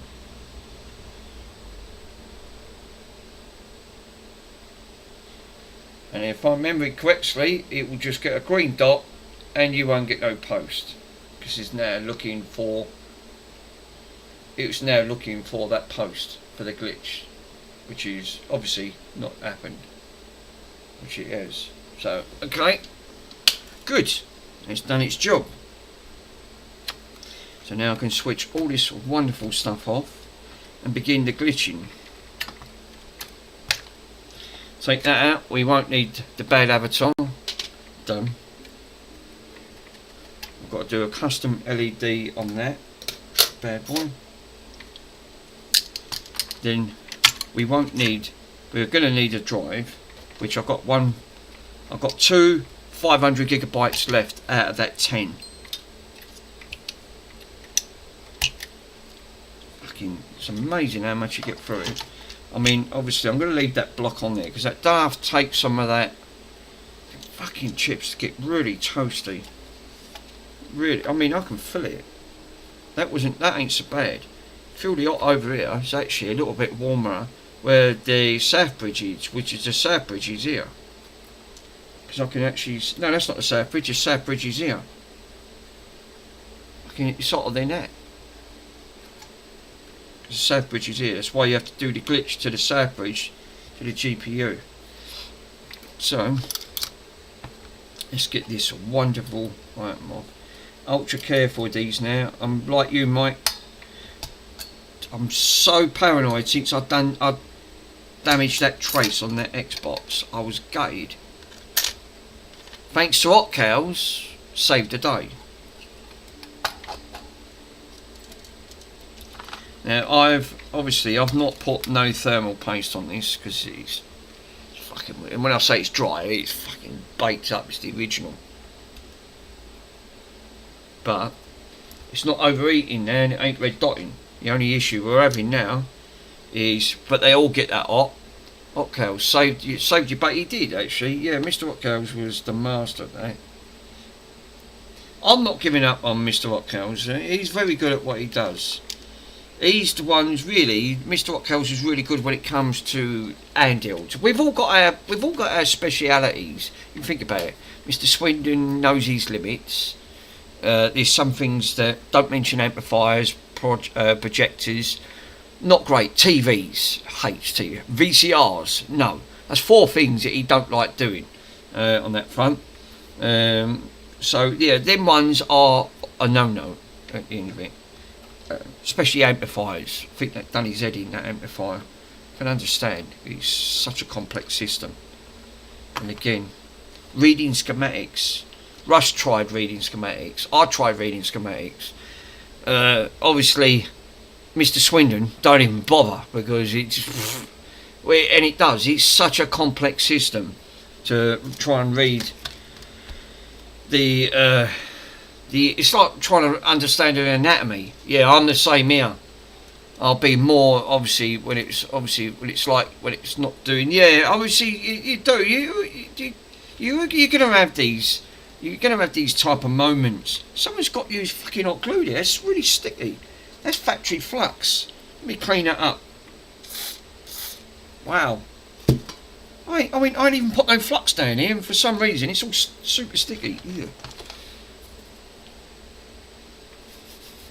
Obviously, that record player, when you get to that, you're lucky. You've got a service manual on it. On that record player, again, it looks simple. But I'm not going to sell them. I want to keep them because it's like them radios, right? The radios, the one like you're restoring, and the one that you're restoring, which is the 8-track. It's not about the Matic. Yeah, I can read. Yeah, see, you can read schematics and that. Yeah, you can. Not many people can read schematics. It's because it doesn't always show up. That component might be further up over on another board part of the board, so you're zigzagging halfway across and thinking, wonder where to read it. You know, some people can. It's all about learning, I suppose. It's about if you studying and learning. So I was just saying, try to read, right, anatomy. It takes to be a doctor 10 years? 15 years to read every part of the anatomy on the body? That's 15 years of studying. I mean, what? I mean, I'm actually amazed some people can pick it up quicker than others. But Jesus, it's such a complicated system. Misdiagnose something, it could be deadly. It's like reading this on a board. Look how complex an Xbox 360 is. This had to be printed out. This had to have schematics on this 360. Look how complex that is. And how old is this? 20 years old? Over 20 years old? The Xbox 360? It's got to be over 20 years old. And already, you know, someone had to write that out and plan all that out and put all that on paper and then read and write a schematic on it. Fucking thing's complex as hell. It's literally is. I mean, it's not an easy fundamental thing to think, oh, I can figure that out. Some people can read it better than others. It doesn't help when you've got a disability. Yeah, I know, I have no idea how it works. It really is. I mean, when it comes to understanding the electronics, right, unless you've studied one item and you've gone through every component on here at the end of it, I know for a fact, right, there's a bunch of resistors on here that's designed for a temperature, and if I can find them, I'll show you.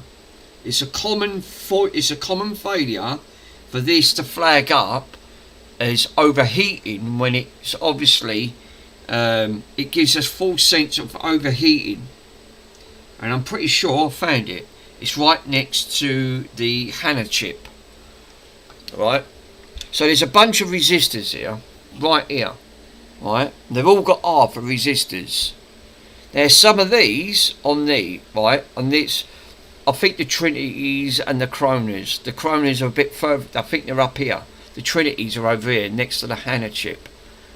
And these, if these give off high resistance, right? This, and Mike, you might have, Mike, you might want to learn this. And I've done this before. You've not done this yet. I don't know if you're aware. The Trinities have these tiny resistors right next to the Hannah chip. These are responsible for overheating and giving off false sense of overheating with issues where it's running hot when it don't need to run hot. So what you need to do is you can check these offline, right? And you don't need to plug these in. If I actually get a multimeter, I can actually show you. Check these, because some of these sometimes can run hot and overheat, and it makes the Xbox run hot. And what it tends to do is to take them off and bridge them, right? Or replace them. I just bridge them, right? If I found some of these were running far too hot and the resistance was too high. The resistance should be low on these and not running high. And I'm going to prove it. Where's my multimeter? If I can find my multimeter. Oh, here, it's over here. Because Mr. Pico's got my multimeter. Because I prefer that other one. This one's alright, but the other one's so much better. Right, so I'm going to put this in resistance. Right. Well, I don't have to. I'll leave it in auto. Probe one. Take one probe. Probe one end of this to the earth, right, which is the ground point to it. I'm going to put one end of that resistor and then probe it. Actually, no, I shouldn't have to. It should be, there you go, 33, right? Now these shouldn't read no higher 33. If these read above 50, they're getting a bit high, right? Good. So 33 is good, right? 33.5 is good.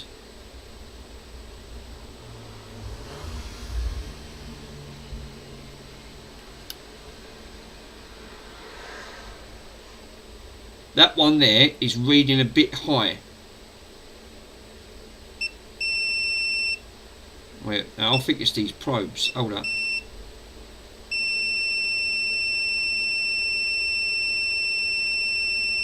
.48. Yeah, that one's reading a bit iffy. I might take that off and just swap that over. 33. These should register 33. They're getting a bit hot.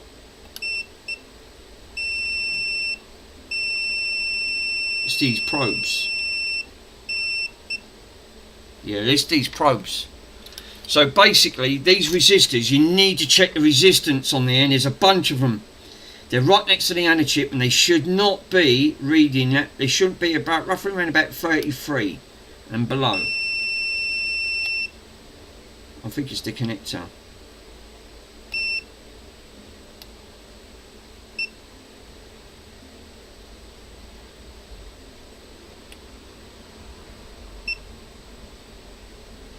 Yeah, these. I'm sure it's these manky things. They're not.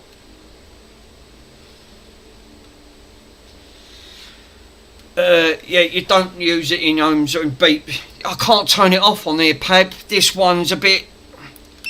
It's one of these ones. Look, I can't switch it off. It's got ohms reading, and then it's got it in beep. It's in continuity at the same time. It's. This is why I don't use this one. The one that I normally use is the one that's fucking broke on me, and Mr. Pico's got that one. It reads it. It does read it. So that's registering at 50. That's a bit high. I'd be a bit suspect of some of these caps.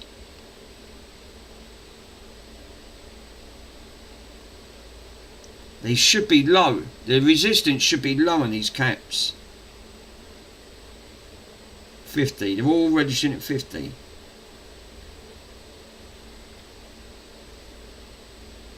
50. Yeah, they are. They're all registering at 50. So one side's 50, the other side's 30.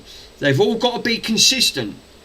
They've got to be consistent. If these are not consistent, Mike, right, and there's some odd readings from these, I'd be a bit suspect, because this is in line, right? This is in line of your temperatures, your core temperatures. This is what keeps the Xbox running low. You're going to have some on the on here that are going to be missing.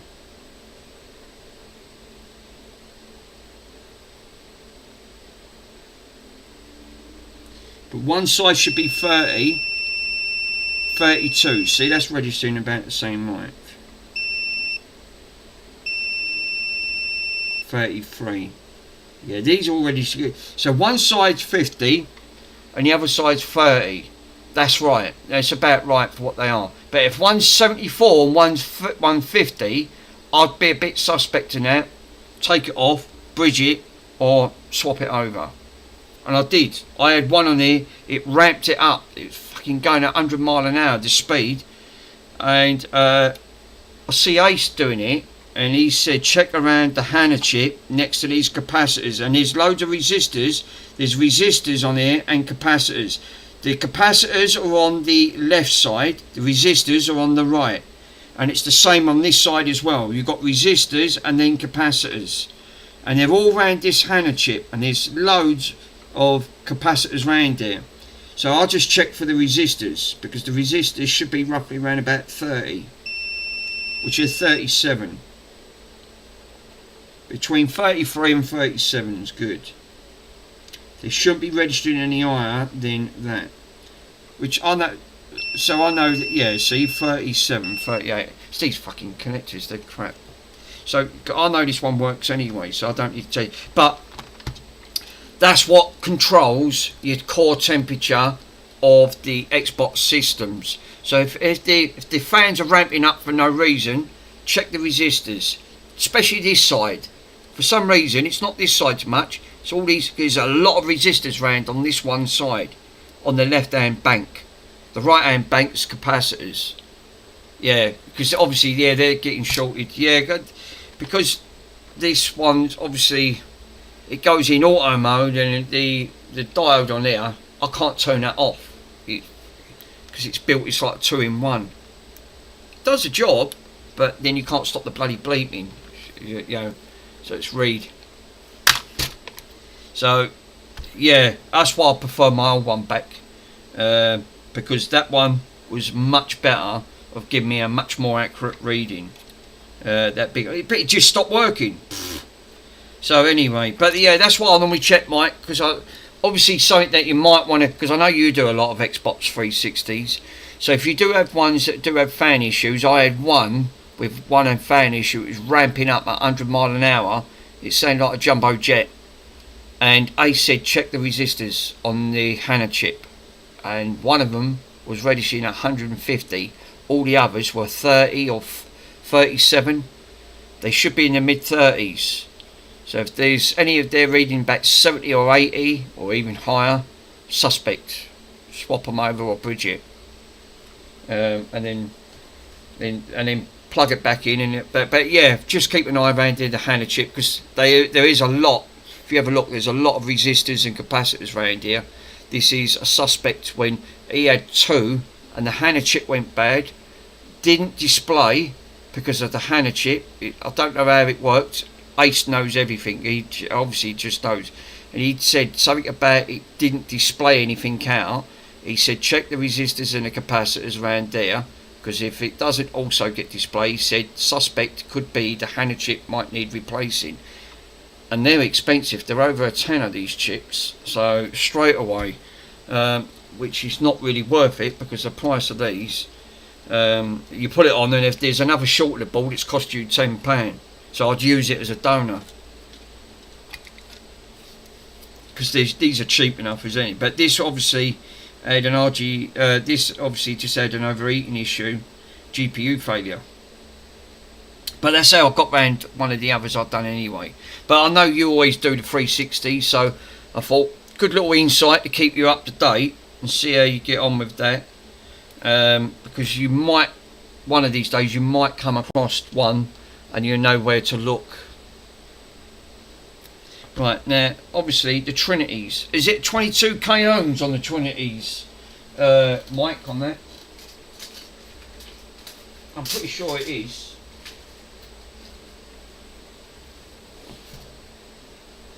I think it's 22s, and it's the diodes, isn't it? You got the diode on here. Fuck. Hold up, where's me diodes? Right, hold up a minute. I've got 3k ohm, 22s. The Trinities, I'm pretty sure they're 22s and a diode, but you ain't got to have the 22s. You've got to have the diode. That's a 10. 220. That's a 10k. 33s. 100k. 1k. You're not in here. God damn it. Put the 3Ks up. 3K. So it was a 3K. Thank you. I thought it was because I've used a lot of the 3Ks up. I've got to get some more. It's one thing when you're doing a lot of these consoles, you get through a lot of components. Yeah, you're right, it is a 3K. I wasn't unsure. I'm going to have to prime that up.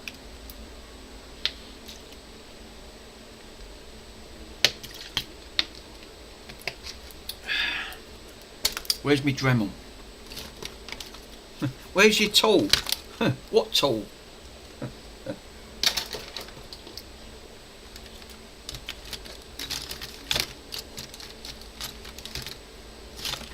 Did you guys ever watch a film, documentary with Ray Winstone in it and Kathy Burke on there? There was actually, because I like Ray Winstone. He's a bit of a baddie, right? But it was two good classic films, and it always sticks in my mind.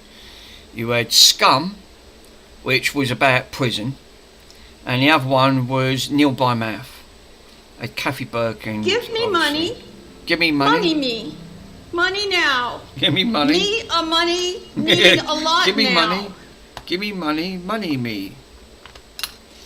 Yeah, Kathy Burke and Ray Winstone. Fucking absolutely bit violent. I think I've never heard them. No, you really, it's a bit. It might be a bit much for you if you like a little bit of violence. And they're legendary films. They are. And there was another one made by another great film, and again I recommend watching it. It's all about drugs, but it's got a good actor. It's obviously got the great Michael Caine, and it's Harry Brown. Yeah, Harry Brown. That's another. That Harry Brown was that film. Michael Caine. Yeah, Lock, Stock and Two Smoking Barrels is ace too. Yeah, there is some great films. But if you, them other films I mentioned, them ones go a bit above the mark. Especially Neil by Mouth. Because obviously it's all about domestic violence. Ray Winstone's a bit of a villain. But I like that in a film. I do like something of a little bit. But you really feel for the other people in it. But he's such a good actor. But if you ain't watched it, watch it. At the end of it, but yeah, be prepared. It's not blood and violence, but there is a little bit of violence in it. But it's the way he does it. He's a really good actor. It's it's the other ones. Football Factory. That's another classic example. On there, classic '80s film that is. But one of my best ones that I like for the 1980s, it's got to be Rita Sue and Bob 2. Absolutely legend about these two girls up north. And Bob being the only Bob he is. But again, that is brilliant. That one makes me laugh. That always makes me laugh. Yeah, it's a mad film that is. Yeah. Like I said, old schools, old timers like ourselves, always remember the good films. And if you want to watch a good film, go and watch one of them. But be prepared. It's not for the faint-hearted. Definitely not. Scum is quite yes. That's what I said. All them three are hardcore films on that. But yeah, Scum's one all about prison and what it was like back in the 70s, being hard there. Obviously, in one of the you thought some of the prisons were tough. Well, watch that. It's proper hardcore. All them films I mentioned are hardcore, except for Rita Sue and Bob 2, because that is about two Northerners go. I won't go into details, but it's one of my favourite films. I love watching. It always makes me laugh. Yeah, Debbie Does Dallas. I wasn't going to say that one, Stu, but yeah, obviously. No, we don't talk. We ain't having no. Now we're talking.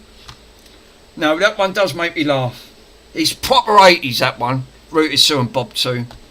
Always is classic. It always makes me laugh. The Gen X's, if any of the Gen X's are in, which they are, you'll know what I mean. They've probably watched it. I've watched that a dozen times. It still makes me laugh on this day. But each to their own. But any of the other films, there's a bit above the equator there. You think, oh, they wouldn't have broadcasted that. No, I'm still traumatised in Finding Nemo. You're thinking, oh no, Confessions of a Window Cleaner. See, now Stu's getting to his true self on that front. Yeah, that one actually makes me piss myself laughing. Loved by a Neighbour, obviously. That 1970s, I've got the full series of that, right? That wouldn't be allowed to, would not be allowed to be broadcasted on Loved by a Neighbour. They wouldn't broadcast that today because of racial intentions on that. But which I can't be, yeah. But Ray Winstone is a legend. I've got that. Yeah, Love or Neighbour or Bait. That's another one that again they have literally with Ray Winstone in Rising Damp. Yeah, classics. These are good classics, but they're sitcoms. The ones I was having talked about was the movie ones where I thought, oh yeah, bit above the mark there. Fixed Bayonets at the end. They all had a shootout. That was actually made me laugh when they was all going out there. They've got guns. Yeah, again, but classics. Steptoe and Son, yeah, 100%. Now Steptoe obviously did do some films on there, so, but again, great. They are great. But some of them films, Mike, if you've not seen some of them, what the Brits were really like back in the days, go and watch them. But be prepared. Just be prepared, that's all I say. Might not be for everyone, because them films ain't. They're proper hardcore. It's like The Krays. But there was so many of The Krays on there, but proper EastEnders. But there's different versions of The Krays. I have to gone into deep place. Yeah, British cinemas, yes, obviously it was. The other ones that I liked was a bit above the ball, right? Again, Get Carter with Michael Caine. Classic, great film, these. People didn't rate that film. I thought that was one of his best masterpieces, Get Carter. Because I like Michael Caine. He's again, good actor. You know, he's obviously done plenty. Obviously, he's done so many in his career. And even he said that was one of his best moments. But again, 1970s. Fitted right into that ballpark. Right, let me grab that. But again, they won't be able to show that today. A lot of the films I mentioned, they won't be able to show today because it'd be above the watermark. And it would cause racial intentions, because a lot of them were in there. On there. You know. Please Sir, that was another one they'd done. Now that was a sitcom, but they did do a film version on that. And even the British school, even the British school board, with some of that was above. Yeah, that was good. Even the best one by far was the 1980s, but even that was a bit above. That was just on the borderline. Was Grange Hill for the 1980s? I know because I grew up when I was a kid watching Grange Hill. One of the best TV series I ever sat down and watched. I used to love watching that. because there was bullying going on in school. It was so rife-like.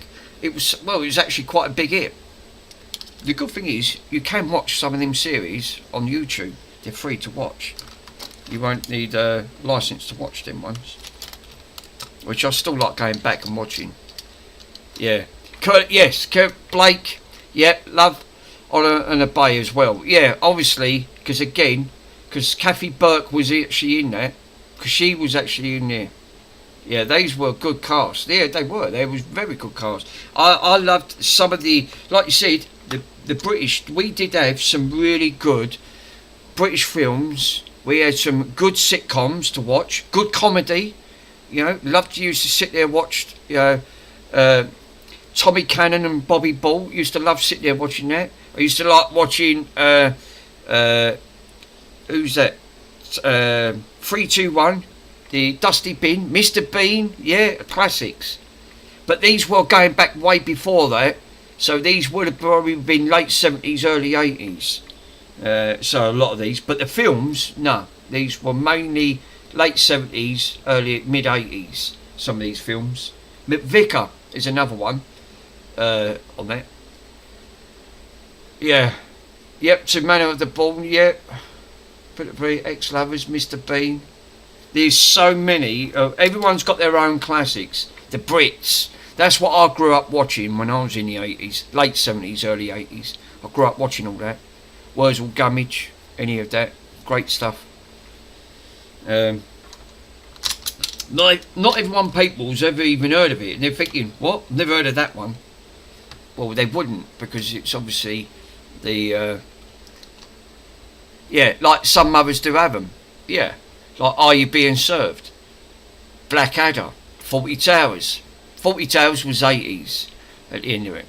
Because it was actually, how I know that is because the original person that actually owned that hotel, he was actually just like Basil Fawlty.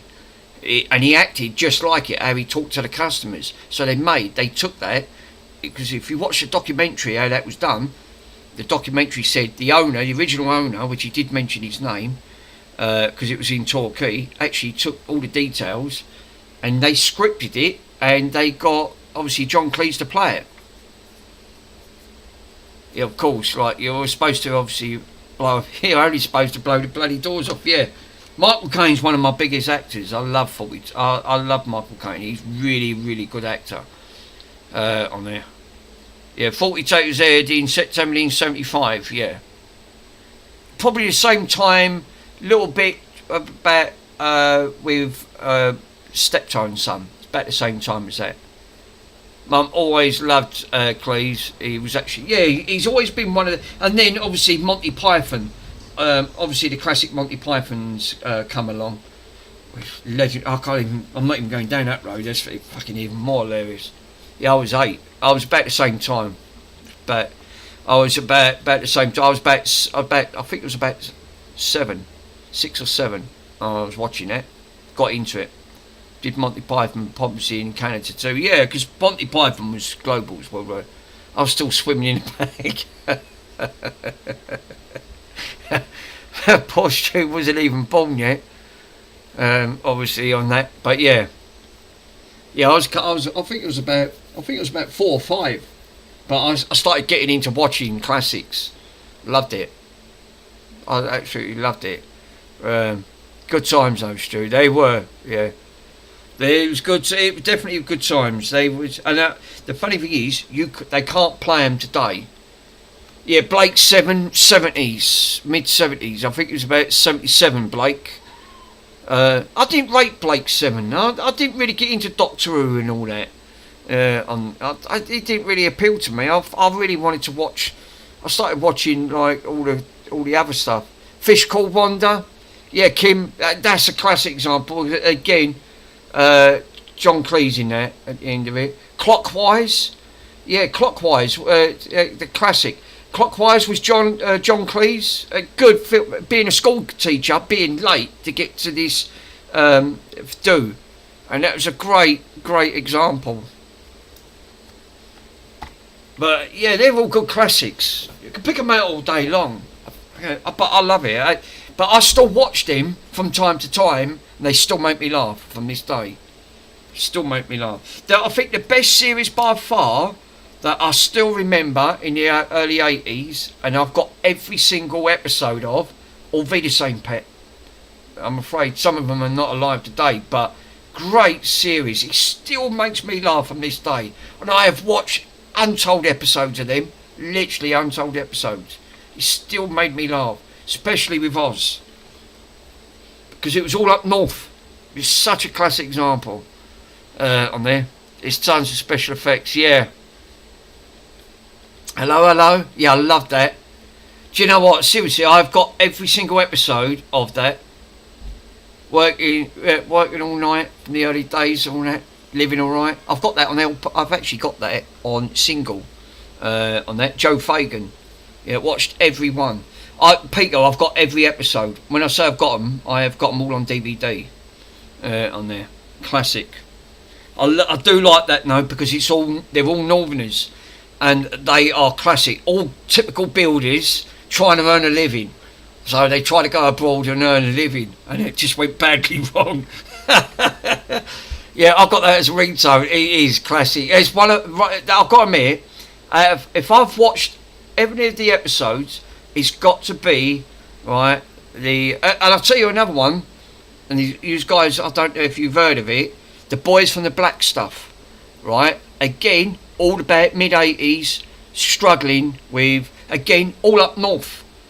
It was all up north, but I've got that on DVD. I actually got that from Virgin Megastores when I was working in there. Actually, let me go and grab it, I'll show you. I don't think you guys have seen it. You probably have heard of it.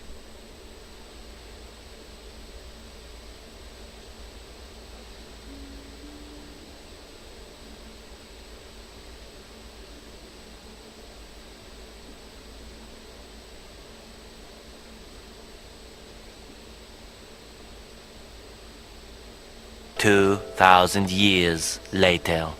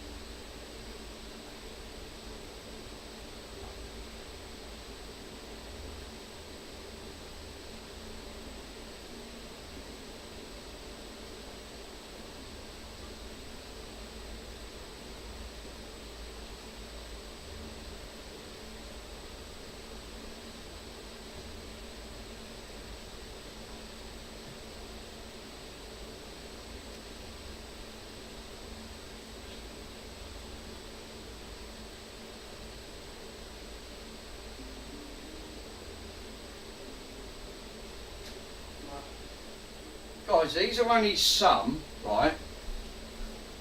These are only some what I've pulled out, right? Let me put some of these down, right? I've got boxes, right? I've got untold, right? Don't even get me going on this, right? But when I say I've got boxes, these are box sets, right? I love that answer, right? So first of all, I've got all of the Avidas. I've got all of the Avida Same Pets. Most of these, look, they're all boxed up, right? All on DVD. Right, so these were all original. I got these from Virgin Megastore when I was working in there. Right, Rita Sue. Right, Grants, don't stop. Rita Sue and Bob too. Right, I've got to have these. Yay, Pink Panther. So, Grants, don't stop. So as I said, Rita Sue and Bob too, classic.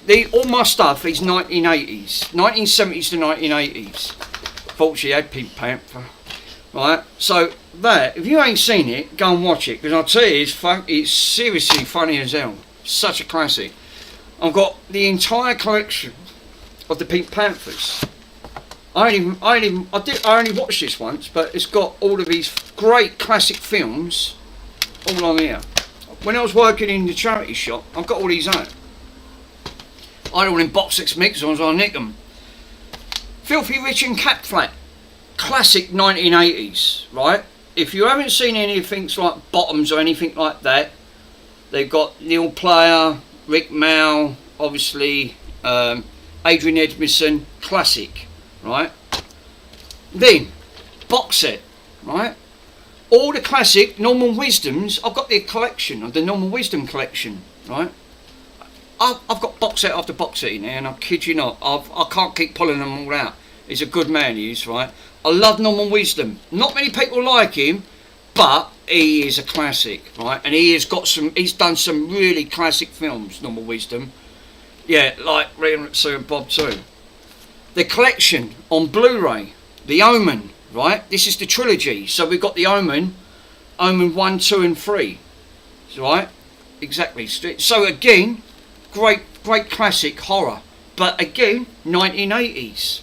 All my stuff's 1980s. Yeah, it's actually good one.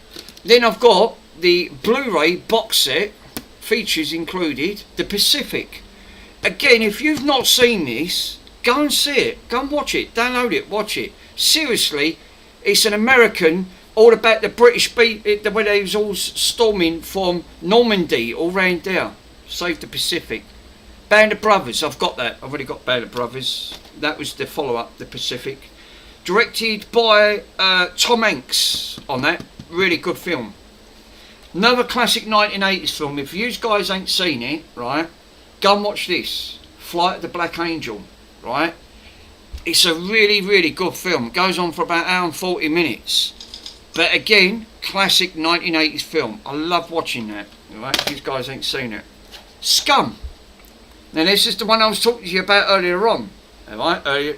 It's a brutal with Ray Winston, Mick Fall, Julia Phil, and Phil Daniels, right? But a classic film. Flight of the Hot Cow. Flight of the Hot Cow.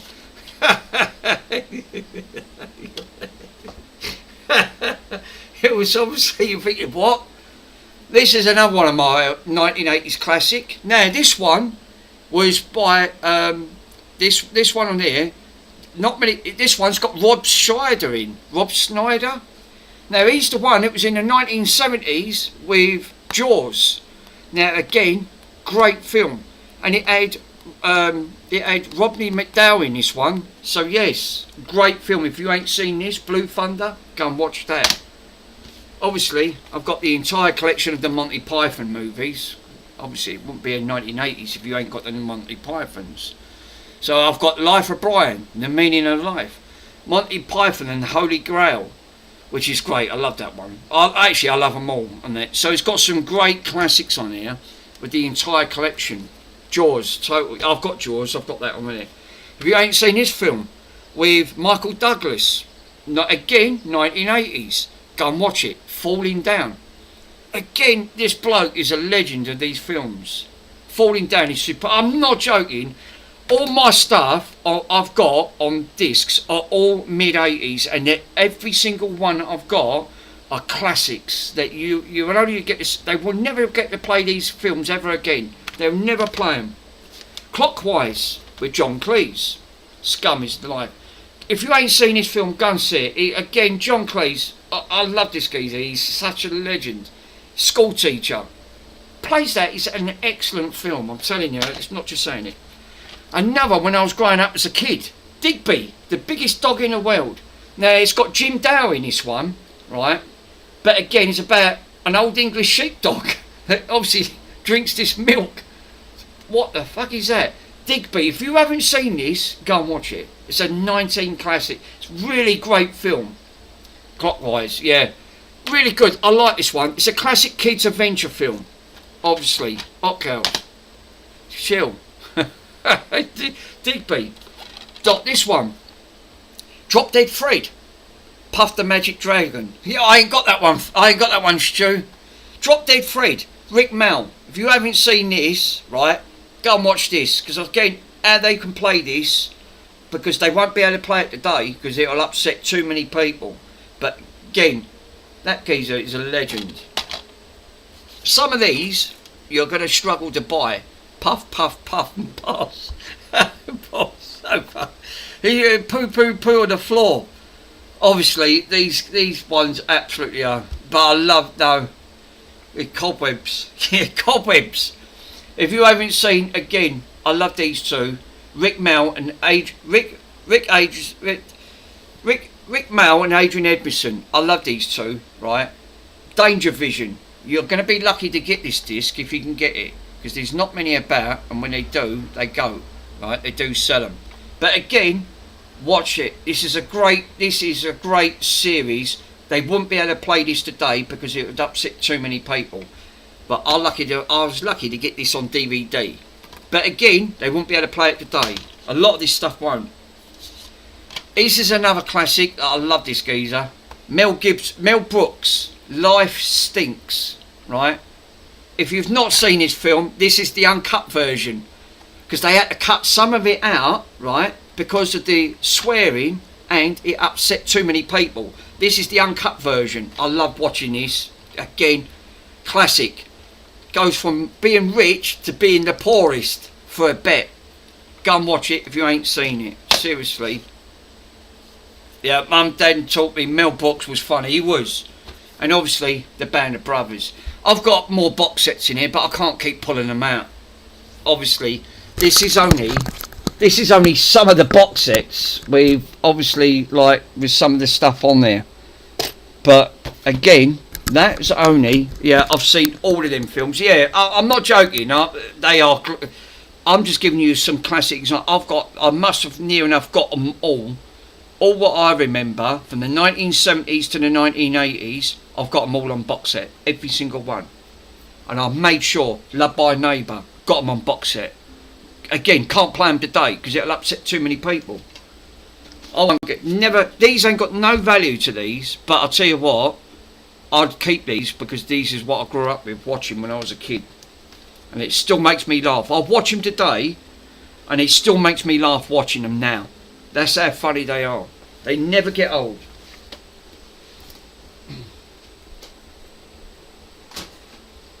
I've got more box sets in here, but obviously some of these. But that, fucking, I love that. That one makes me laugh because it was set up north at the end of the day. Rita Sue and Bob too. You couldn't show that today because they wouldn't be allowed to show it. And again, my all-time favourite, Avita St. Pet. Absolutely brilliant. I think I grew up watching that and I got hooked ever since. But again, I've got them all on box set. Every single one. So I made sure that I got these. And I still watch them today. Because sometimes when I want to watch something that makes me laugh, pick something out of that lot, guarantee it and make you giggle. They are good box sets now. They are very good box sets. John Cleese is one of my favourites. I've got box sets over there with I've got Get Carter. I've got that on Blu-ray. Most of them is on Blu-ray because obviously digitalised, it's got better. But some of these wasn't transferred over. Good films. They are good films. Seriously, I would just say it. But it goes to show unless you're Gen X, you grew up watching these films. These were really good times where it made you laugh, and they still make me laugh now. Some of them are a bit above the mark, but obviously you couldn't show them today because the British Broadcasting Television wouldn't be able to broadcast something like that. A lot of them ones on there, they would not be able to broadcast today. They would just say, no, sorry, we can't broadcast that. It's too controversial. It will upset too many people. Well, we didn't have none of that in the 1970s and the 1980s. On that, it all changed from the 90s onwards. It started to change. It started going political correct and things. You can't say this and you can't say that. Got to 2000, it was virtually wiped out. So that's when it all changed. That's why I like the 1970s and the 80s. Great, yeah, it was good. It was really great. Our times, it wasn't easy. There was a lot of people were struggling. Money weren't great. Jobs were fucking crap.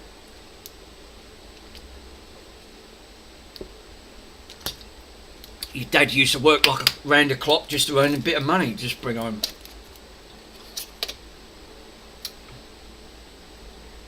Yeah, great bush. It was. Definitely. But that gives you a prime example. I know I go off the rails sometimes, but great bush. I'm not going to go into that details, Mike. Obviously, yeah, but it gives you a prime example of what you're up against when times were tough.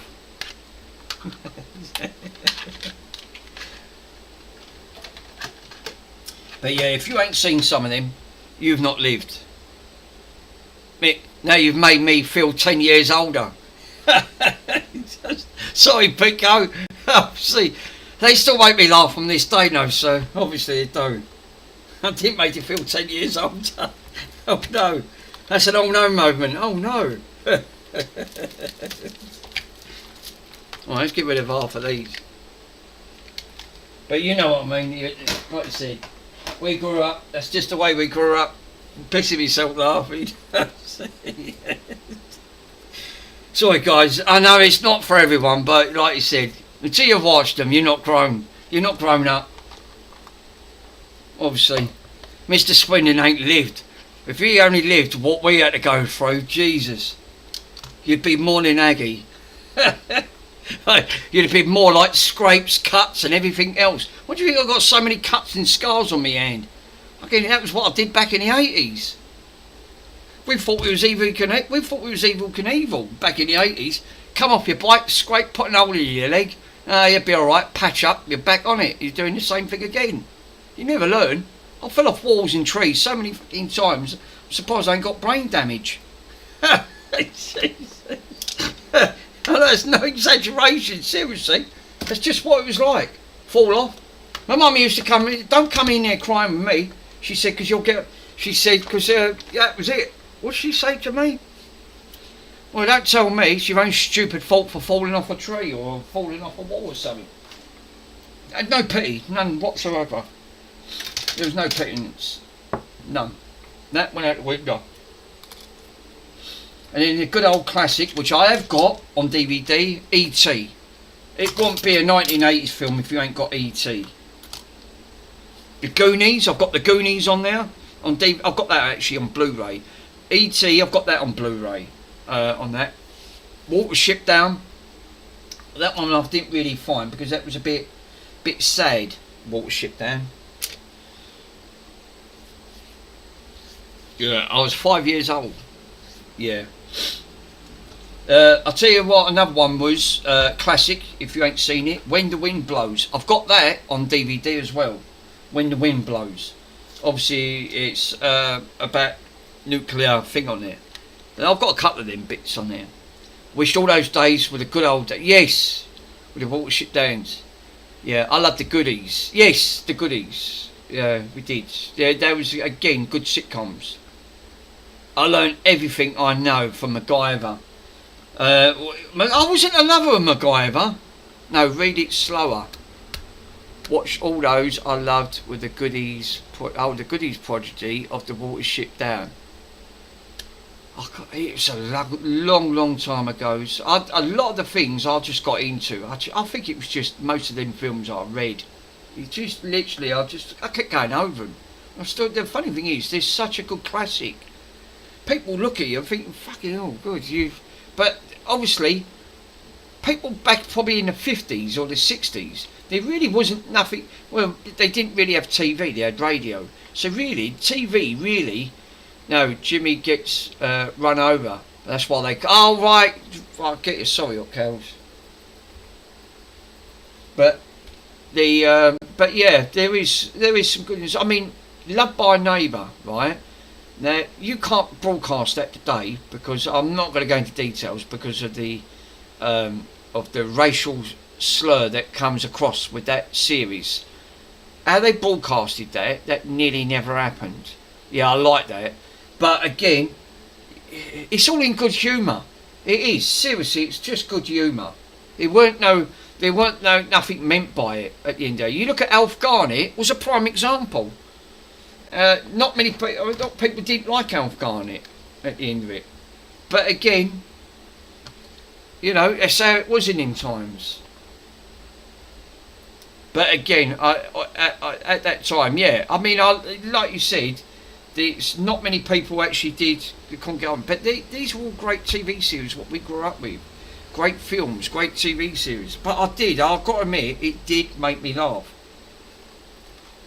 But some people look and think, I've never even heard of them. Like Mike, he'd probably say, I've never heard of half of them. But he wouldn't, because like you said, if you wasn't living in the UK and you wasn't living in the 70s and the 80s in the UK, you wouldn't have heard of them. It's like you said, so some of these good moments are there. Yeah. I don't want to love my neighbour. She's not fit. I'm thinking, hell no. She's not fit though. No, definitely not.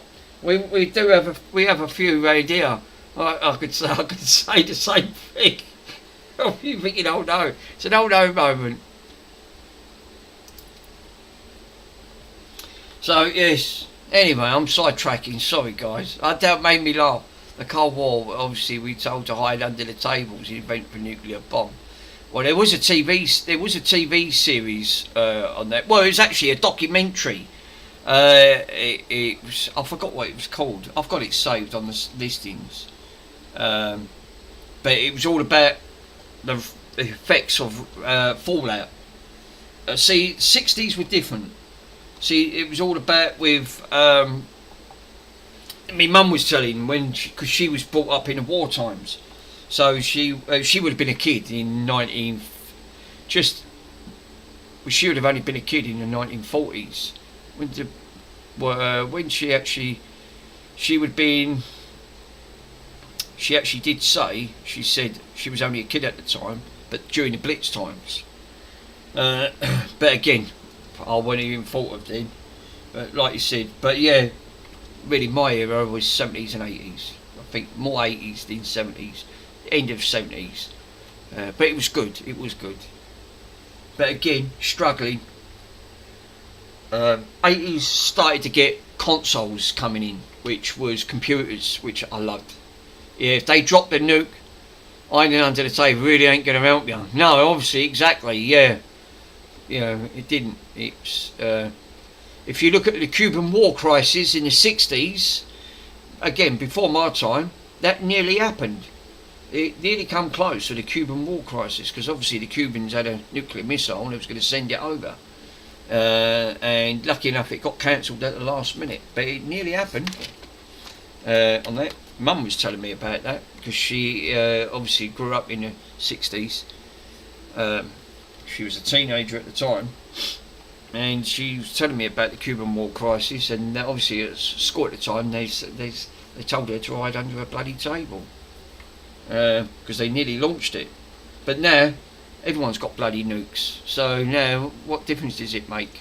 What's going to point hiding under a table when you've got a 20 kiloton nuclear warhead heading towards you? What do you think a table's going to do? Take the blast of a nuclear warhead blast off that when so you're thinking, oh yeah, not sure how good the Cuba is doing now. Well, obviously not, no.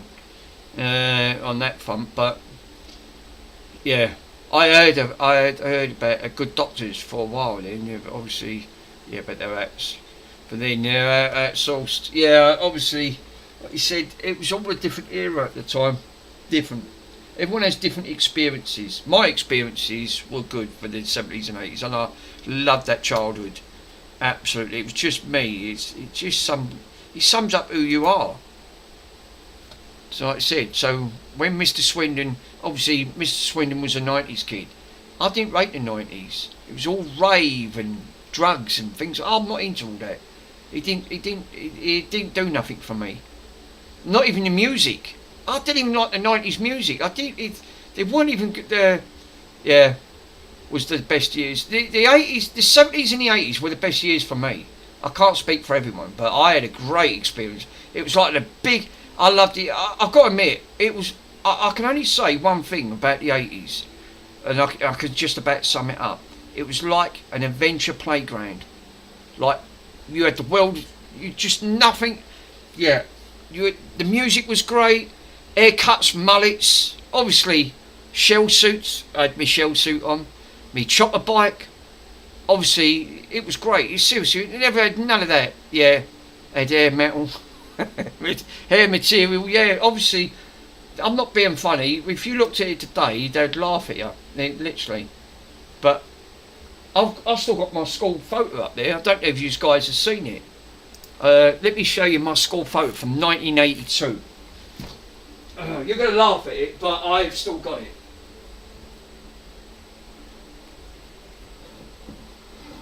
Mate, my school photo taken.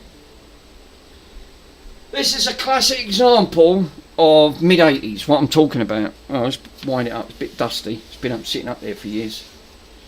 Now, this is my school teacher from 1982. Right, these are kids in the 80s. This is a classic 1980s. These kids now are all like coming up to dads. They're up to my age. I mean, this was, oh God, what class was this? But I'll take to think. But again, guys, can you guys spot where I am in this picture? Because obviously, you could. I'll stand out. It's a classic 1980s, but yeah. Can you guys spot where I am in this picture? I'll try and zoom it in, and you can try and see. So I've got two. That's my headmaster. Third from the left. No, that's not me. No, that's my headmaster, Mr. Rowe, and that there is my teacher, Mr. Prosser.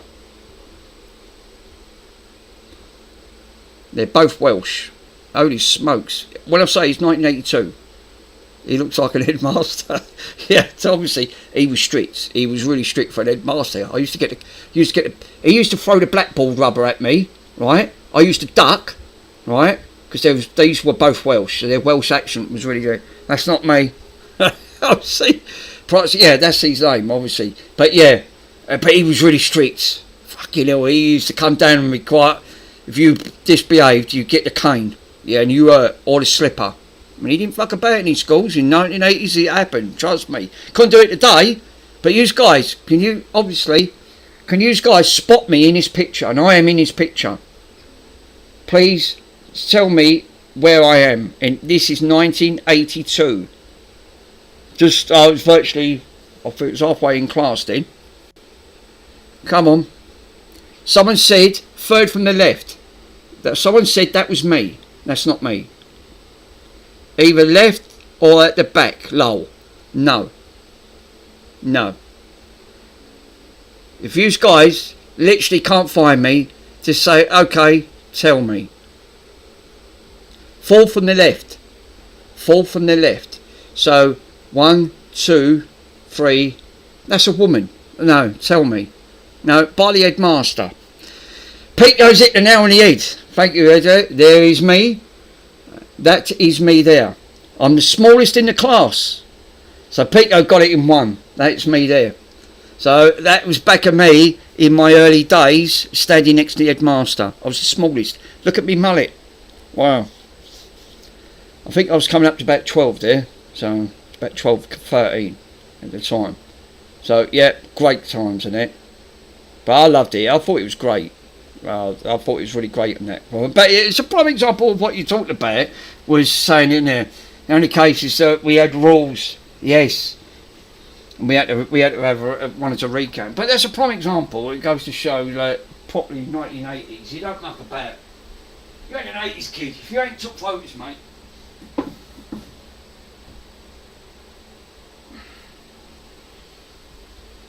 I was always getting up to mischief, but I was the smallest in the class. Seriously. Fall from there. Oh, as a woman. And as a girl. I did look like a girl.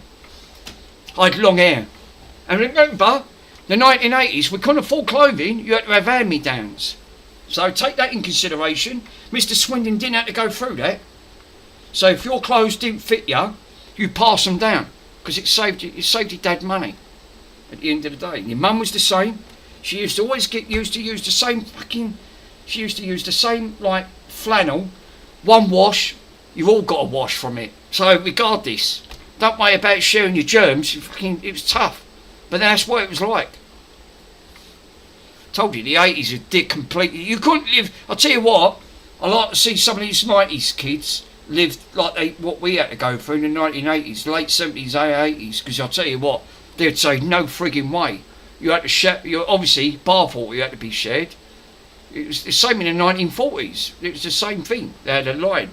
Obviously, you shared the water. You got out of it, you had to share it for the next one. So, whatever dirt come off you went on to the next person. Because it was just the way it was. But the hand-me-downs, that's why the clothes were. Obviously. But remember, things were just starting to evolve. That's why I thought the 80s was special to me. So, good moments. Well, it was for me anyway. But you got to admit, you'd laugh. You wouldn't be able to survive today. But if I'd have gone back then and what I know now, I would have done things completely different. I would have turned things around.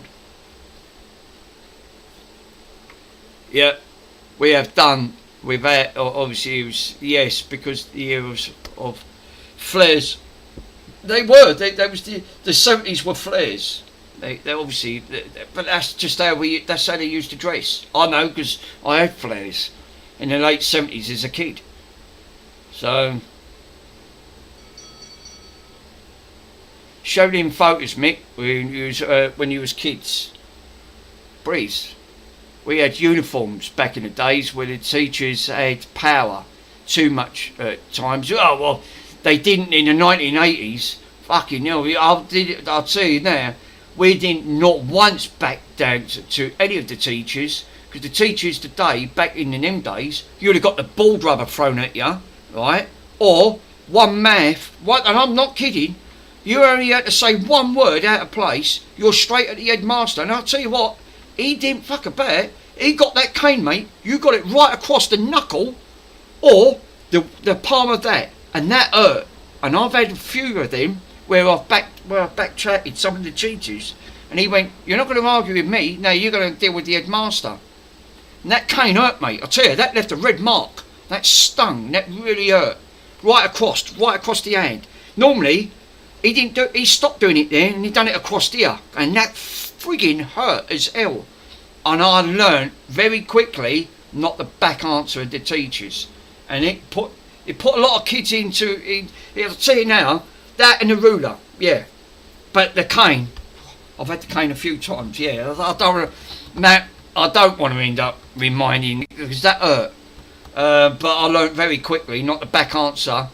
Yeah, the slip was not nice either. Well, yeah, but again, it brought kids into line. Which, alright, I know that seemed a bit excessive, but not really.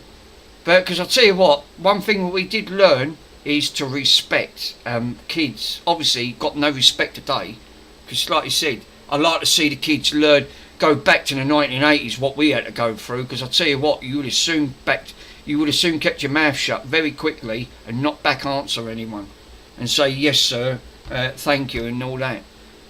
It made you grow up very quickly and learn manners. That's what I said. Mr. Swindon missed all that.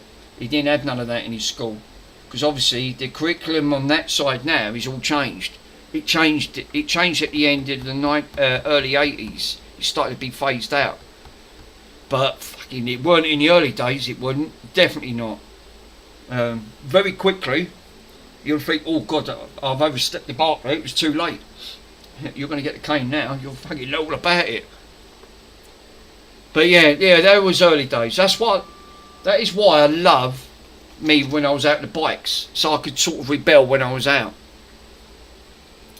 These were great moments. As you guys have obviously not, like I said, Mick Otcows wants to see the photos of you and your mate in the garden when you was when your kids with the showers. Oh right, okay. Well, Otcows, ain't you seen it? Is that when I was on the bikes? You guys ain't seen it, have you? Because obviously, I've got pictures in. This is '83 when I was on the motorbikes when I was out on a kid. So this was after school. Coming back, this is about 1983. That picture was in '82. Yeah, that's the one. So these were 1983 because we had shell suits on. We got covered because I used to go out on a Saturday. What we used to do was park these bikes up. These were Honda Cubs that I remember correctly. We bought a couple of these. Bloke was selling them up the road. We stripped them down. We took all the lights off. I didn't, left the light on mine. And he used a bit of gas pipe on these. Took the gas thing on it, put a bit of gas pipe. It sounded like, back in the early days, it sounded like really great. Donutting, covered in mud. But again, a prime example on that. His was mine was a 50 auto. He had a 70 manual at the end of it, where it was donutting, puddles and doing jumps and things like that. But again, great. You can't get this. You don't get in classics no more. Shell suits. All I like to tell. The only thing is, I couldn't. His mum wouldn't allow us to go in. My friend's mate that was in the picture. His name was Keith. And before he passed away, we used to stand out in the back in the garden. She said, "You're not used to are not coming in dressed like that," and that was his mum. Because again, 1980s, that's how they talk to their kids, right? And they meant it and all. And we had respect. We're saying, "Yeah, okay, not me." So what we had to do, we had to change our clothes in the garage where we parked the bikes. So we took spare clothing and we had to clean ourselves up with just cold water. There was a cold water tap because his mum wouldn't allow us to go in. So I had fucking mud everywhere. It was all up my arms. It was all in my hair. And I had to get it all off because if my mum spotted it, I would have got the slipper. So we had to clean it all out. But she didn't know what I got up to. She's still never from this day. At the end of it, I mean, you know, she's a pensioner now. So, but yeah, but them moments I got them developed when I had a 35mm camera. Or the old 35mm, you used to wind it up. That's what they are on it. But yeah, really great. I do love them moments though. You don't get to see them no more. But at least I have got some pictures of them.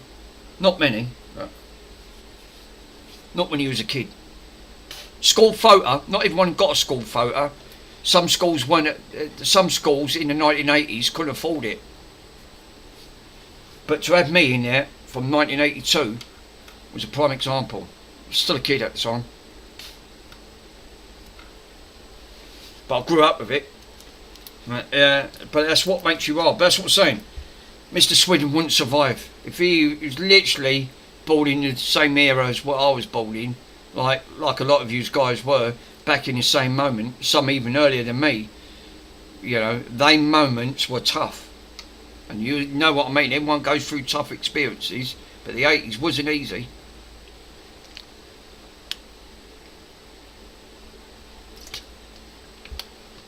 No, that's true. It wasn't heard of.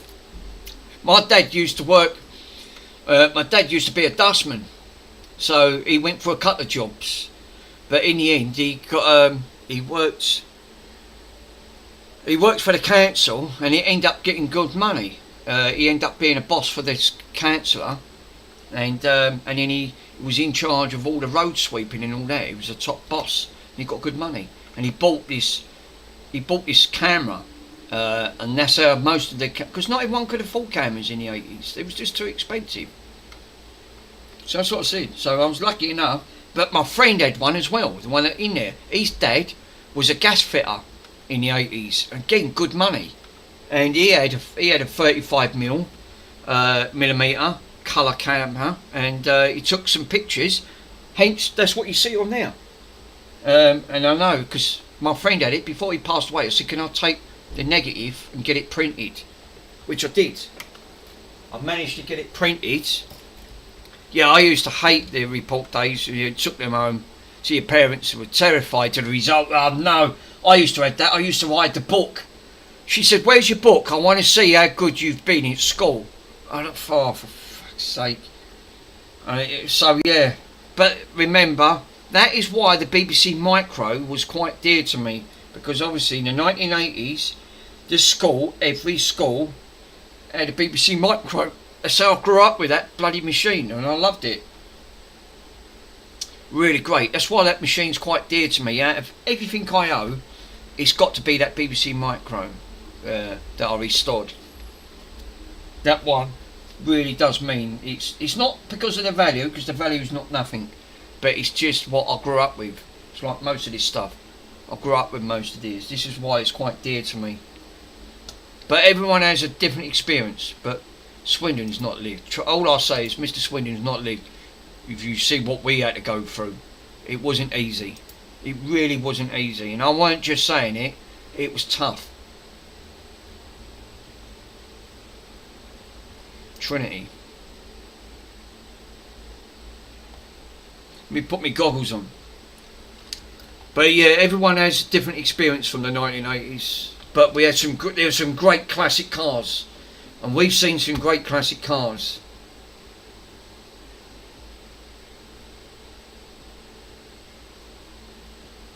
Right, the Trinity, yes, 3K. It was the 3K for the Trinities.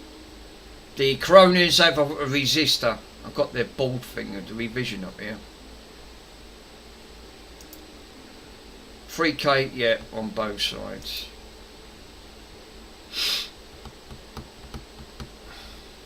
But yeah, seriously, you guys, if you've not, I know it's not, you might not have grown up, well, there might not be many Gen X's on there, because obviously they're going to be in their late 50s, getting on for 60. Some are going to be 60 plus, because they would have been 70s, which would have put another 10 years on, and then at the end of it.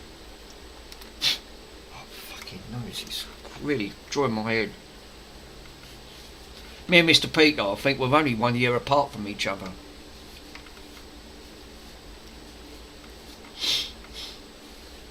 I think I'm born in 71. I think Peter was born in 70.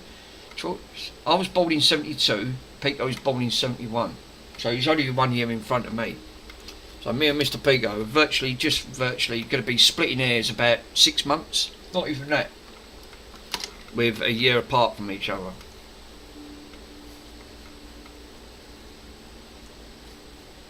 Yeah, about 10 years older now after that. Yeah, I better, yeah.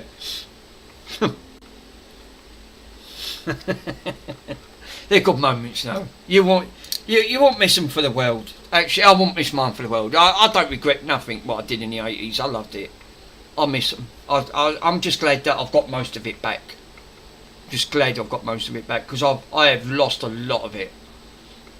Yeah, I think that the kids have obviously had to endure what the war had in the worst times. Yeah, obviously, again, it would have been different. It would have been completely different. I mean, we had it tough. There's so many previous generations had it much worse. It's true. It's true. It's very true, Mr. Hotkells. I'm not going to answer you. The 80s, I think the kids were, even for what we had in the 1980s, we had to make do with what we got at the end of it. Always catalogues with the 1980s. You know, fucking people always borrowing on a tick for the Never Never. And the time you paid it round, fucking Christmas come round or a birthday come round, and it was all over again. Kids today would not even be able to survive it. No, they definitely not. Pico, I totally agree. If the kids today went back to the 1970s and the 1980s, they would be petrified of what we had to put up with. But I thought that was my playground era. I loved it. I see it as a giant adventure.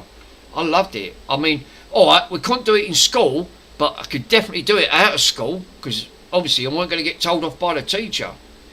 Because most of the kids in the 80s, your parents used to say, go and play outside because you're doing me frigging head in at the end of the day. Because obviously all you want to do is just chill out and be a kid at the end of it. So we was playing Kirby on your bikes, doing jumps, I was doing wheelies. I was going way beyond that. I was climbing trees. I was out on the motorbikes. Not many kids were out on motorbikes, I tell you. I kid you not. We kept that quiet because my mum would have put an hammer through it. So we kept it round my friend's garage. He weren't using it anyway. So we had a garage round there and we kept that. We kept every weekend. When it came to Friday after school, we couldn't wait to get to Friday. I'm going, I can't wait. And we didn't care if it rained, snowed, there was hailstones, it could have been, wet and windy, it wouldn't matter. And we went out in all them days. Weekends was our best venture ever because I was out on the bike.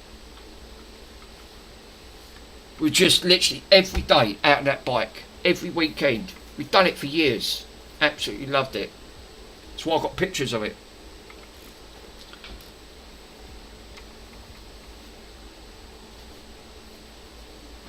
But no, kids wouldn't survive today.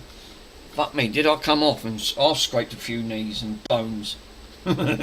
Obviously, couldn't do it now. Fucking, if I broke a bone now, it will stay broken. I could have got back of it in the 80s, where if you broke a bone, your bones are healed up, you'd be, that's alright. But not now. My bones stay broken, they don't heal. But yeah, I've got to admit, you guys, obviously, you've not lived. Some of you guys have you've not gone through what we had to go through. But it was good fun. I thought it was great. Not everyone liked it in the 80s. They thought it was boring. But I had mixed reactions. People thought it was boring. They moaned there was nothing to do. There was plenty to do in the 80s. You made your own entertainment.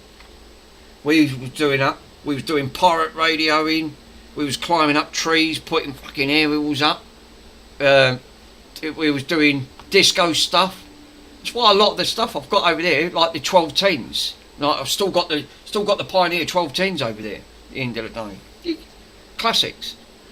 People didn't fuck about them. Now they're just all MP3s and digital stuff. No, fucking old school.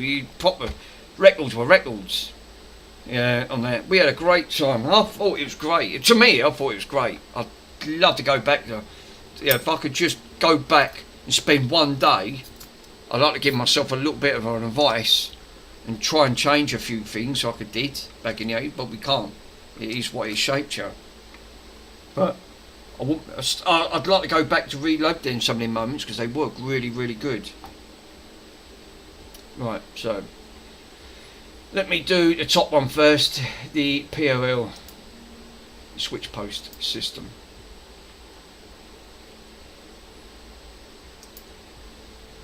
Yeah, he's doing this one to go over. Now I'm going to need me goggles.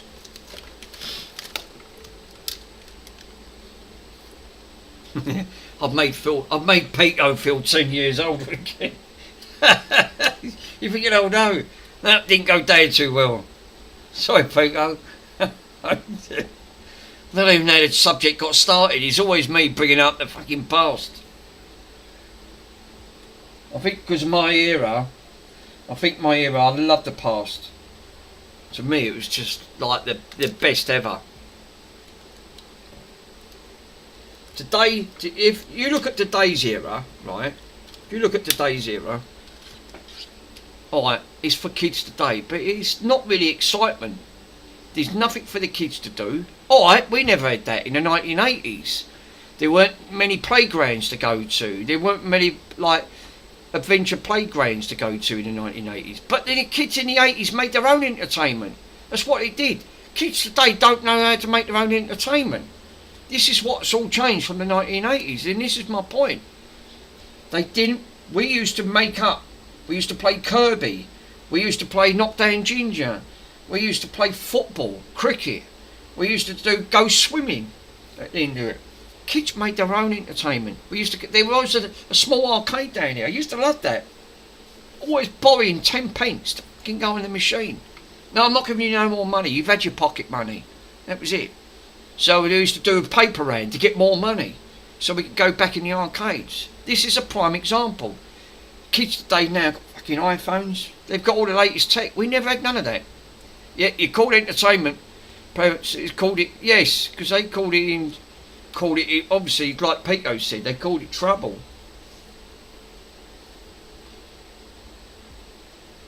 The parents weren't really bothered because you was out of their sight, and because obviously the kids were drawing your parents' head in. No, fuck off outside, you're doing me head in. Go and play with your mate.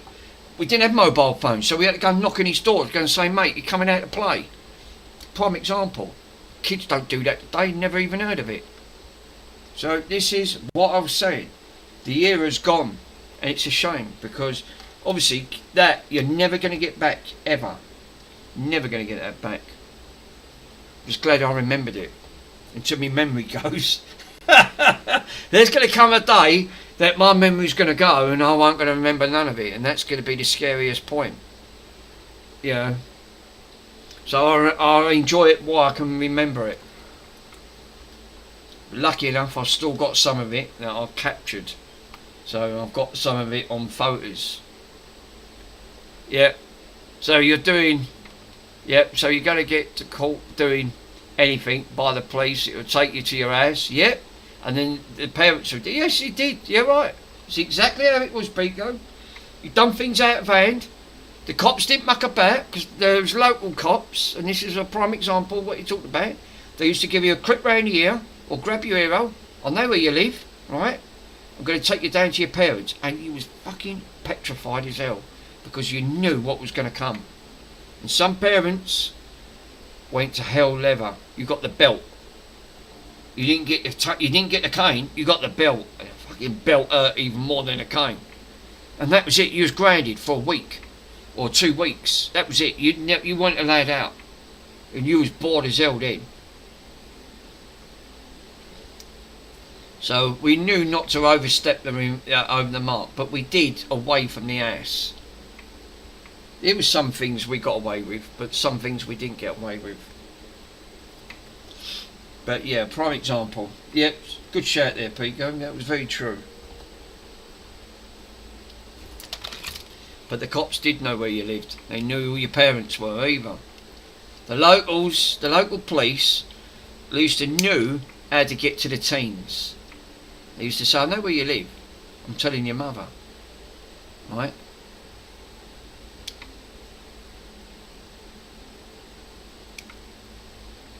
They didn't muck about either. You know, today is going to be one of them days today. But yeah, seriously though, guys, if you ain't seen some of them films, go and watch some of them. Classic 1980s. It really brings back the 80s into me, and I love watching the 80s stuff. That I love watching because it really brings back, it floods back all of the 1980s that I loved. And some of them films were classic 80s. Just, especially that Rita and Sue and Bob 2. That is comical. Fucking just sums it up. There was nothing to do in the 80s. And they had to make their own entertainment. Right, where's the... where is that? So I'm going to need flux. I'm going to need paste.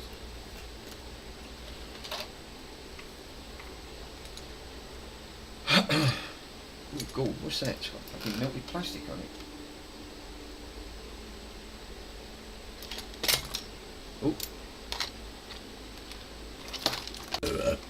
Oh boy.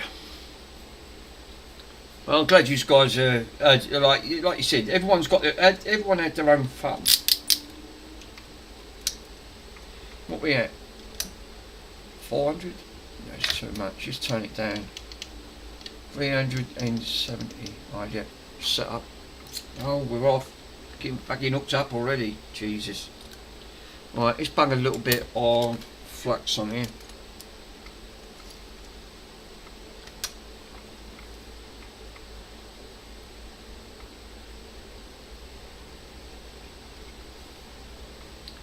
It always smells of curry sauce.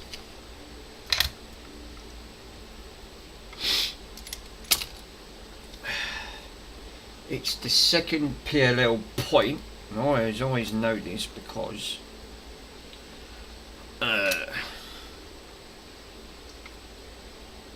wish I kept some of my other stuff now in the 1980s. I was gutted I lost it. Like my Parker coat. Fucking gutted I lost that. I don't even know what happened to that. I used to love that Parker coat. It was a proper Parker coat, that was. 1970s that was. I had that. It was when I was a kid.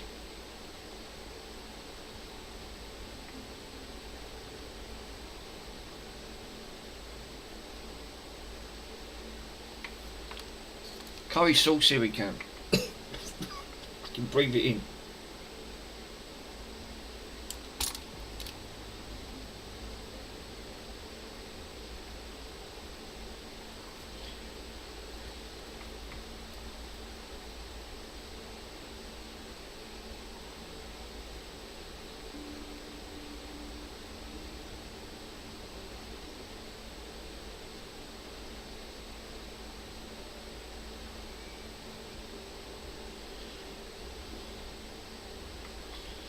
Oh, look at that. Nice and neat. Lovely jubbly. That's how I like it. Right, so what I want to do, I want to bend that round. Right, because I don't want that. So that's just how I really want to keep it. I want to keep that straight as I can. Keep that box over. That way it don't interfere with the X clamp, which I don't really want it to. Pie. Yeah, the police would actually deal with you there and then with your parents. Well, yeah, they, Mr. Rockwell, it's very true. There's very true, sir. They won't muck about. They definitely won't muck about. And you knew you was in trouble, and you knew you was bricking it. You just knew you was bricking it because your parents were tough. They did not muck about at all because you knew what was about to come, and you went, oh fuck, now I'm in trouble. Seriously, I'm in serious trouble now.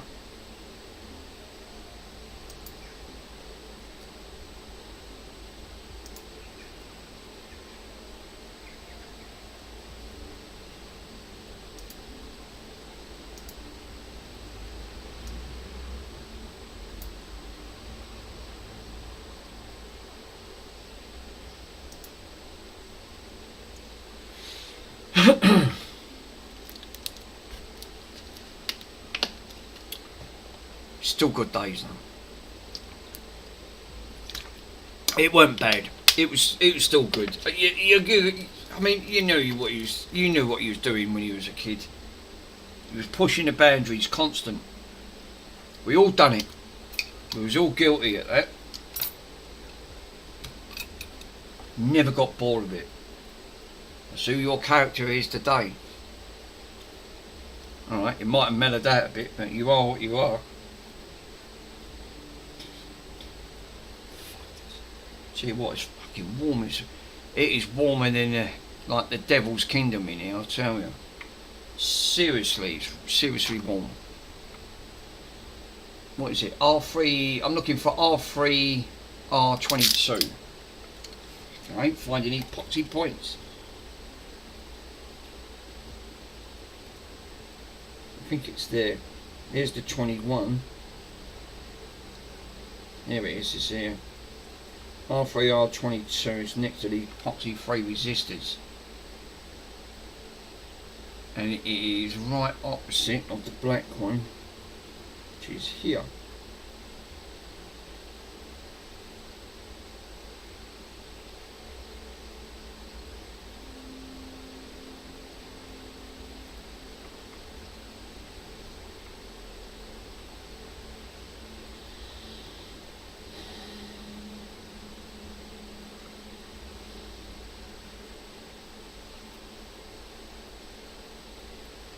There it is, it's there. So I want to keep it about there. So if I shade that off the bed, it'll be about right.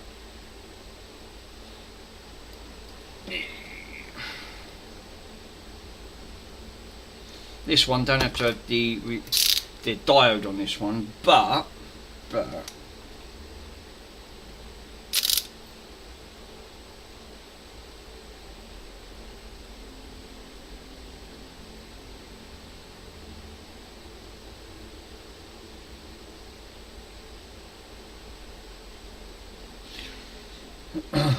that's why I still go back and watch half of them old films. I still think they're classics. I think they are one of my best. That's why I've got a lot of my films on there. I just love watching them over and over again. Never get bored.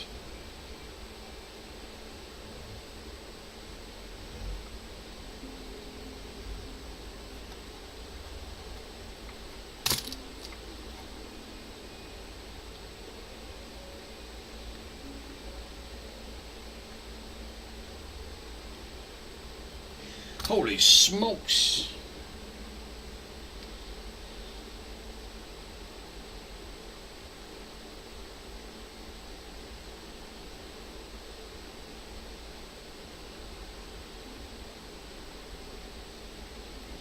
There you go.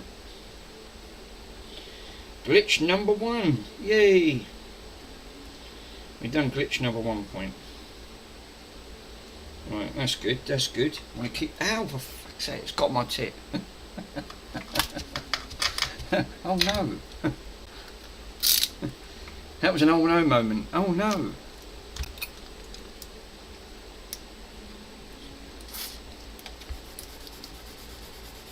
A little rubber do. Fucking hell, these components are no. But I like to get all that flux, crappy flux off. And then formal coat it once I know this is glitched over. Because it is glitched now. Because I flashed the NAND. Lucky enough I backed the NAND up, so I didn't pop it anyway. Right, so we've got, that's number 1. So right, next number 2 is, which is going to have to be the resistor.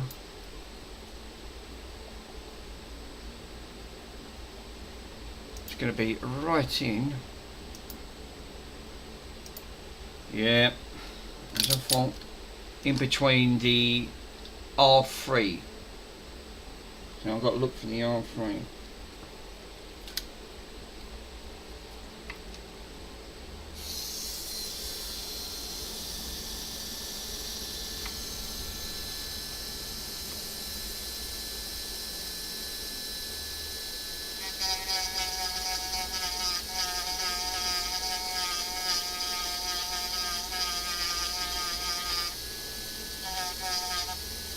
Got to be careful, there's a data line there. Fucking times I've seen people splice into that data line. When I say it's small, it's incredibly small. Really is small.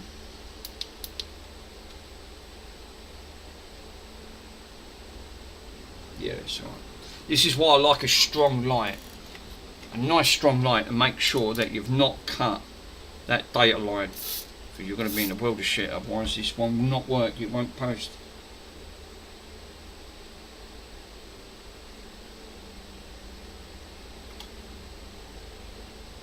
So I like to have a good visual inspection to have a see what I've done, and then a little bit of flux, just a tad, like that. Thank you. And then I will take a little bit like that. Take that piece there. Oh, look at that! Nice little bead. That's perfect. That is perfect. So, right, so now I've got that section sorted. Now I've got to take, I've got to look for, it goes down to, I think it goes down to, yeah, PM right up to where that Microsoft is, PFV21. So this is where you want to put the 3K on resistor. So I want to measure this out first, plan this out.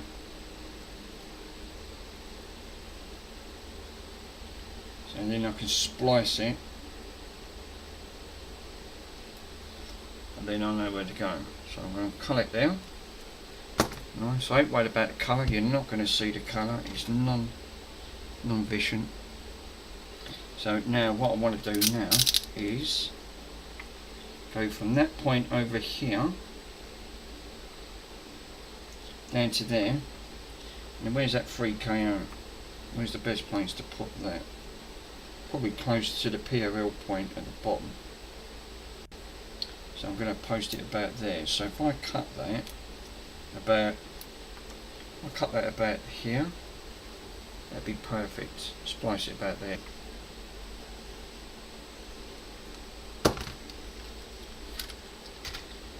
Thank God, all I say is thank God for them glasses. It really does help.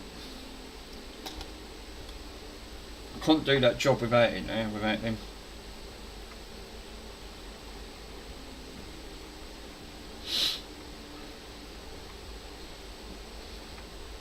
Right, I need to splice this back.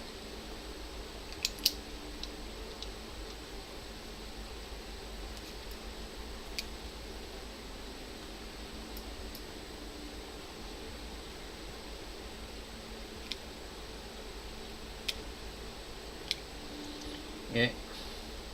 So you really do get to see right back when you look at the 1980s of what it really was like. Even the clothing, because like you said, you had to deal with hand-me-downs. And there was nothing. Kids didn't make fun of you for what you wore. Not in the 1980s, they didn't, because they was in the same boat as you. Some were worse off. And that weren't no exaggeration, they were. Some families aren't though. There was mass unemployment in the 1980s. Remember, Thatcher was in power. You know, unemployment rose, was the all-time high in the 1980s.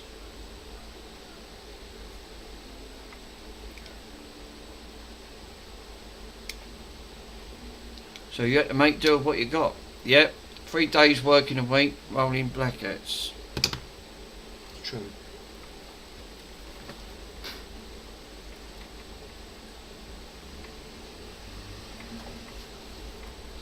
Yeah, not all families were well off in there, I'm afraid to say. Not all families. I'm not saying it didn't happen, but they just weren't, some families weren't well off.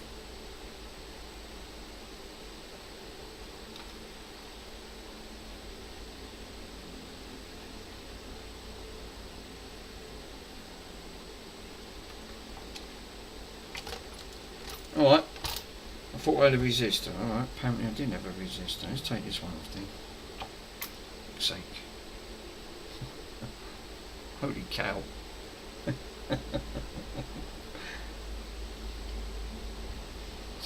Oh, another one of Joe's sayings, which I love. Jeez Louise. We've all got these old sayings. We've had some of these from the early 80s as well. Jeez Louise. Actually, I can't remember some of the old sayings from the 1980s. I was too busy having fun.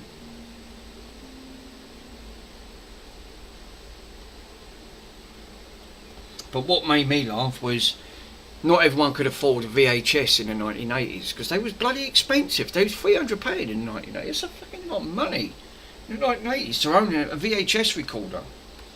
Lucky enough, my dad got one off my governor. He didn't use it. We used to love it because I used to go down Blockbusters just to pick out a film. The films were £2 something to hire out, or £3 something to hire. It wasn't a lot. We used to, you know, so we used to go around in Blockbusters.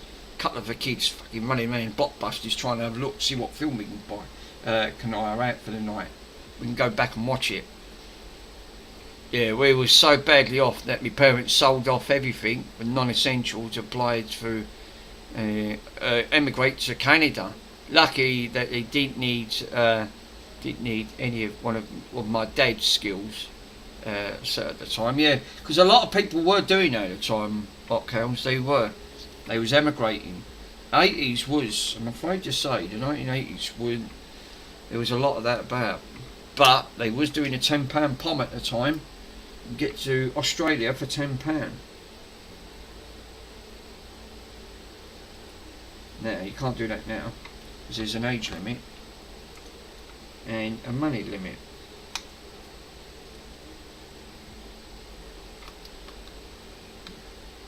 Just for an holiday in Australia, it's fucking ludicrously high. Yeah. Relatives on my dad's side went out, and then yeah, obviously, that's the good aspect in it. I mean, you can do that because you know, you had family, and by then you know you could go out there and think, oh, they're great, and it feel like, yeah, they had a wonderful life. Different era. And imagine what the 1980s would have been elsewhere in the early days. But it was awesome. All my childhood memories were all over here. So like I said, the last time I had my holiday was over 10, it's 12 years ago. That was my official holiday when I went to Normandy. D-Day landings, the 30th anniversary of D-Day landings. Paid me respects. Had a great, it's better again, it was great, it was a great experience. Not for everyone, but I love all about the war stuff. Missed out on that, because obviously it wasn't my era.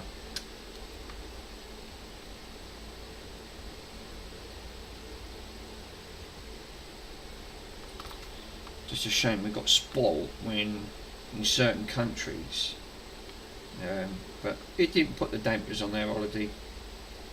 I won't go back to certain countries. I'll definitely stay clear.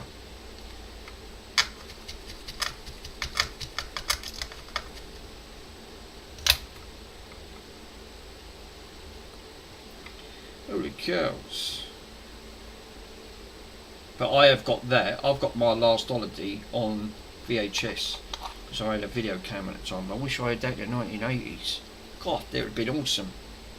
You've seen me doing donuts, going down banks and climbing trees, putting illegal radio stations up, broadcasting our channel.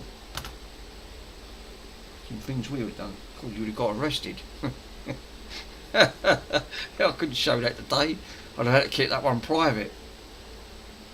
We talked about it, but showing it was a different matter.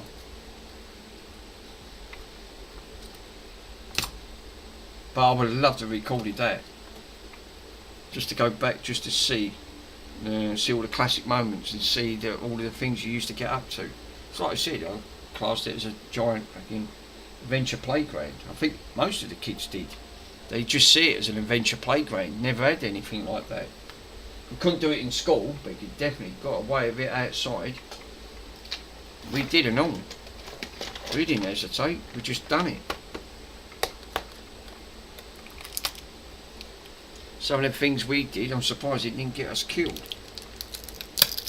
But obviously, Gen X kids saw death, looked at death and just laughed in its face.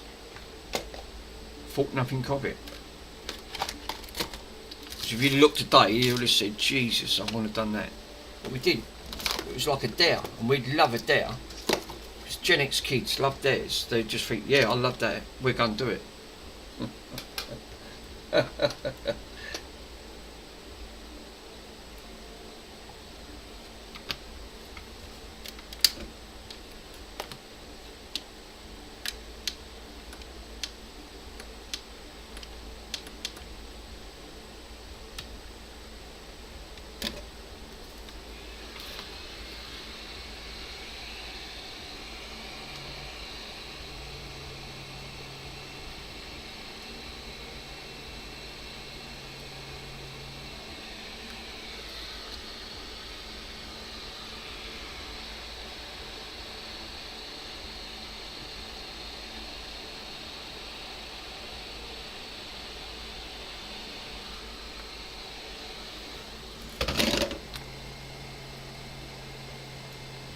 Jabbly jabbly. Oh, it's a bit toasty. Let it cool down a bit, chill, and then you'll be good to go, sir. Right, well, I don't need this fucking scary thing up. This is a 3K ohm. Right, where's my multimeter for a minute? Let me put this in continuity. Let's just test. Fucking shit just falls off the table. Jeez, nothing surprises me. It never does. Right, let's just test this resistance. Make sure this is registering at 3k. And put this in and down on it. 2.99k. Yep, lovely, jabbly. She registers at 3k. Ace don't bother, but it's for long-term protection on it anyway. So, right, let's cool down now. Cool. Now I can do the glitch points over, and then I'm going to put some fresh thermal paste and give her a boot. Right, where's the glasses?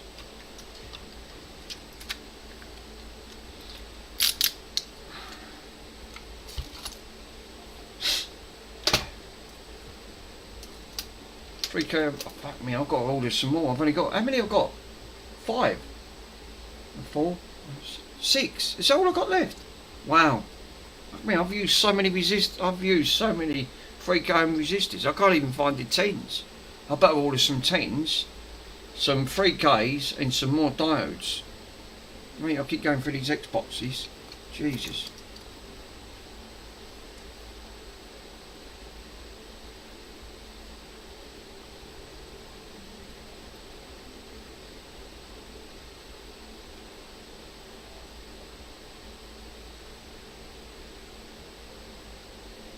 I might have to cut some of this back. Let's trim that back. I'm going to cut this stuff back about here.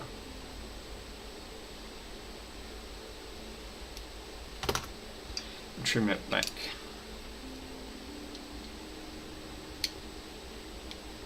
Lovely chap. That's better.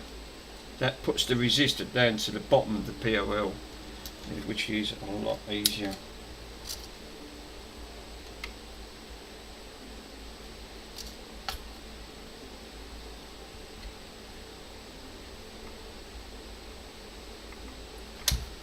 Kills. Oh, excuse me.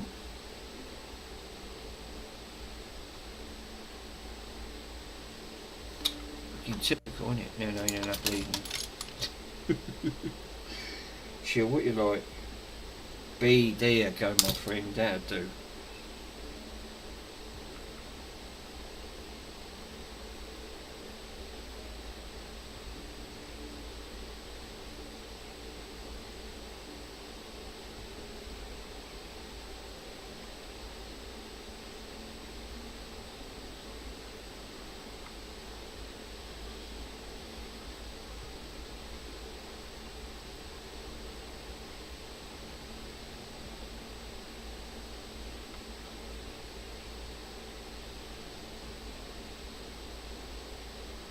There you go. Wiggle test.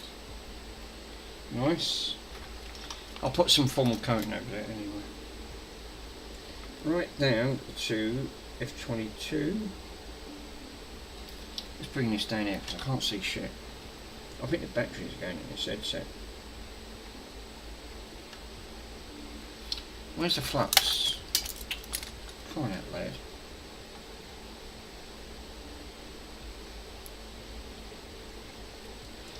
There you go. Let's grab a little bit of solder.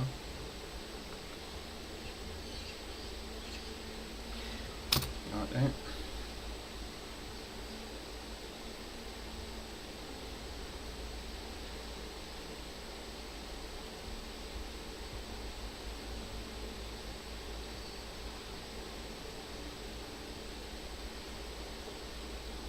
Nice. Glitch point done! Yay! Right, just need a little bit of trimming. Just a little bit of trim. Where's that scalpel? Just trim that up. It's just common courtesy just to trim that up. Be careful.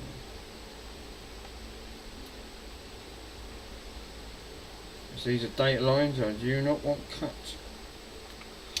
There you go, she's done. Right, so I think the first things first, right, just to see if she posts, is put the old, I'll just plonk this back in, right? Let's grab some shitty fake heat shrink tape. Use your teeth, nice one, chill, as usual. We don't muck about, just use fake Gabson tape, which we will. It's got to come back off. I just want to hold this down.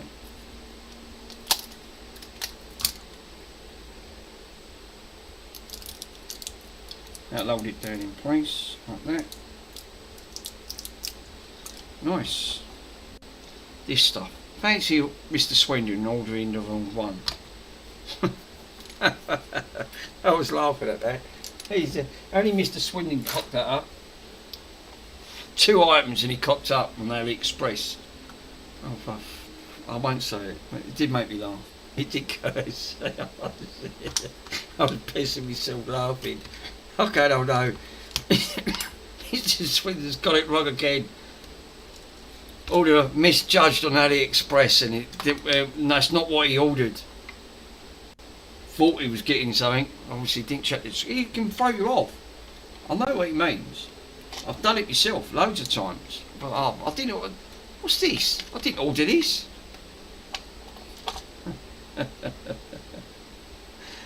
Oh dear. We've all been there.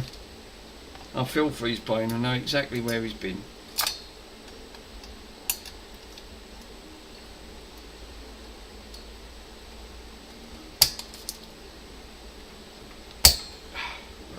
Right, she's on. Bottom line is, will she post? Well, that's a different matter, isn't it? Will she post? Because if she posts, then that means she's done. Let's put a scalpel knife back, won't need this. Bang the power supply, because we're definitely going to need that.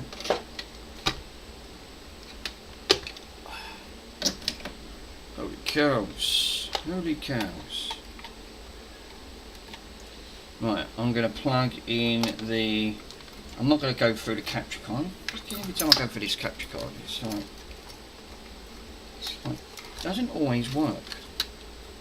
So what I'm going to do, it's cooling down there, it's cooling down last week. Yeah, I did order some DS batteries when they turned up.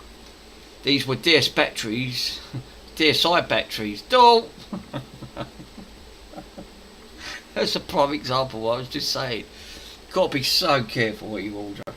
You realise you think you've done it, you know, you're thinking, hang on a minute, I've not ordered this. We've been down this road, I know where this goes. It's a pain, it's a right pain. Because now you think, oh great, now what do I do with them? Lucky enough. Yeah, it depends how much you spend. Right, come on guys, just take your bets. Let's see if she posts, eh? Let's see if we get a green light, a yay or a nay. Should do. Can't see why not. Let's switch her on. We got a green light. That's good. Does she post? Well, I've got no power on here, so that's not good. But I know what this is like, because again, connection issues. I'll tell you what. Let me turn this off. I know it's that poxy capture card. I'm fucking bypassing that capture card directly. I'm going directly to the TV. Fucking, I'm sure that thing's playing up, or the thing's playing up on it. Let's try that again. Direct to the TV. I'm bypassing it from there. Nope, no power on there, so that's not good news.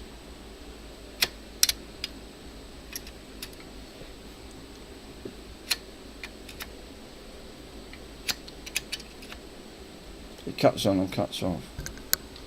Right, so glitch points are right. It's a Trinity. Obviously, I double check with the PRLs. It's the only thing really glitching these poxy things. They're a nightmare. Let me have a quick look at the gauges on it. We poo. Right, things. The Trinities. Okay. That's the headers. I'm not worried about the headers. The Trinity PRL points on the sides of the board.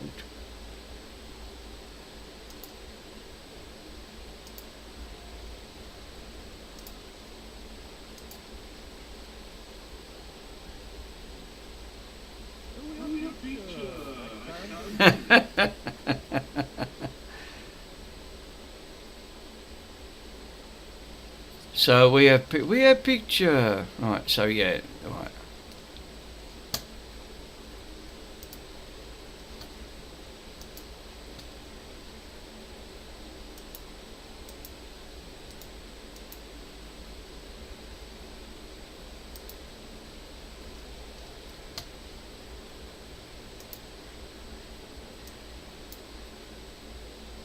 It is.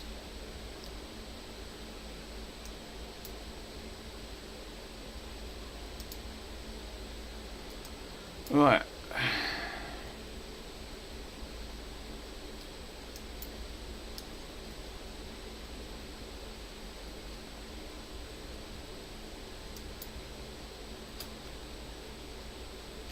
Oh, for fuck's sake. Find out loud.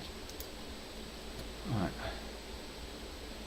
It is the double POL points. I've got that glitch point right. I know it. I know. It's a double check. Let me pull this off and have a quick look.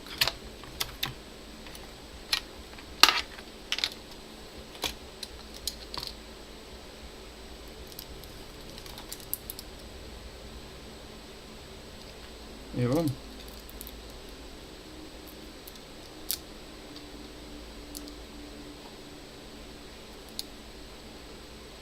Yeah, they should have worked. These are, I can see them. They're well connected. These are well connected, so they shouldn't be having the issues anyway. That's what I don't understand. But this is what happens when you're doing RGHing. Hey, look who it is. Mr. Swindon himself. How you doing, sir? Be a picture.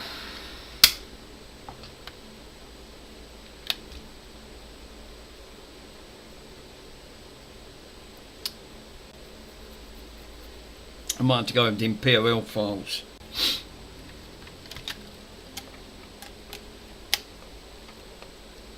See what? Let me just squirt a little bit, and now I can put it into.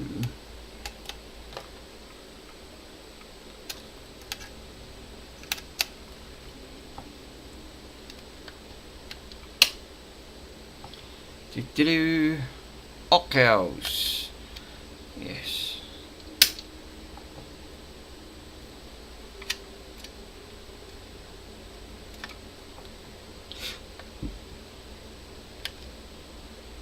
I have to go over the POL files, just make sure.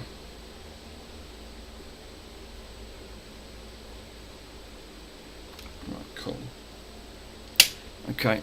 Yeah, that control fan is flashing briefly, then it turns off. Right.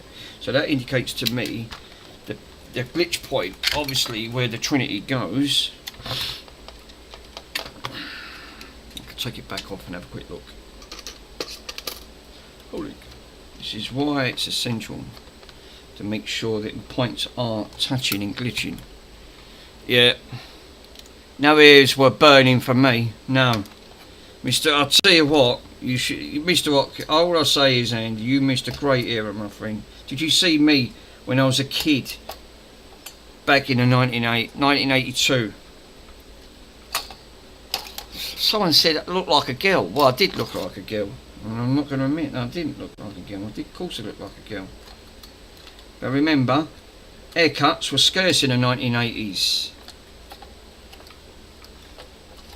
You didn't live until you've been born in the 80s. You weren't an 80s kid. You missed out. Yeah. We were the next. We was next to you, mate.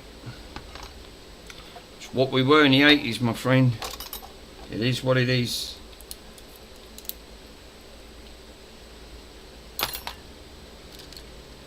Fucking melting. See, it's so warm in here. Oh yeah, cows. Yeah, left. Great era, no. It was great era. It was all in good fun.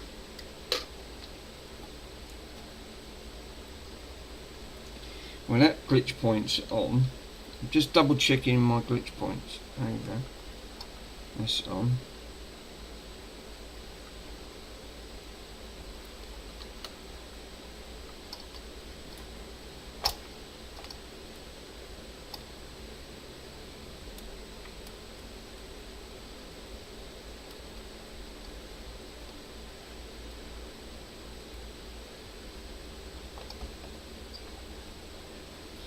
You missed a great era.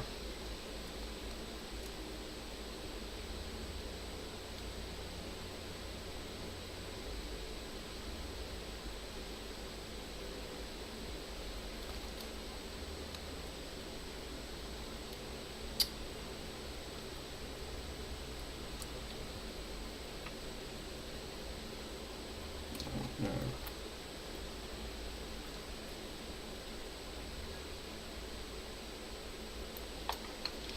Fuck's sake.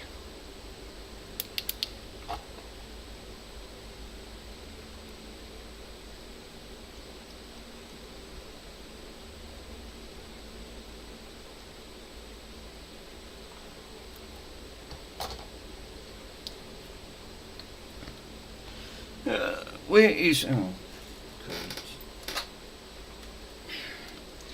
Where is my grinding pen? Okay, oh, it's warming up in here. It's fucking 1 minute it was cooling down. Right, now it's warmed up again. Jeez Louise, it really is hot.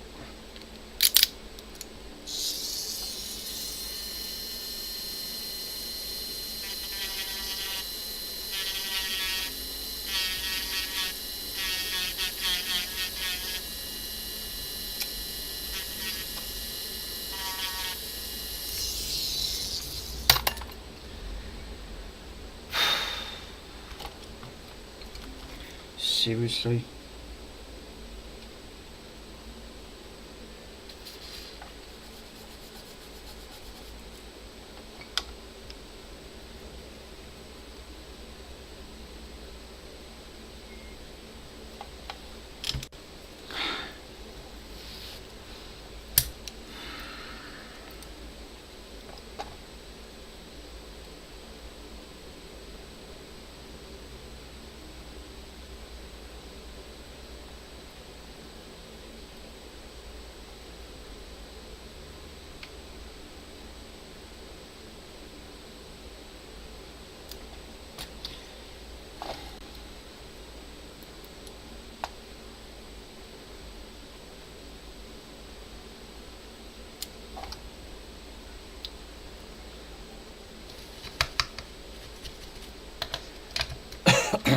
Right, where is my... I don't think this was glitching properly.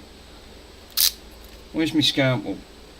Let's see if I can scrape it away. This thing's fucking wobbling around like a wobbly nun. And I'm not surprised, look at the tip. Fucking tip's bent all over the place. These things are like...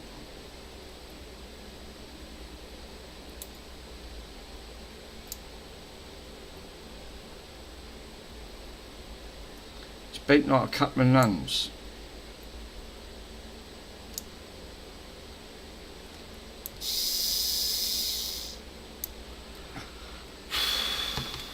It's the only thing with him, fucking wobble all over the place.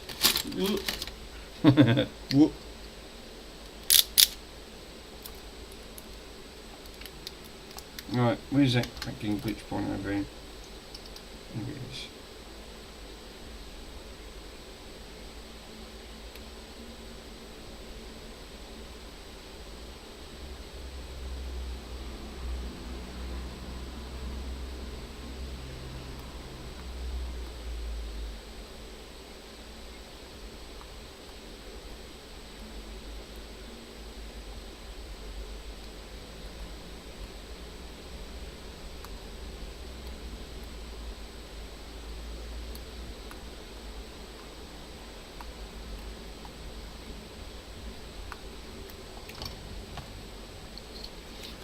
Right, let's grab that a quick clean.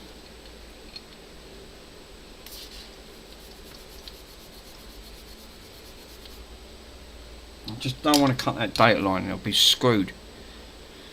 I think this is what's causing the issue. This ain't making a connection.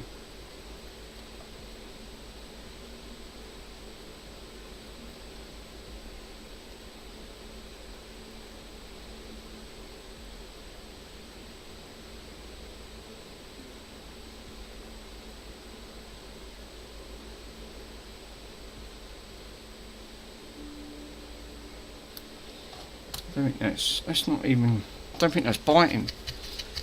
I think this is why this glitch point here. I hate these tiny glitch points because you think that there's got to be alternative glitch points on this board.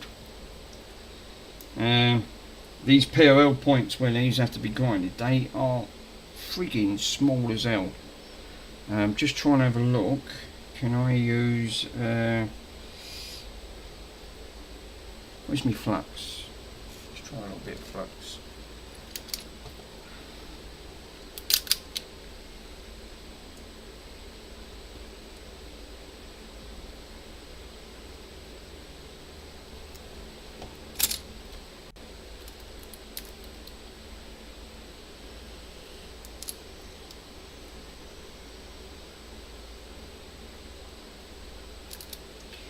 That looks like that's bit.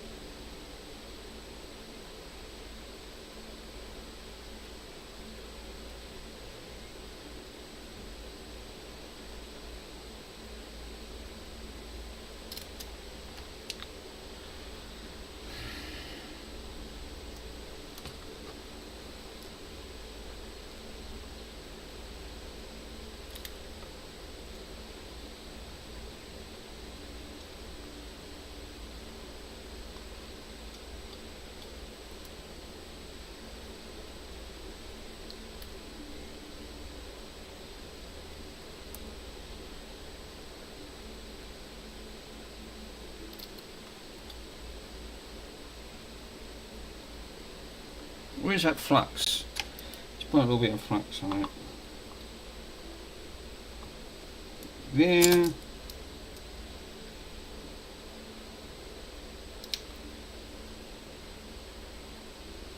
That feels a better connection.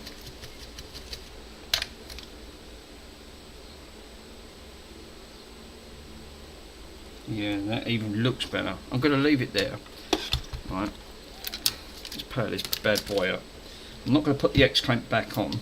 Just want to see if she posts. Just leave it resting on top. Because you can't do that. I need to see if she wants to post. Get this posting. It looks a bit suspect, but I thought I had it covered. But clearly not the case. God. Ugh. Look, why? This is the only thing. What is it? Wires. How comes wires always end up it's like trying to untangle the universe. Like you think, what? And then they all end up getting all they get tangled up like left, right and centre. You're thinking, oh, for crying out loud.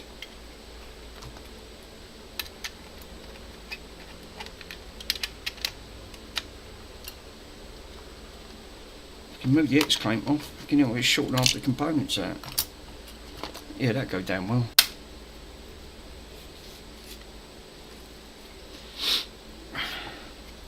Let's see if this post. I'm not. He don't help when you're hot. Like, you can't work when you're hot. You really can't work when you're hot. Nope, still no post. Because how I know this lights up.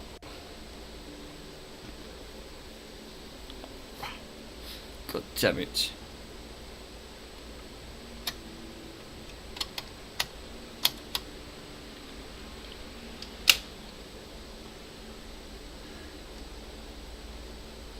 So, no. Still no picture. God damn it. I'm going to check for that postal line. Because I'll tell you what. Right. One thing I didn't check. Which I'm going to check right now. Right. I'm going to check for the PRL up here. And already I can see it don't need a postfix on this. So this is, because the postfix one's on here. I can actually see it. Which I'm going to double check. So I know this is a Trinity. Which is on here. Because it'll be missing.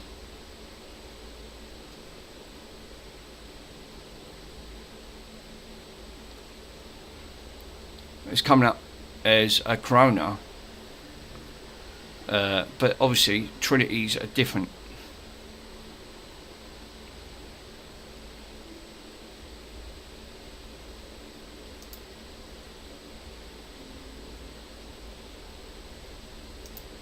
This is a Trinity, so Trinity boards are completely different.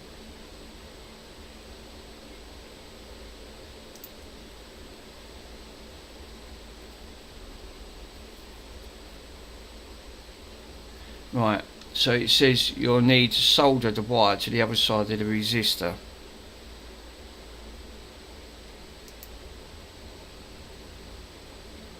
And that's what I'm looking at, right up these points on here. 22s. Going to be posting at the second post. So they should have posted. Okay.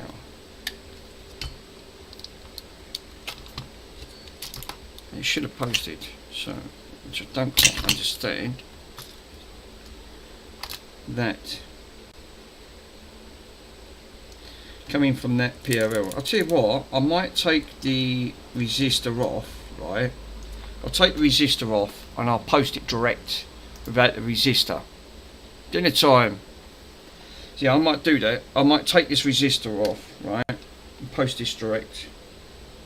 And then try again without that resistor.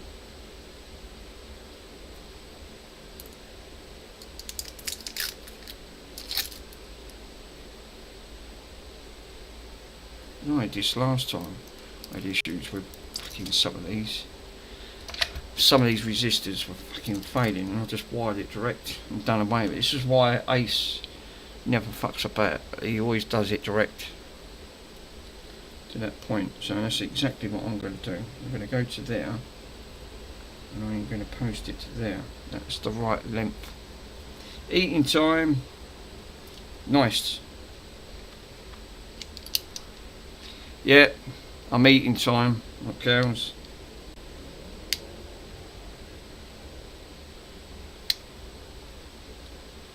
Got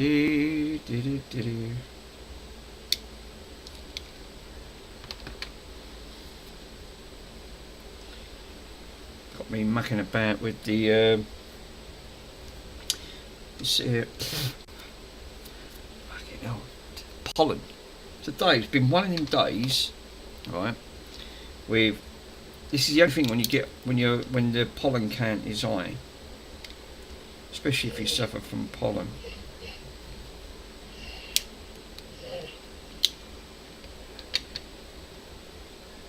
Bless him, he's dreaming. Poor pollen.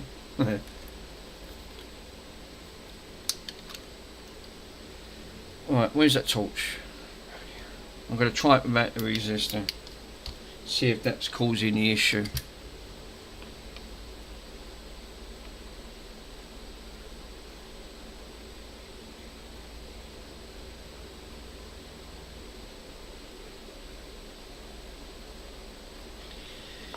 Glitch point done.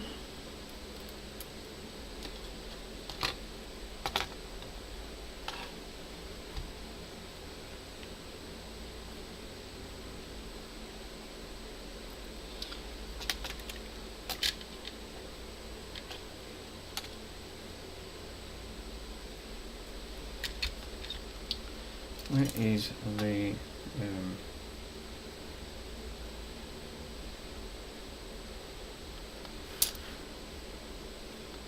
soldered there. It's just tin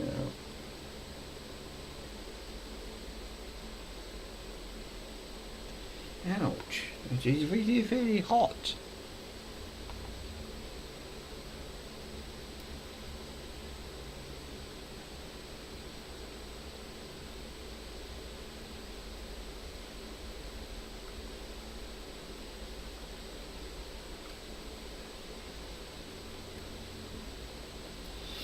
Right, that is on that point. We've altered the resistor. So what I'm going to do, switch that off, put them over there, just try that. Again, I only want to see if this post, that's all I want to do is see if this post, I'm not really worried. Just want to see if she boots up, because it could be, because I've had this before with resistors and glitch points, they can be so touchy. Yeah, not ideal doing it this way, because it's going to thermal throttle shut down, so I won't get long. I just want to see a post line, that's all I want to see.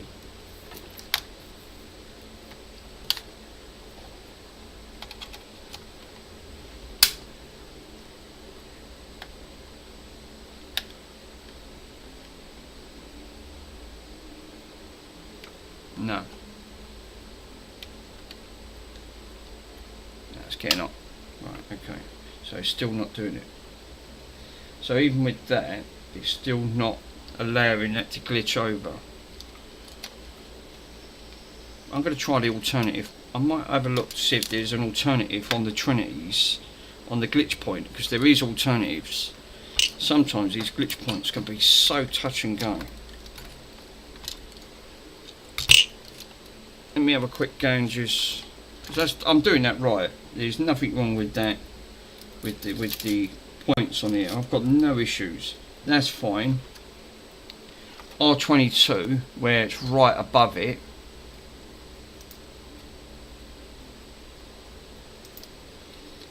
which is right up here.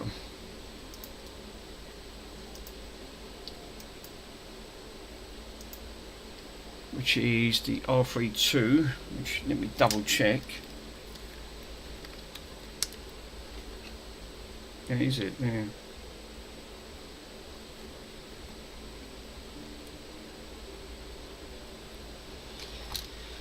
Let me give that a quick clean.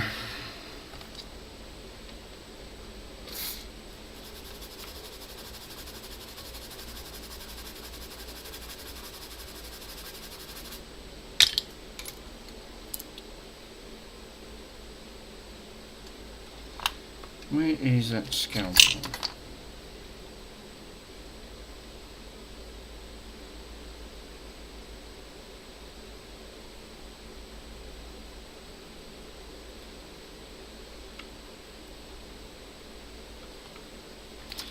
It's moved away from that. Let me just quickly plug that back in. It was close. I don't know if that was actually physically touching or not.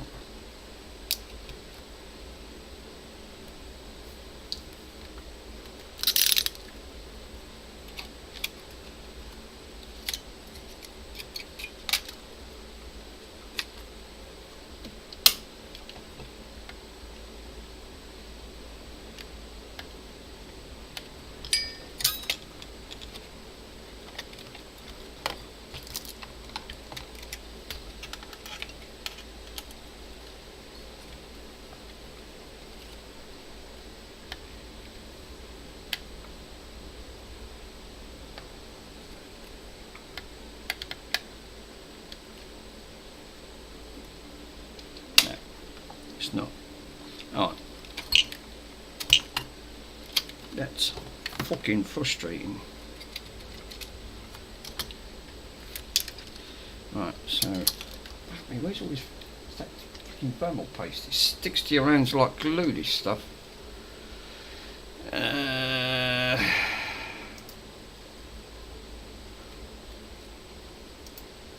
I'm really, really surprised. Right, let me do a quick Google research on the back of that. Let me unplug that fan. So it ain't the resistor that's causing it. The glitch points are fine.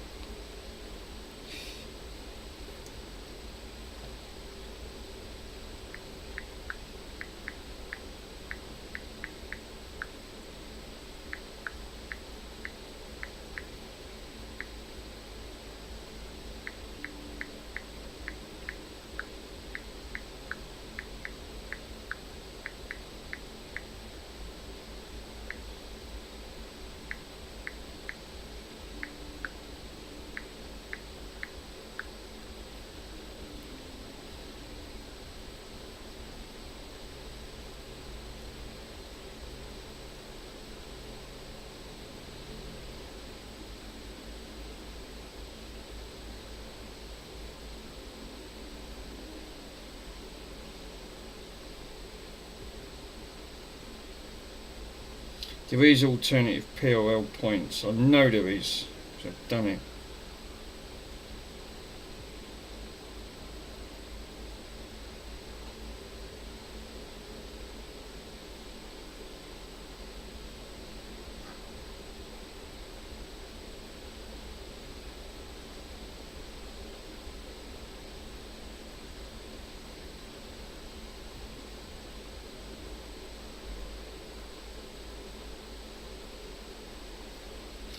Which is going to be up here, which is the R3 watt. I knew it was up here because there's alternative PRL points you can actually put it to.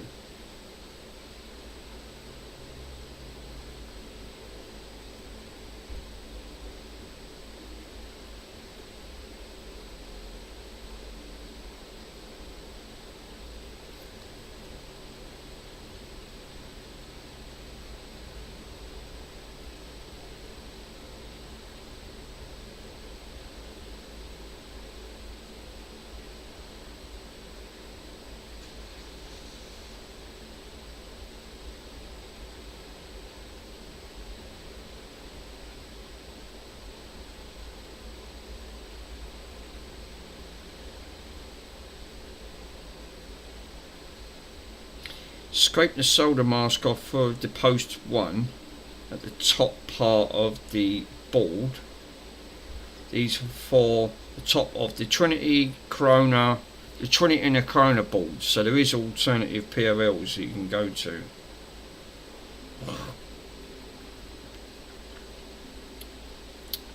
Which is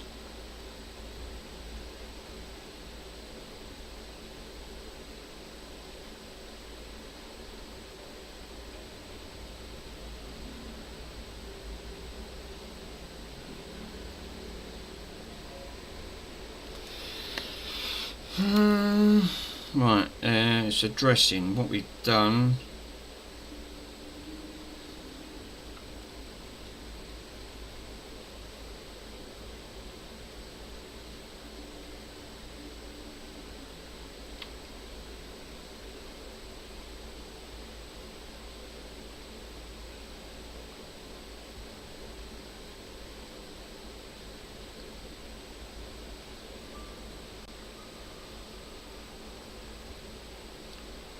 R22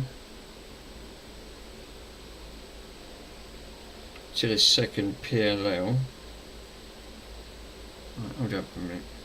Yeah, that's obviously that point up there.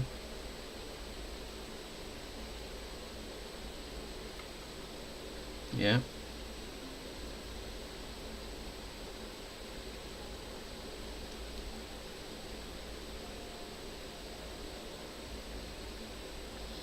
That is that glitch point where I'll put it to.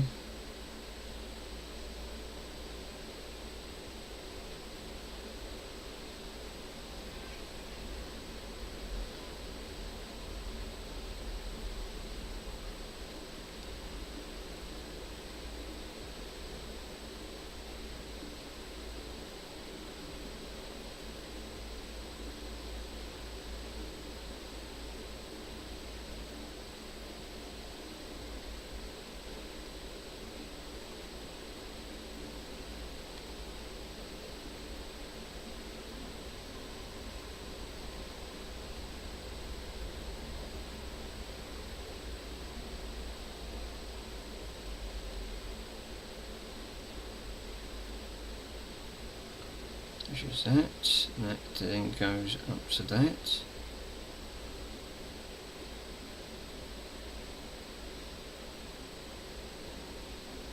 You can put it up to. Yeah, they've put an adapter on that.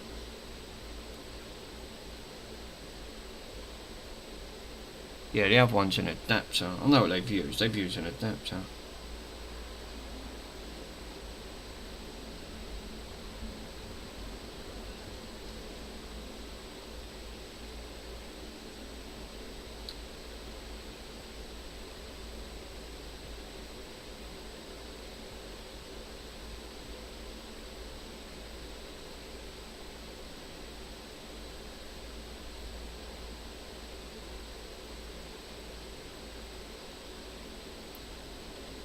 Right, so we've got alternative for. Let me have a read of this. Yeah, because there's one near the resistor. I know you can take this, the alternative points.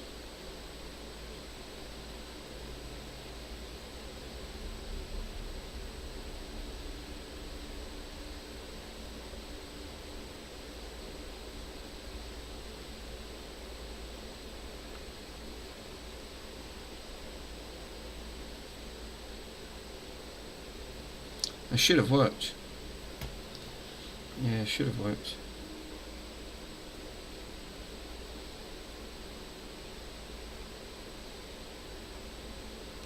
There's alternative posting points in the PRL, so let me just double check to make sure that's the SMC points.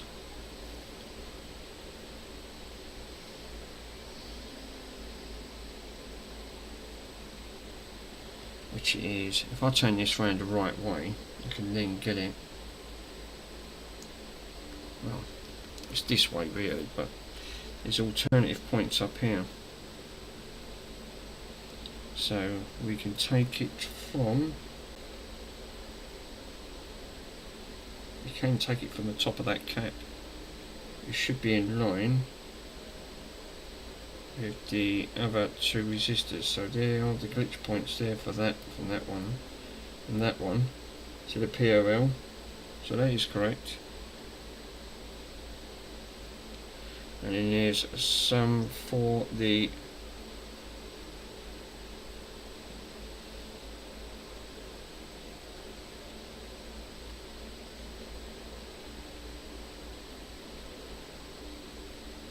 yeah, there is another alternative point you can take it to, which is further down. If I can find it, it's another glitch point. Thought there was.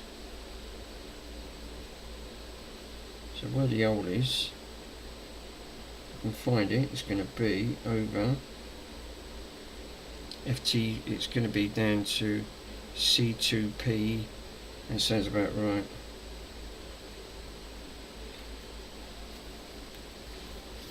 Oh, bloody nose. Right, hold up.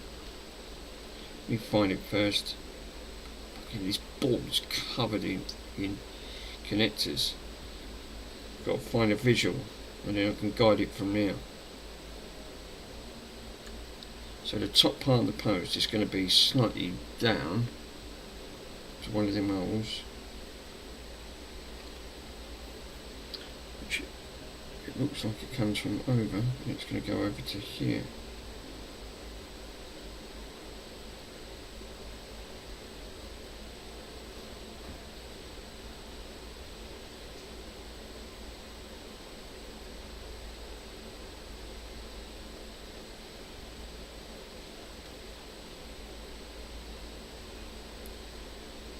Okay. I need to get this board right. So if I grab the orientation of that, it's this board, because I think it's got the orientation on it. Oh, now I've dropped that. Oh, right, great, lovely. So I need to get that in line with that.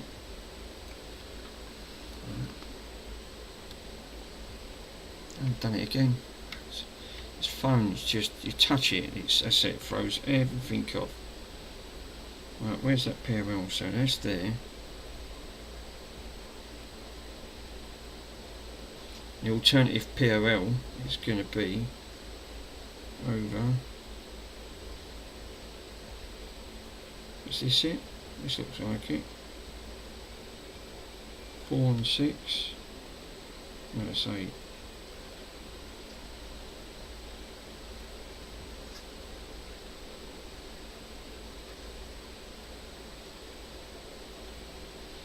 It's got to be over there somewhere. That's what I'm just looking for. That the gap of where them pin things are.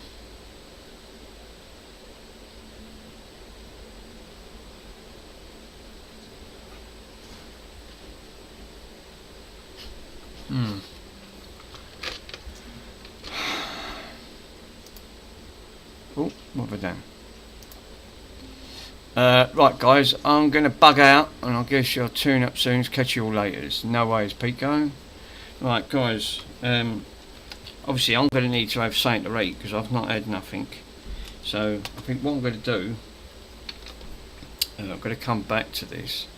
I'm going to have a bite to eat, otherwise it's 7:30. If I don't have a bite to eat, I won't eat at all. So I need to have something to eat. I'll go cranky. So I think what I'm going to do, I'm going to leave it here and come back to this. And it's hot and all. It don't help being hot. You can't lose your lack of concentration. Thanks, Mick. Michael, no worries, my friend, on that front. Right, guys, I'm going to love and leave you. Thank you for everyone turning up. Bronson wants to go down for a toilet. I'll need to have something to eat and dehydrate. Catch you later next time. Yeah, Michael, Pico, all the others. Breeze, thank you for everyone turning up. Lurkers, thanks for lurking in the background. I'll catch you guys on the next stream. Later all.